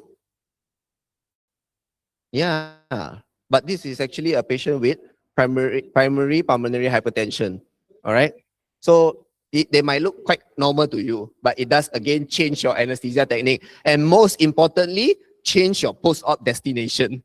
You want to send to the ward, is it? You might want to book an ICU bed before you proceed with the case. All right. Last, of course, patients who are chronically ill, critically ill. Can you see something floating in the mitral valve? Not really. Can you see something here? Okay, there is a vegetation. All right. This one is just for you to see only. Okay, it does not really change the anesthetic management per se, but what if the patient tiba-tiba stroke out? It could be an emboli flying out from there. It's not common, but it's something that at least you are being informed that it can happen. Yep. All right, so let's go a bit of hemodynamics, especially when managing fluids. All right, so there is always the pump, the pipe, all right, and the lungs that is there. So let's say you could not do a good cardiac ultrasound, or the patient's habitus is just terrible. You couldn't get any cardiac view. Your surrogates, so you start looking at your surrogates. IVC, that is the first thing that you all see, right? Okay, time to shift the priority. Do cardiac ultrasound first, then use IVC as your surrogate. All right, IVC is a surrogate for your right heart. If your right heart on your initial scan looks suspicious, a bit dilated, then the IVC will support your diagnosis. All right, and the lungs is a surrogate of your left heart. So like I think just now in transplant session, I think Dr. Yap mentioned about giving fluids, and then she will scan the lungs, right? Okay, and she mentioned about diastolic pressures and all those things. All these things are actually why looking at the lungs, because it is a surrogate for the left heart LVEDP, okay, your end diastolic pressure. When the LVEDP rises, your lung will start to become wet, all right? And there is many problems with IVC. There's so many co-founding factors. Unless you can really identify all of them, then you say that this IVC is accurate. But I would like to tell one thing as well. When your IVC is small, that is very, very sure that the patient is hypovolemic when the IVC is small. But when the IVC is big, yeah, I don't know what is happening. It does not mean anything at all, okay? Unless you have your cardiac ultrasound, your lung ultrasound to supplement the overall findings. Okay, so we talk about fluid responsiveness. And have you heard of fluid tolerance? Yeah, it always comes in a set, by the way. So do not just take fluid responsiveness. Like for example, if patient is fluid responsive, I give fluids. No, you need to look at whether this patient is fluid tolerant or not. All right, if it's already B lines bilaterally, that already shows that the patient is over at the flat part of the Starling curve. They are not tolerant to further fluid boluses. So it depends on why you want to give the fluid, because the BP is low, right? So maybe you want to consider to start vasopressors instead of giving fluids. All right. And also, before you start the vasopressor, you might want to think that you want something to help with the heart, because you scan the heart and the heart looks weak. So maybe adrenaline will be a better choice instead of just jacking up the NOAD all the way high up. When the afterload becomes too high, the heart also cannot take it. All right. So we talk about fluid responsiveness and fluid tolerance. I'm not going to go into details, all right? But I just want to introduce this concept clearly into you all, because actually you can do all these things as part of your pre-op assessment, especially very ill patient coming in for emergency surgery. I think orthopedic orthopedic quite common, right? Want to do below knee amputation, then also at the same time, very severe sepsis, coagulopathy, cannot really do the spinal anesthesia. I now need to GA. So, sorry? Block, yes. Sorry. I'm going into intensive care, so I forgot the block already. Yeah, of course you can do block, but what if the block fail? Yeah, all right. So, so we need to assess this kind of status first. Are they responsive or not? All right, you do not want to have a surgery done and at the end of the day, they are overloaded. All right, then that whole overall technique is just not nice, just not pretty. Now we go into lungs. All right, so again, there are QR codes here. Again, you can scan.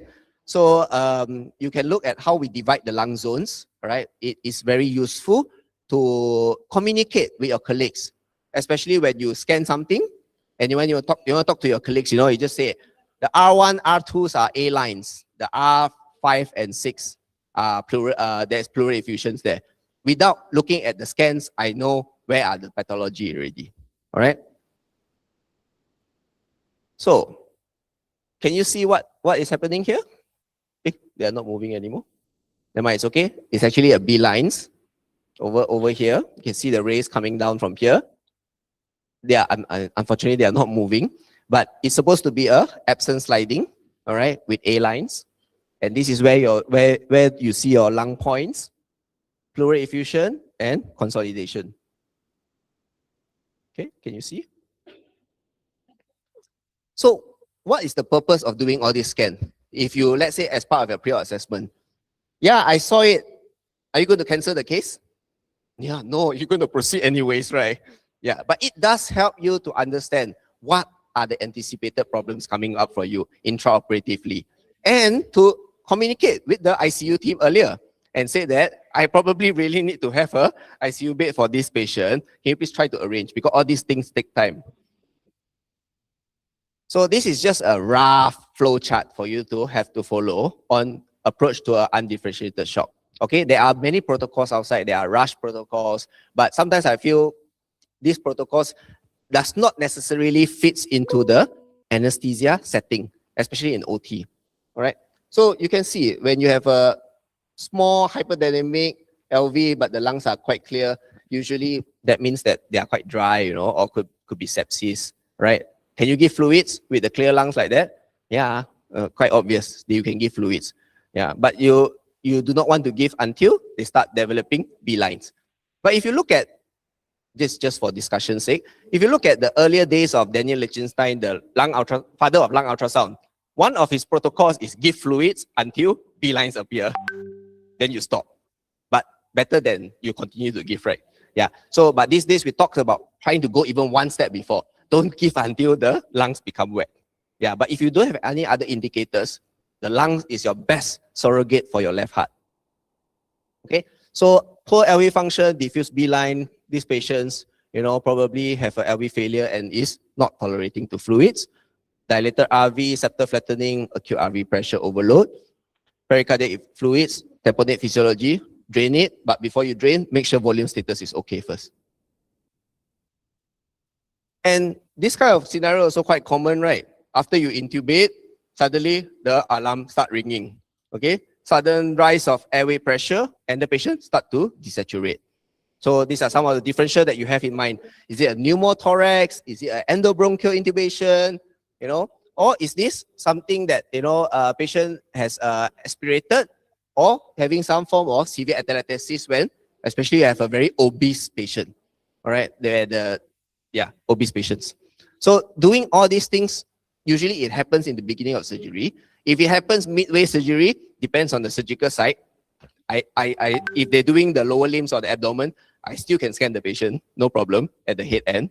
Yeah, you still can get some form of answers. And for parkour hypoxemia, very common also. After extubate, come out first thing, give Sugamadex, right? When patient hypoxia. Yeah, so it's not necessary. So of course, it comes with differential diagnosis again. So this is when ABCDE really comes into useful. So is it the airway problem, you know? Is it something to do with the vocal cords, all right? Or, you know, having some form of palsy? Or is it breathing, you know? Is the patient having overload because too much fluids intra-op? Okay, but I think these days, anesthesiologists generally are more restrictive. We tend to under rather than over.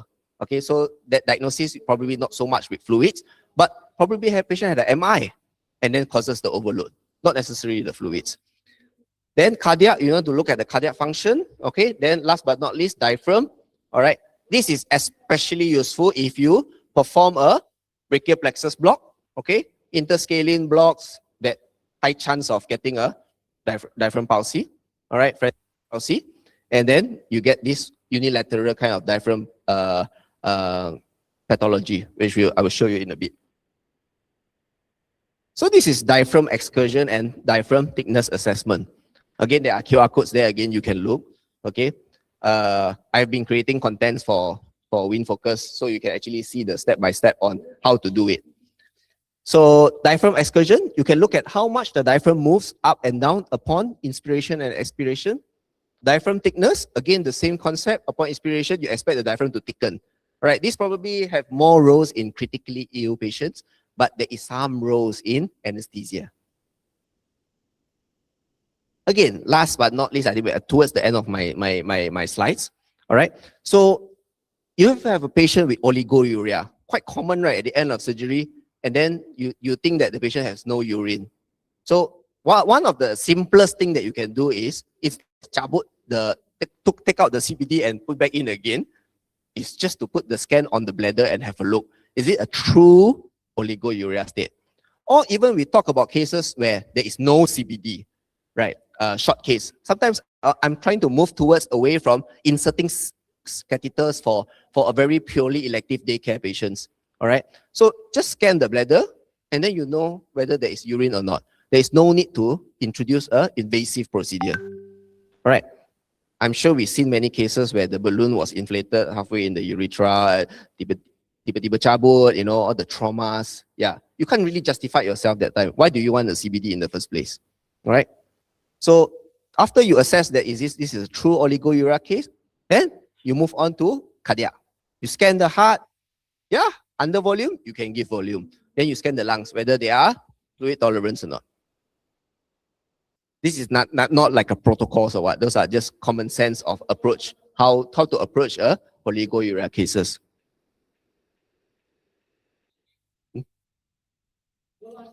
This is a real case, just to share with you all. I have a young patient who comes in for I can't remember what surgery, but it was a really simple surgery, but it ended up taking up to 3 hours. And for this case, I used nitrous. And the cuff initially was checked and it was not fully inflated. Post-extubation, the patient developed stridor. Then everyone thinks is neuromuscular blockade, reversal problem.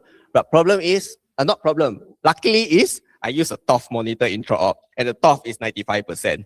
But Sugamadex was still given anyways, because everyone will say the TOF is not accurate. But it did not change anything. Patient still has stridor and a little bit of difficulty in breathing. So at the end of the day, but the patient did not require intubation. But luckily, I saw this patient and I quickly just performed the scan at the airway, at the vocal cord. And then, can you see that? Okay, so these two are the vocal cords at the airway. Are they moving? You see, the patient is actually breathing. Take a deep breath in and out. It stays at its position. It did not move. All right? So at that point of time, of course, clinically, we have suspected that it's a vocal cord palsy post-intubation. I think probably secondary to the cuff that is not fully inflated. Because when I extubated, I noted the cuff was fully inflated. Yeah, very thick. All right? The cuff pressure was not checked. Yeah. We monitored her in ICU for 1 day, sent her day 4, day 3 itself. All right? And I follow up this patient in the ward. And that time, I had a handheld portable ultrasound. So I scanned her in the ward. Hey, can you see the movement of the vocal cords? Much better. And when I asked her, do you feel anything that changed? She said, no, doctor, my voice is still hoarse. Okay, but I am not so worried already actually. Yeah, because I know that she is improving and this is something very temporary. Yeah, so true enough, after a few more days of follow-up, the patient was discharged and her voice became better. So sometimes doing POCUS is not to say we're going to change a very big thing, you see. But all these small things that gives assurance to you and to the patient and even gives you a more informed process on making certain decisions. If you scan a heart that is so poor, would you want to change the way you counsel the patient for surgery? Yes. I probably would want to emphasize that, you know, risk of cardiac incident, events that are going to happen, you know. And these are things that I think patients deserve to know. And it makes the process even more informed. This is a bladder ultrasound. Yeah, you can see that now even with technology, you don't need to do anything. The probe will swipe by itself. And then they come up with a 3D structure of the bladder. Yeah. And then they tell you how many mils is in the bladder. Okay, but of course you want to do it manual also can. Then you measure the distance, the diameter, and then you get a volume. All right. So these are some of the gimmicks that you see outside. That these are technology. Okay. So at the end of the day, we can talk so much about POCUS, about, you know, doing all this scan. But are we really truly protected to perform this kind of scans and to even act upon the decision? So there is definitely some roles for credentialing and privileging on POCUS. And for I think in terms of governance and training, there should be a structured training by the fraternity. And just to let you all know, upcoming, probably the College of Anesthesiologists Malaysia is going to launch something on training on perioperative ultrasound. All right. And I hope maybe during that time, you all can try to get yourself involved inside, get yourself trained. It's a certification process. So you can use that certification to eventually talk to departments, all right, to get yourself privileged. So credentialing is credentialing, privileging is privileging. It's slightly different, all right, but people always put them together, all right? And of course, there must be a protocol in place, Let's say you saw this, what is the next thing that you should work on? For example, if I suspect a severe valvular disease in the pre-op assessment period, the next step, of course, automatically medical will come in, the formal echo will be arranged and stuff like that, okay? So that is the future plans, all right? These are all the limitations of POCUS. Of course, operator dependence. Very common, right? Everyone will say that, I don't want to do POCUS because it's too operator dependent. Let me just ask you this question. How many times when you auscultate the lungs, there is 6 different findings? Air entry equal, no air entry, got rhonchi. I think got rhonchi lah. Then another one say, no lah, it's not rhonchi, it's prolonged expiratory phase. Everyone also say what they think it is. Isn't that operator dependency? I think this is better because I can save it and everyone can judge. All right. I want to prove a point with this. All right. So operator dependency always can be improved by practicing and of course with good governance. All right. And there is sometimes doing POCUS is you get this false assurance, So for example, you have a patient tachycardia, hypoxemia, and then you do a cardiac scan. And then you see the right heart looks normal to you. Does that mean that there is no PE? No. Answer is no. If the patient has tachycardia, hypoxemia with all the risk factor to have a PE, still order the CTPA.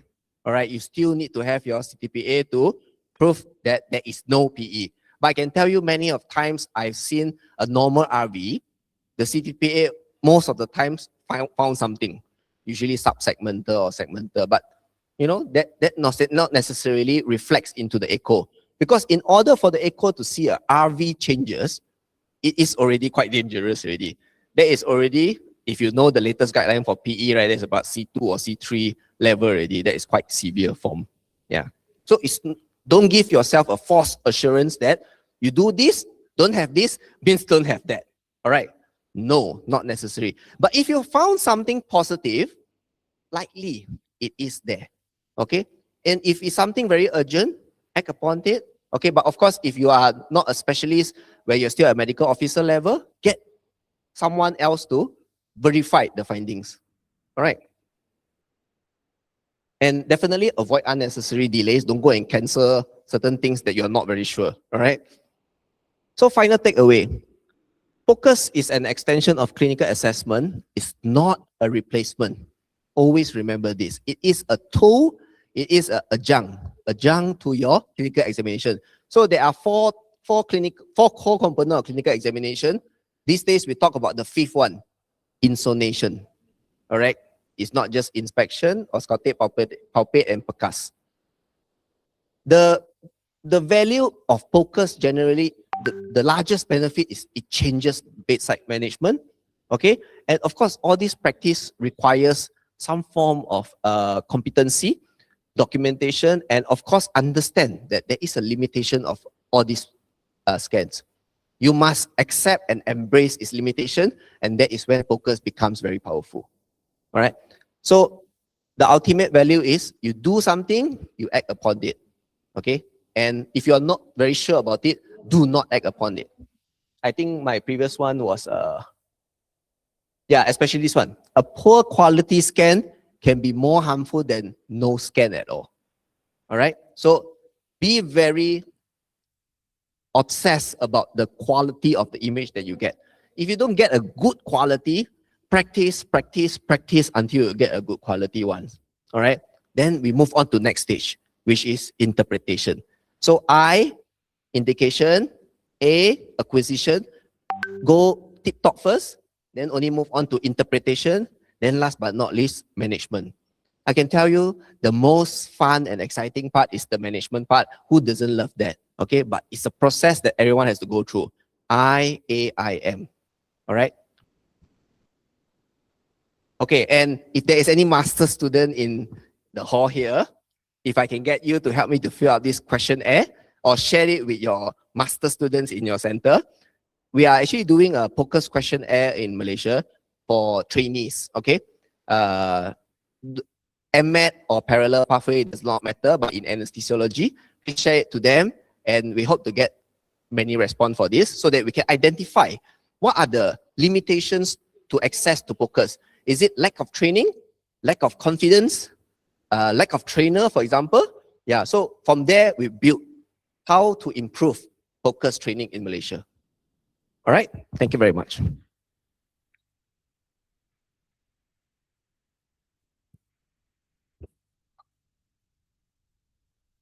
Thank you, Dr. Yo, for the comprehensive presentation.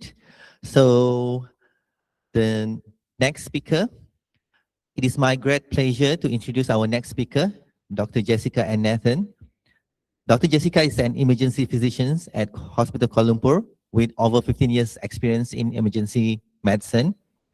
Her clinical interests include point of care ultrasound, resuscitation, trauma, toxicology, and regional anesthesia. A passionate educator and advocate for ultrasound education, Dr. Jessica serves as the training coordinator for the emergency department at Hospital Kuala Lumpur, where she plays a key role in developing and delivering educational programs. She is actively involved as a course director, coordinator, facilitator, and invited speakers for numerous national and international emergency medicines and ultrasound courses. Today, we are privileged to have her share her expertise and experience with us. Ladies and gentlemen, please join me in giving a warm welcome to Dr. Jessica.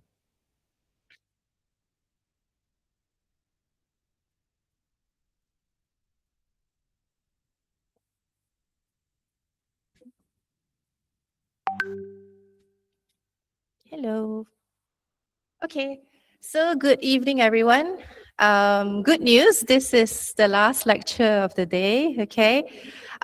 Keep it very short and sweet. So first of all, thank you, Dr. Khairul, for the very warm introduction. Thank you for having me here today. So I'm not from your anesthesia department. I'm actually an emergency physician from Hospital Kuala Lumpur. So it's actually a pleasure and an honor to be here. All right, so my topic today is actually POCUS for newbies. So thanks to Dr. Yo, he has actually spoken about quite a bit of it, okay? So we can always run through it, okay? And also reintroduce the part of it. Okay, so how many of you actively do POCUS in your departments? Okay, only 2 people. Okay, I'm sure there's more, right? Okay, how many of you have gone for a formal POCUS training? Oh, okay, there is some of you, all right? Okay, okay, so basically this PowerPoint presentation or this presentation today is, we want to teach you, okay, you've all probably learned about how to scan the lung, how to do echo, okay, how to do different parts of the body ultrasound. But you have to remember that when you want to scan, okay, there is a lot of basic principles that you really have to focus on, okay, so that you can get a good image and there is some quality in your scanning, all right? So these are just basic tips and tricks maybe nobody has taught you, because a lot of us, when we learn how to scan, we learn from our seniors, right? It is passed down from one to another, okay? So yeah, so just bear with me, okay? We will start this presentation.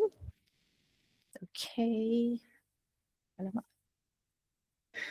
There we go.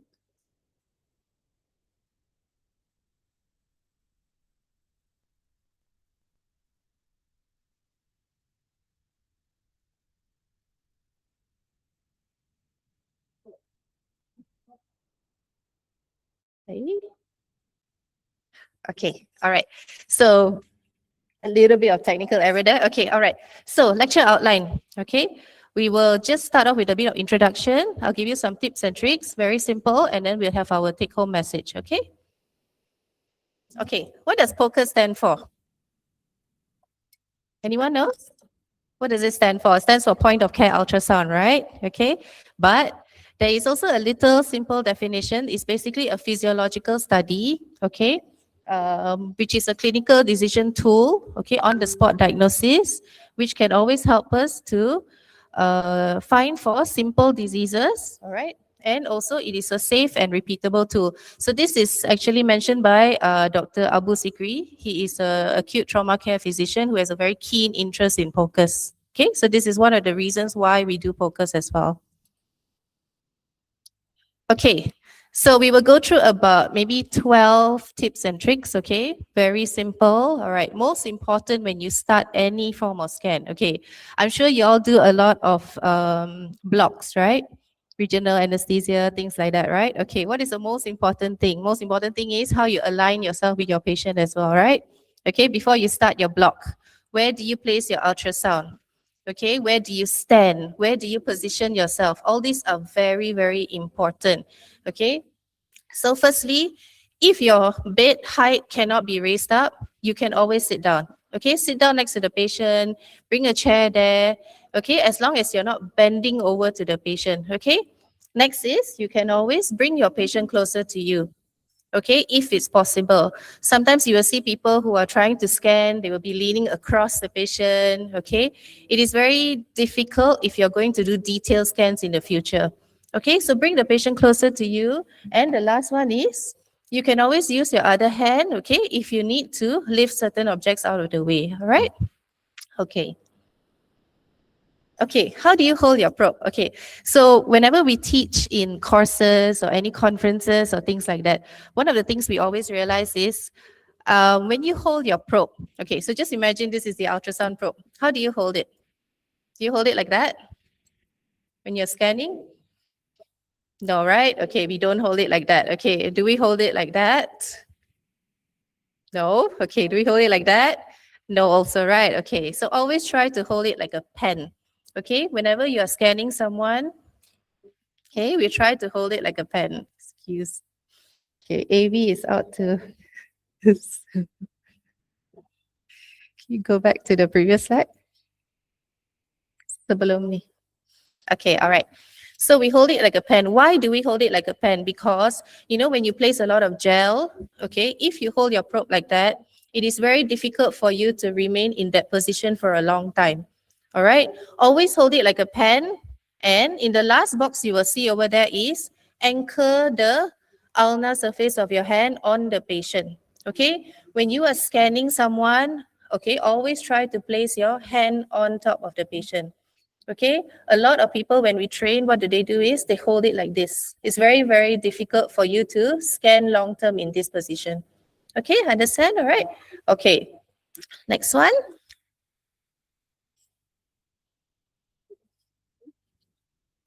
Okay. Where is your pointer? Okay, so little movements which we do. Okay, I'm sure you all know these movements, right? Okay, we will start with the first one.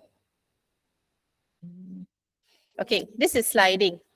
Okay, remember these little movements because sometimes when you're trying to get an image, all you need to do is just make a very, very small movement. Okay, so imagine this is your probe. What is sliding? Sliding is just sliding across or sliding backwards. Okay, next. Shall I begin next? Oh, okay. Okay, all right. And then the next movement you see is tilting. Okay, so remember sliding. What is tilting? Tilting is like this. When do we do tilting? We do tilting, for example, when you're doing your parasternal short axis. Okay, remember you have 4 different views, right? When you go from your apex all the way to the base, this is called tilting. Okay, and the next one is, press, okay, rocking. Rocking is basically just the opposite of tilting. Okay, you tilt this way and you rock this way.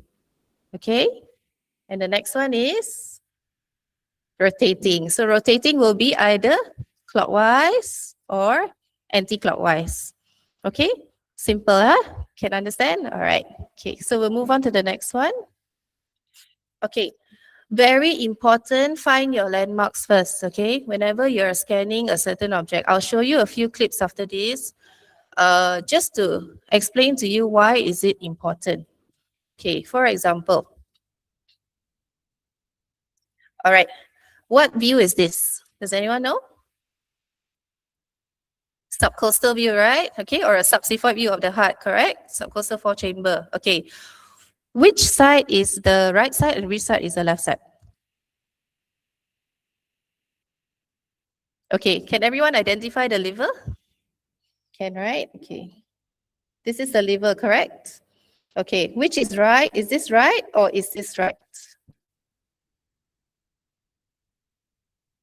Okay. All right, okay. So very simple. What did the slide previously tell you is, look for your landmark. So if this is the liver, the right side is always below the liver. Okay, so in this patient who has got global dilatation, okay, the left and the right, they both look the same, correct? RV and LV look similar. So if you cannot tell, look for your liver. Okay, so this is the liver, this is the RV, this is the RA. It's always below the liver. Sometimes when you rotate your probe the other way and scan, and your ventricles come this side, just remember, again, look for your liver. Okay, so let's look at the next slide. Okay, what do you see here? Okay, what is this? Effusion, right? Okay, very complex effusion. Okay, but can you really tell where is the diaphragm, where is the liver? Okay, maybe you can see a little bit here. Maybe this is the liver, but it's really, really unclear, right? So this is why they tell you to use landmarks to identify your structures, especially when you get things which are confusing like this. Okay, as compared to this is quite obvious, right? Okay, so you have your diaphragm. This is the liver. This is the spine and the kidney going up there. Okay, so this is much, much more obvious compared to the previous one. Okay, so that's why they always tell you use landmarks. Okay, what is this? Okay, let it play. Does it look like a whale? Yes, right? A little bit, right? Okay, so what is this actually? Is it the lungs? Okay, so this is actually the liver. This is the kidney. All right, so this is massive ascites. How you know that it's the liver? Look at this. This is the spine joining the diaphragm. So you know below the diaphragm, it will be the liver. If it is the lungs, it will be above over here. Okay, all right. Okay, so remember, use your different landmarks. Okay. All right, okay. So optimizing and troubleshooting. Okay. Always adjust. Few things you need to adjust is gain. Gain is something everybody knows, okay? You need to adjust your depth, okay? Focus point, and also always try to center your target, okay? I will show you a few more clips after this, okay?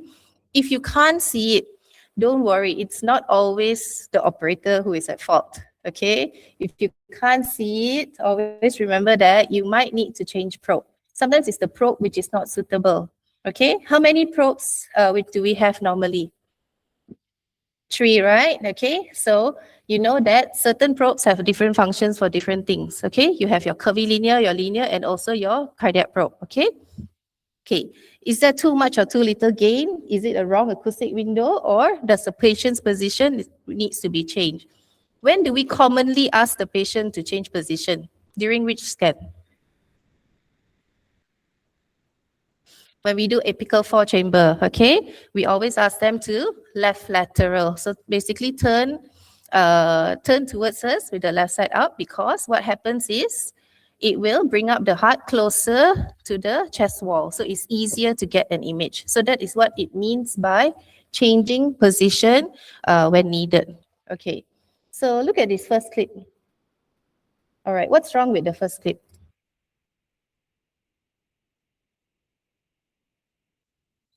Nothing wrong with it? Okay, so it's a parasternal long axis view of the heart. All right. Can you see below it? There, here. All right. You can see there's a lot of space here, and there looks like there's another structure over here which is beating, right? Okay, so this is what happens when your depth is too much. Okay, when you have too much of depth, you have a lot of area here which we call as wasted space actually. Okay, and you will see a mirror image of the heart and you will try to interpret something which is not really there. Okay, so this is artifacts.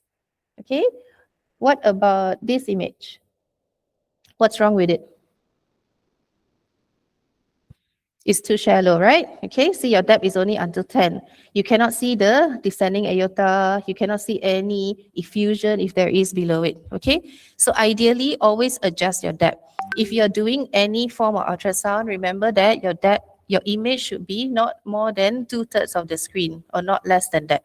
Okay, we always take 2/3 of the screen, okay?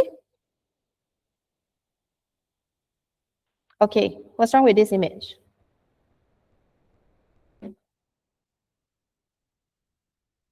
Is it very dark or very bright? It's very bright, right? Okay, so obviously there is too much of gain here. Okay, what about this one?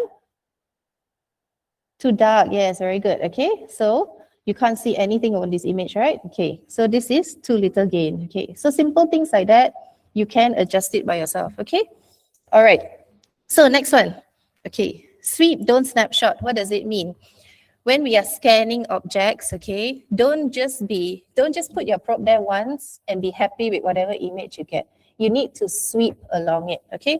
Let's say you're scanning the liver or you're scanning the lungs, okay? Don't just put your probe on one certain area and then you say, okay, I'm done. I'm happy with this. There's no pathology there. You need to sweep through all the areas to look for pathologies, okay? Okay, so, okay, for example, look at this view. This is the one view of the liver. So we put the probe on the liver, okay? You can see the portal vein here, all right? And you can see there is something there. Okay, if you don't sweep, this is the only thing you will see. Whereas if you look here, what do you see? Can you see there is multiple lesions all over? All right, so this is a patient with multiple liver abscesses. Okay, so this is an example of if you're just going to settle with one image over here, you will miss all the different segments and the different abscesses over there. Okay, right? Okay. So as contrary to what you said just now, okay, don't chase perfect images. What does that mean? Okay, you need to take it with a pinch of salt. If you're going to measure something, you're going to do advanced measurements and all, yes, you want to make it as perfect as possible. As this tell you is, you just need to get something which can answer your clinical question. Okay, so for example, if you have a patient who is really, really obese or really, really thin, for example, okay, when you scan, you might not be able to get perfect images, okay? You will definitely not get your textbook images. So try to see what question are you really there for. Okay, for example, if you want to see if there's pericardial effusion, but you can't see the whole heart properly, you can just see the sac, you can tell there's no effusion. That is enough already in that particular patient. Okay, all right. Not everyone you can get perfect images. Those are the limitations of ultrasound. Okay, so we need to remember that. Even for us who have been scanning for many, many years, if we scan and we don't see, we cannot get any good images at all, we will definitely just escalate. We either plan for a CT scan or a TOE or something more advanced. Okay, all right. Okay. Okay, most important, this is actually a very, very important thing. Okay, number 8 is you need to scan a lot of normal patients. If you really, really want to be good at something, you have to scan normal patients. Okay, keep a mental library of what is normal. Then only when you see pathologies, you can actually diagnose them. All right. Okay, and also always try to compare both sides. Okay, because sometimes especially when you do musculoskeletal scans, if you're doing it one day, sometimes something may look like an effusion or an abscess on one side, but when you scan the other side, it's similar structure. Okay, so try to scan both sides if there is 2 organs involved. Okay, avoid the satisfaction of search. Very, very important as well. Okay, for example, if you have a patient who comes in with tachycardia, okay, you suspect that there is some pericardial effusion, for example. You scan, there is no pericardial effusion. it doesn't mean that you just stop there. Okay, we try to look for different things. Okay, I'll give you an example. Okay, so this patient came in with right-sided abdominal pain. Okay, severe right-sided abdominal pain. So you put your probe there, you scan, you saw this. What do we see here? Idea? Over here, the center. You see this? Okay, there's a hyperechoic substance there with a posterior shadowing. What could it be? Okay, this is the gallbladder. So what could it be? A gallstone, right? Possible, right? Okay. So do you think this is the cause of his pain? A lot of people might just stop there, okay? Don't just stop there. If you're going to scan, if you want to look for something which you want to look for, always try to move on, okay? So moving on to the next one, what do we see here? Okay, so this was his kidney on the same side. What do we see here in the center? Okay, you see the pelvis is dilated until the calyxes, so there is evidence of hydronephrosis as well. Okay, so this is what we mean by don't get, okay, if you find something, you find a pathology here, it doesn't mean that you just stop here. Okay, you need to scan everything around the area to make sure that you don't miss out anything else. Okay. Okay, this is also another example. All right. So this is a patient who came in with acute breathlessness. Okay. And this was the X-ray finding. So if we look at the scan, what do we see here? Very septated complex effusion, right? Correct? Okay. Again, if we had just stopped here and we didn't move on, okay, if we didn't scan the heart, all right, this is what we saw in the heart. Okay, so this is a parasternal long axis view of the heart. What do you see over here? What is this? Is it a mass or a thrombus? Okay, so the CT reporting came out as a mass. Okay, it's actually a mass extending from the lung all the way into the LA somehow. Okay, it infiltrated through. Okay, yeah, so what's the important take here? Remember that when you scan a certain area, okay, always remember to try to scan areas which correlate to it or are close to it. Okay, if not, you might miss very important findings.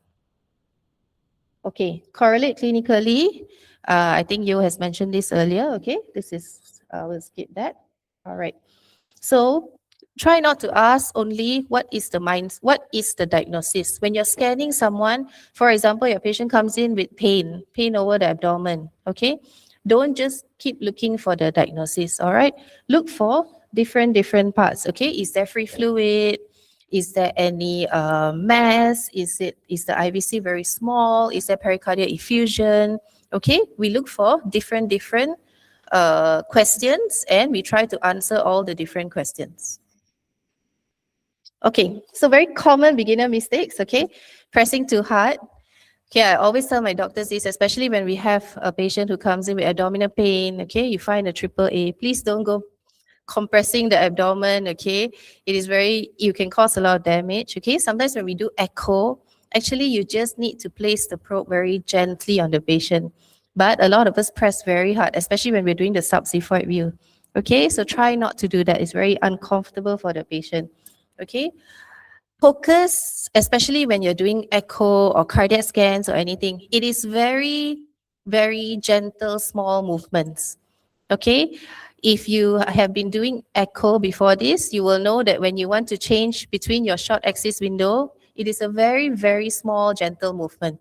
Okay, once you make a very large movement, you will just miss out everything immediately. Okay, remember where is your probe marker? Don't scan too quickly, okay? Always pause and interpret before moving. Adjust your depth. And also, remember you need to look at your patient as well, okay? Don't just look at the screen, all right? Okay. Okay, so just a few papers. There's actually a lot of papers on focus for newbies, on learners, how you want to progress, things like that. So these are some quite interesting papers, okay? I'll give you a summary of it. This is a summary of it. Basically, it's telling you that when you are starting off as a newbie or someone who is learning how to scan, when you are scanning abdomen, okay? Abdomen, EFAS, things like lungs, aorta, you can actually learn quite fast, okay, relatively fast. You will, about 15 to 20 scans of normal, okay, is enough for you to learn as well. The only thing which requires constant practice is always the echo. Okay, the cardiac scan is something which will take time for you to actually master and to learn, okay? Okay, we'll go to the next one. All right, so this is actually a paper by Astra saying that recommendations of point of care ultrasound education for regional anesthesiologists and also pain physicians, okay? So it tells you that it is an extension of the clinical examination, okay, which we all know. It is now a core perioperative skill, which Dr. Yo has mentioned, okay? And it improves decision making. Competency, of course, requires education, okay? Yeah, okay, so that is my last slide. So my take-home message to you is, focus is actually a skill, okay? So the best ultrasound machine is in the ones who always use it, who scan every single day, okay? Please practice, okay? A very good piece of advice for all of you would be, if you are starting off new, scan a lot, okay? And show it to someone who knows scans very well, okay? Because sometimes, a lot of times when we scan, we don't know what we are looking at. Okay, so always try to save, show it to people who know, then you can learn a lot from there. All right, thank you very much.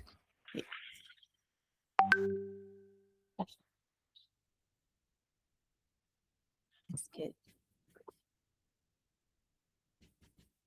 Thank you, Dr. Jessica, for the great presentation. So now we move on to the Q&A session.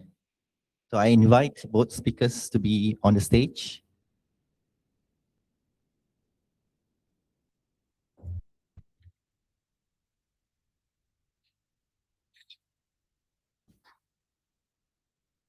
Okay, I have a few questions from the audience. Okay, the first one is regarding gastric ultrasounds. Okay, before I start with the questions, may I ask how many of you have experience performing gastric ultrasound? Put up your hands.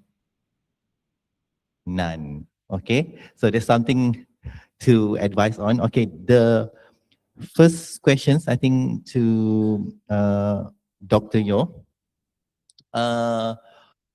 Do you need to perform gastric ultrasound to all patients? So what patients will you perform? Is it patient on GLP-1 agonist? All patients will you scan? And the position, supine and right lateral, is it necessary? The antral grading, is it necessary? So please comment on that. Okay, this is a good question, and we always get this question as well. So general answer, do I do it for everyone? No. Okay. In fact, I rarely do it. But what we want to know is the role of gastric ultrasound in anesthesiology. And I would say I would only perform it when RSI is a contraindication, when you anticipate problems with the techniques that you, like, let's say you want to RSI and the patient looks like could not tolerate a good pre-oxygenation period or have problems with that difficult airway one, then maybe the gastric ultrasound will really guide you in what is the next step.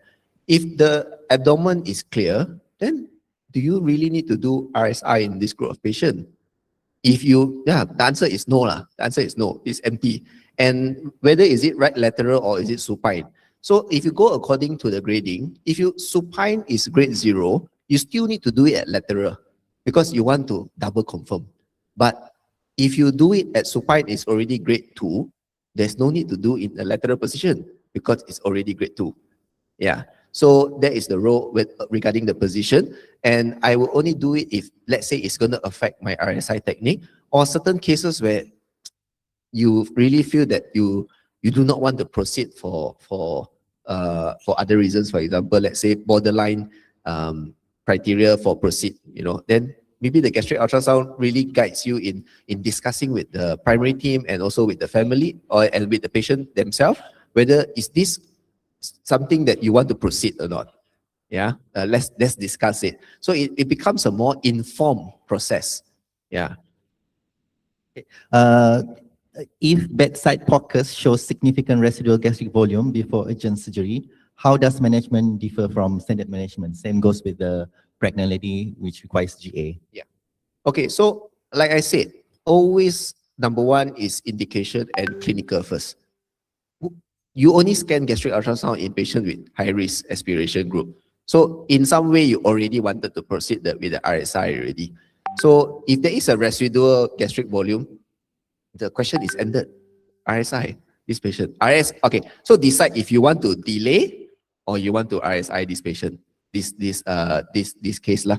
So discuss it with the patient. So if the patient thinks that, if the patient or you thinks that you want to proceed, then the technique of choice would be RSI. If you do not want, then delay the surgery if it's not a emergency surgery, especially in elective cases. Yeah. So beyond OT, do you think the newbies should learn gastric ultrasound, Dr. Jessica? Beyond OT, yes. In emergency department, for example? Okay, so in the emergency department, probably for us, it might not be very, very useful. However, we do have a lot of patients who collapse, okay, who we need to intubate or things like that. They might not come in immediately. Of course, if they come in immediately, it's just RSI. But we have patients who also deteriorate. So sometimes, yes, it could be of some use if we can scan before we attempt to induce the patient. Yeah. So the next questions, maybe both of you can answer.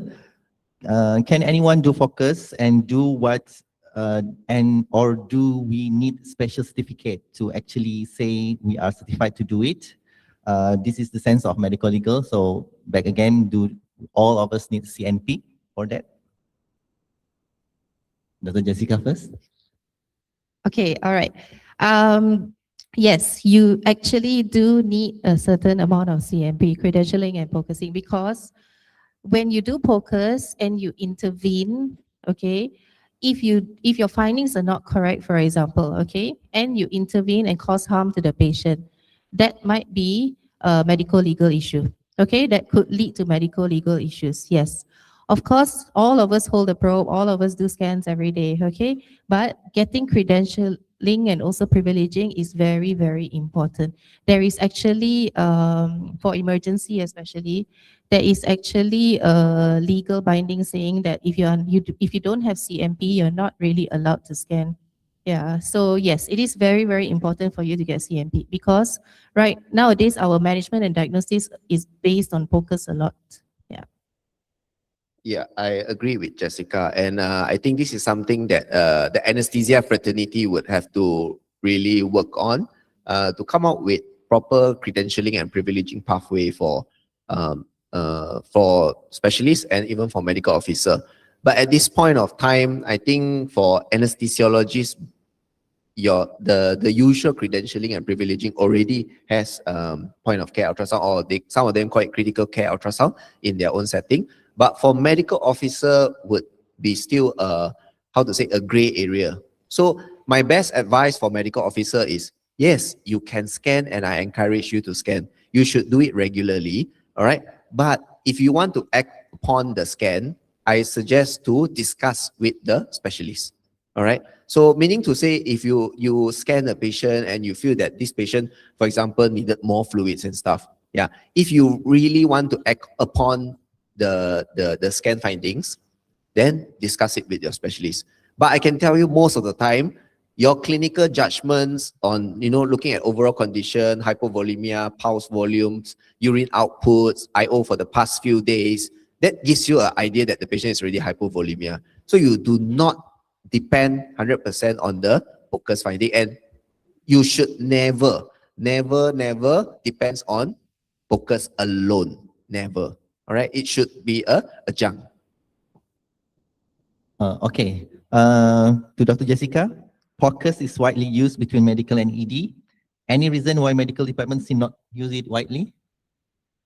Especially medical department did not use the focus ultrasound, especially for dengue. In Ampang, they refer to ANES to scan for them.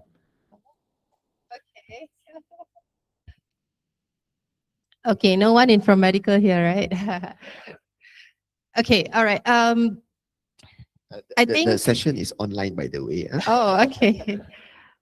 Think before you answer. Okay, to give credit to HKL Medical Department, it's just something which, okay, so POCUS is something ED has been doing for many, many years. Okay, so medical is actually slowly picking it up. I know a lot of some of the wards upstairs in HKL, for example, they already have ultrasound and they are actively doing it also. And when we refer dengue cases who are leaking, who have like gallbladder wall edema to medical now, a lot of times their physicians actually come down, pick up the probe and scan. So it is something which is actually getting more and more popular, not just with medical, with all the other departments as well. Yeah, so it's something which will definitely be a norm in the future. Yeah, it's just that probably ED started off much, much more earlier. Yeah, but it is something which it's picking up. It's picking up. So maybe more training need to given to the medical doctors, okay, so that they know how to perform. They're also not very confident in performing POCUS because dengue case when you scan, you need to give fluids or vasopressors, so they are not very confident in that area because sometimes dengue nowadays is very complicated. Complex cases. Okay, it's not like straightforward. So maybe, POCUS can assist us. In complex dengue, do you think that, do you think that we need to add cardiac output monitoring together with the POCUS, or how do you think to make it better? Okay, so for dengue, right, if you look at the guideline, which part of it mentioned about POCUS? Is there? There is. They mentioned IVC. Okay, they mentioned I suggest to use IVC to also titrate your fluid. But as I mentioned, and not I mentioned, I think many of the literature have mentioned about the inconsistent result about IVC. So like IVC is more definitely hypovolemia. Okay, you can give fluids. But in dengue, a lot of time we are talking about when to stop or even reduce the fluids, right? Especially at different phase of dengue. So to come back to that question about complex dengue, I think in cases where ultrasound could not answer your clinical question, let's say patient have both mixed septic and cardiogenic shock in dengue, then your ultrasound alone would be very difficult to manage. And as a specialist, probably sometimes we are not there. But we want to know how's the patient's condition. I will put on the cardiac output monitoring daytime, so that at night I can sleep. Yeah, so that it gives me an idea. So on daytime, I put on the cardiac monitor. I will scan the patient. I have two parameters to correspond. So I know when the cardiac output is this value, this is the contractility, and this is how the volume is. How is the SVR? Yeah. So towards the end, by looking at the trend, I can somewhat imagine how is the patient's condition. So in complex cases, definitely there is a role for cardiac output monitoring. At the end of the day, cardiac output monitoring is just a tool, right? Just like ultrasound. So if ultrasound could not answer that question, then I probably have to add on a second monitoring. Yeah. Yeah, I think that's all the questions that I have. So do you have any questions to the speakers? I have something to add on. Okay, so I think just now Jessica mentioned that you don't need the perfect image to make a conclusion. That is very, very true. But when I was mentioning about perfect image, I'm referring to training per se. As part of learning, we should always aim to get the perfect image. Because when you have done to the level that you can achieve the perfect image and you know what is the best image that you can get, then from there, you can actually accept probably some substandard images and you still can draw good conclusions. Yeah. So if you keep accepting substandard images in your whole training period, then at the end of the day, you get a substandard interpretation and therefore the management. Yeah. So yeah. Regarding the perfect image, let's say that we receive septic patients pre-operatively, heart rate 130, 140, and we do focus on this patient. So we only get hyperdynamic heart. So do you think that any other interpretations that we can make? Okay. Usually, again, I always told this to my juniors as well. When you use POCUS to interpret certain things, there are only some aspect that is true high sensitivity. For example, IVC low, likely to be hypovolemia. Hyperdynamic heart, likely respond to fluids. If you give a lot of fluids, you need then time to start some inotropes. But the difficult part is, what if the heart is not hyperdynamic? Does that mean the patient is adequate volume? No, the answer is I don't know. Yeah, so you need to look for other things. So when you have certain things that is obvious, hyperdynamic, likely fluid responsive, these kind of things. I mean, I'm the most happy when I hear these kind of findings like the heart very hyperdynamic. Boss, can I give fluids? Give. But when you tell me the heart is normal, oh no, what's next? Yeah, so that becomes very difficult. So it needs more further assessment. But unfortunately, this kind of more assessment requires more training. For example, look at dystology, and so that is the time where we cannot depend on POCUS alone. We have to look at all other things already. So now tell me, how is the pulse? How is the CRT? How is the urine output for the past few hours, the IO? Yeah, and what is the current patient's condition? Yeah, so I cannot depend purely just on POCUS to draw a conclusion. Okay, I think that's all. So let's thank our both speakers with usual manner. Thank you very much.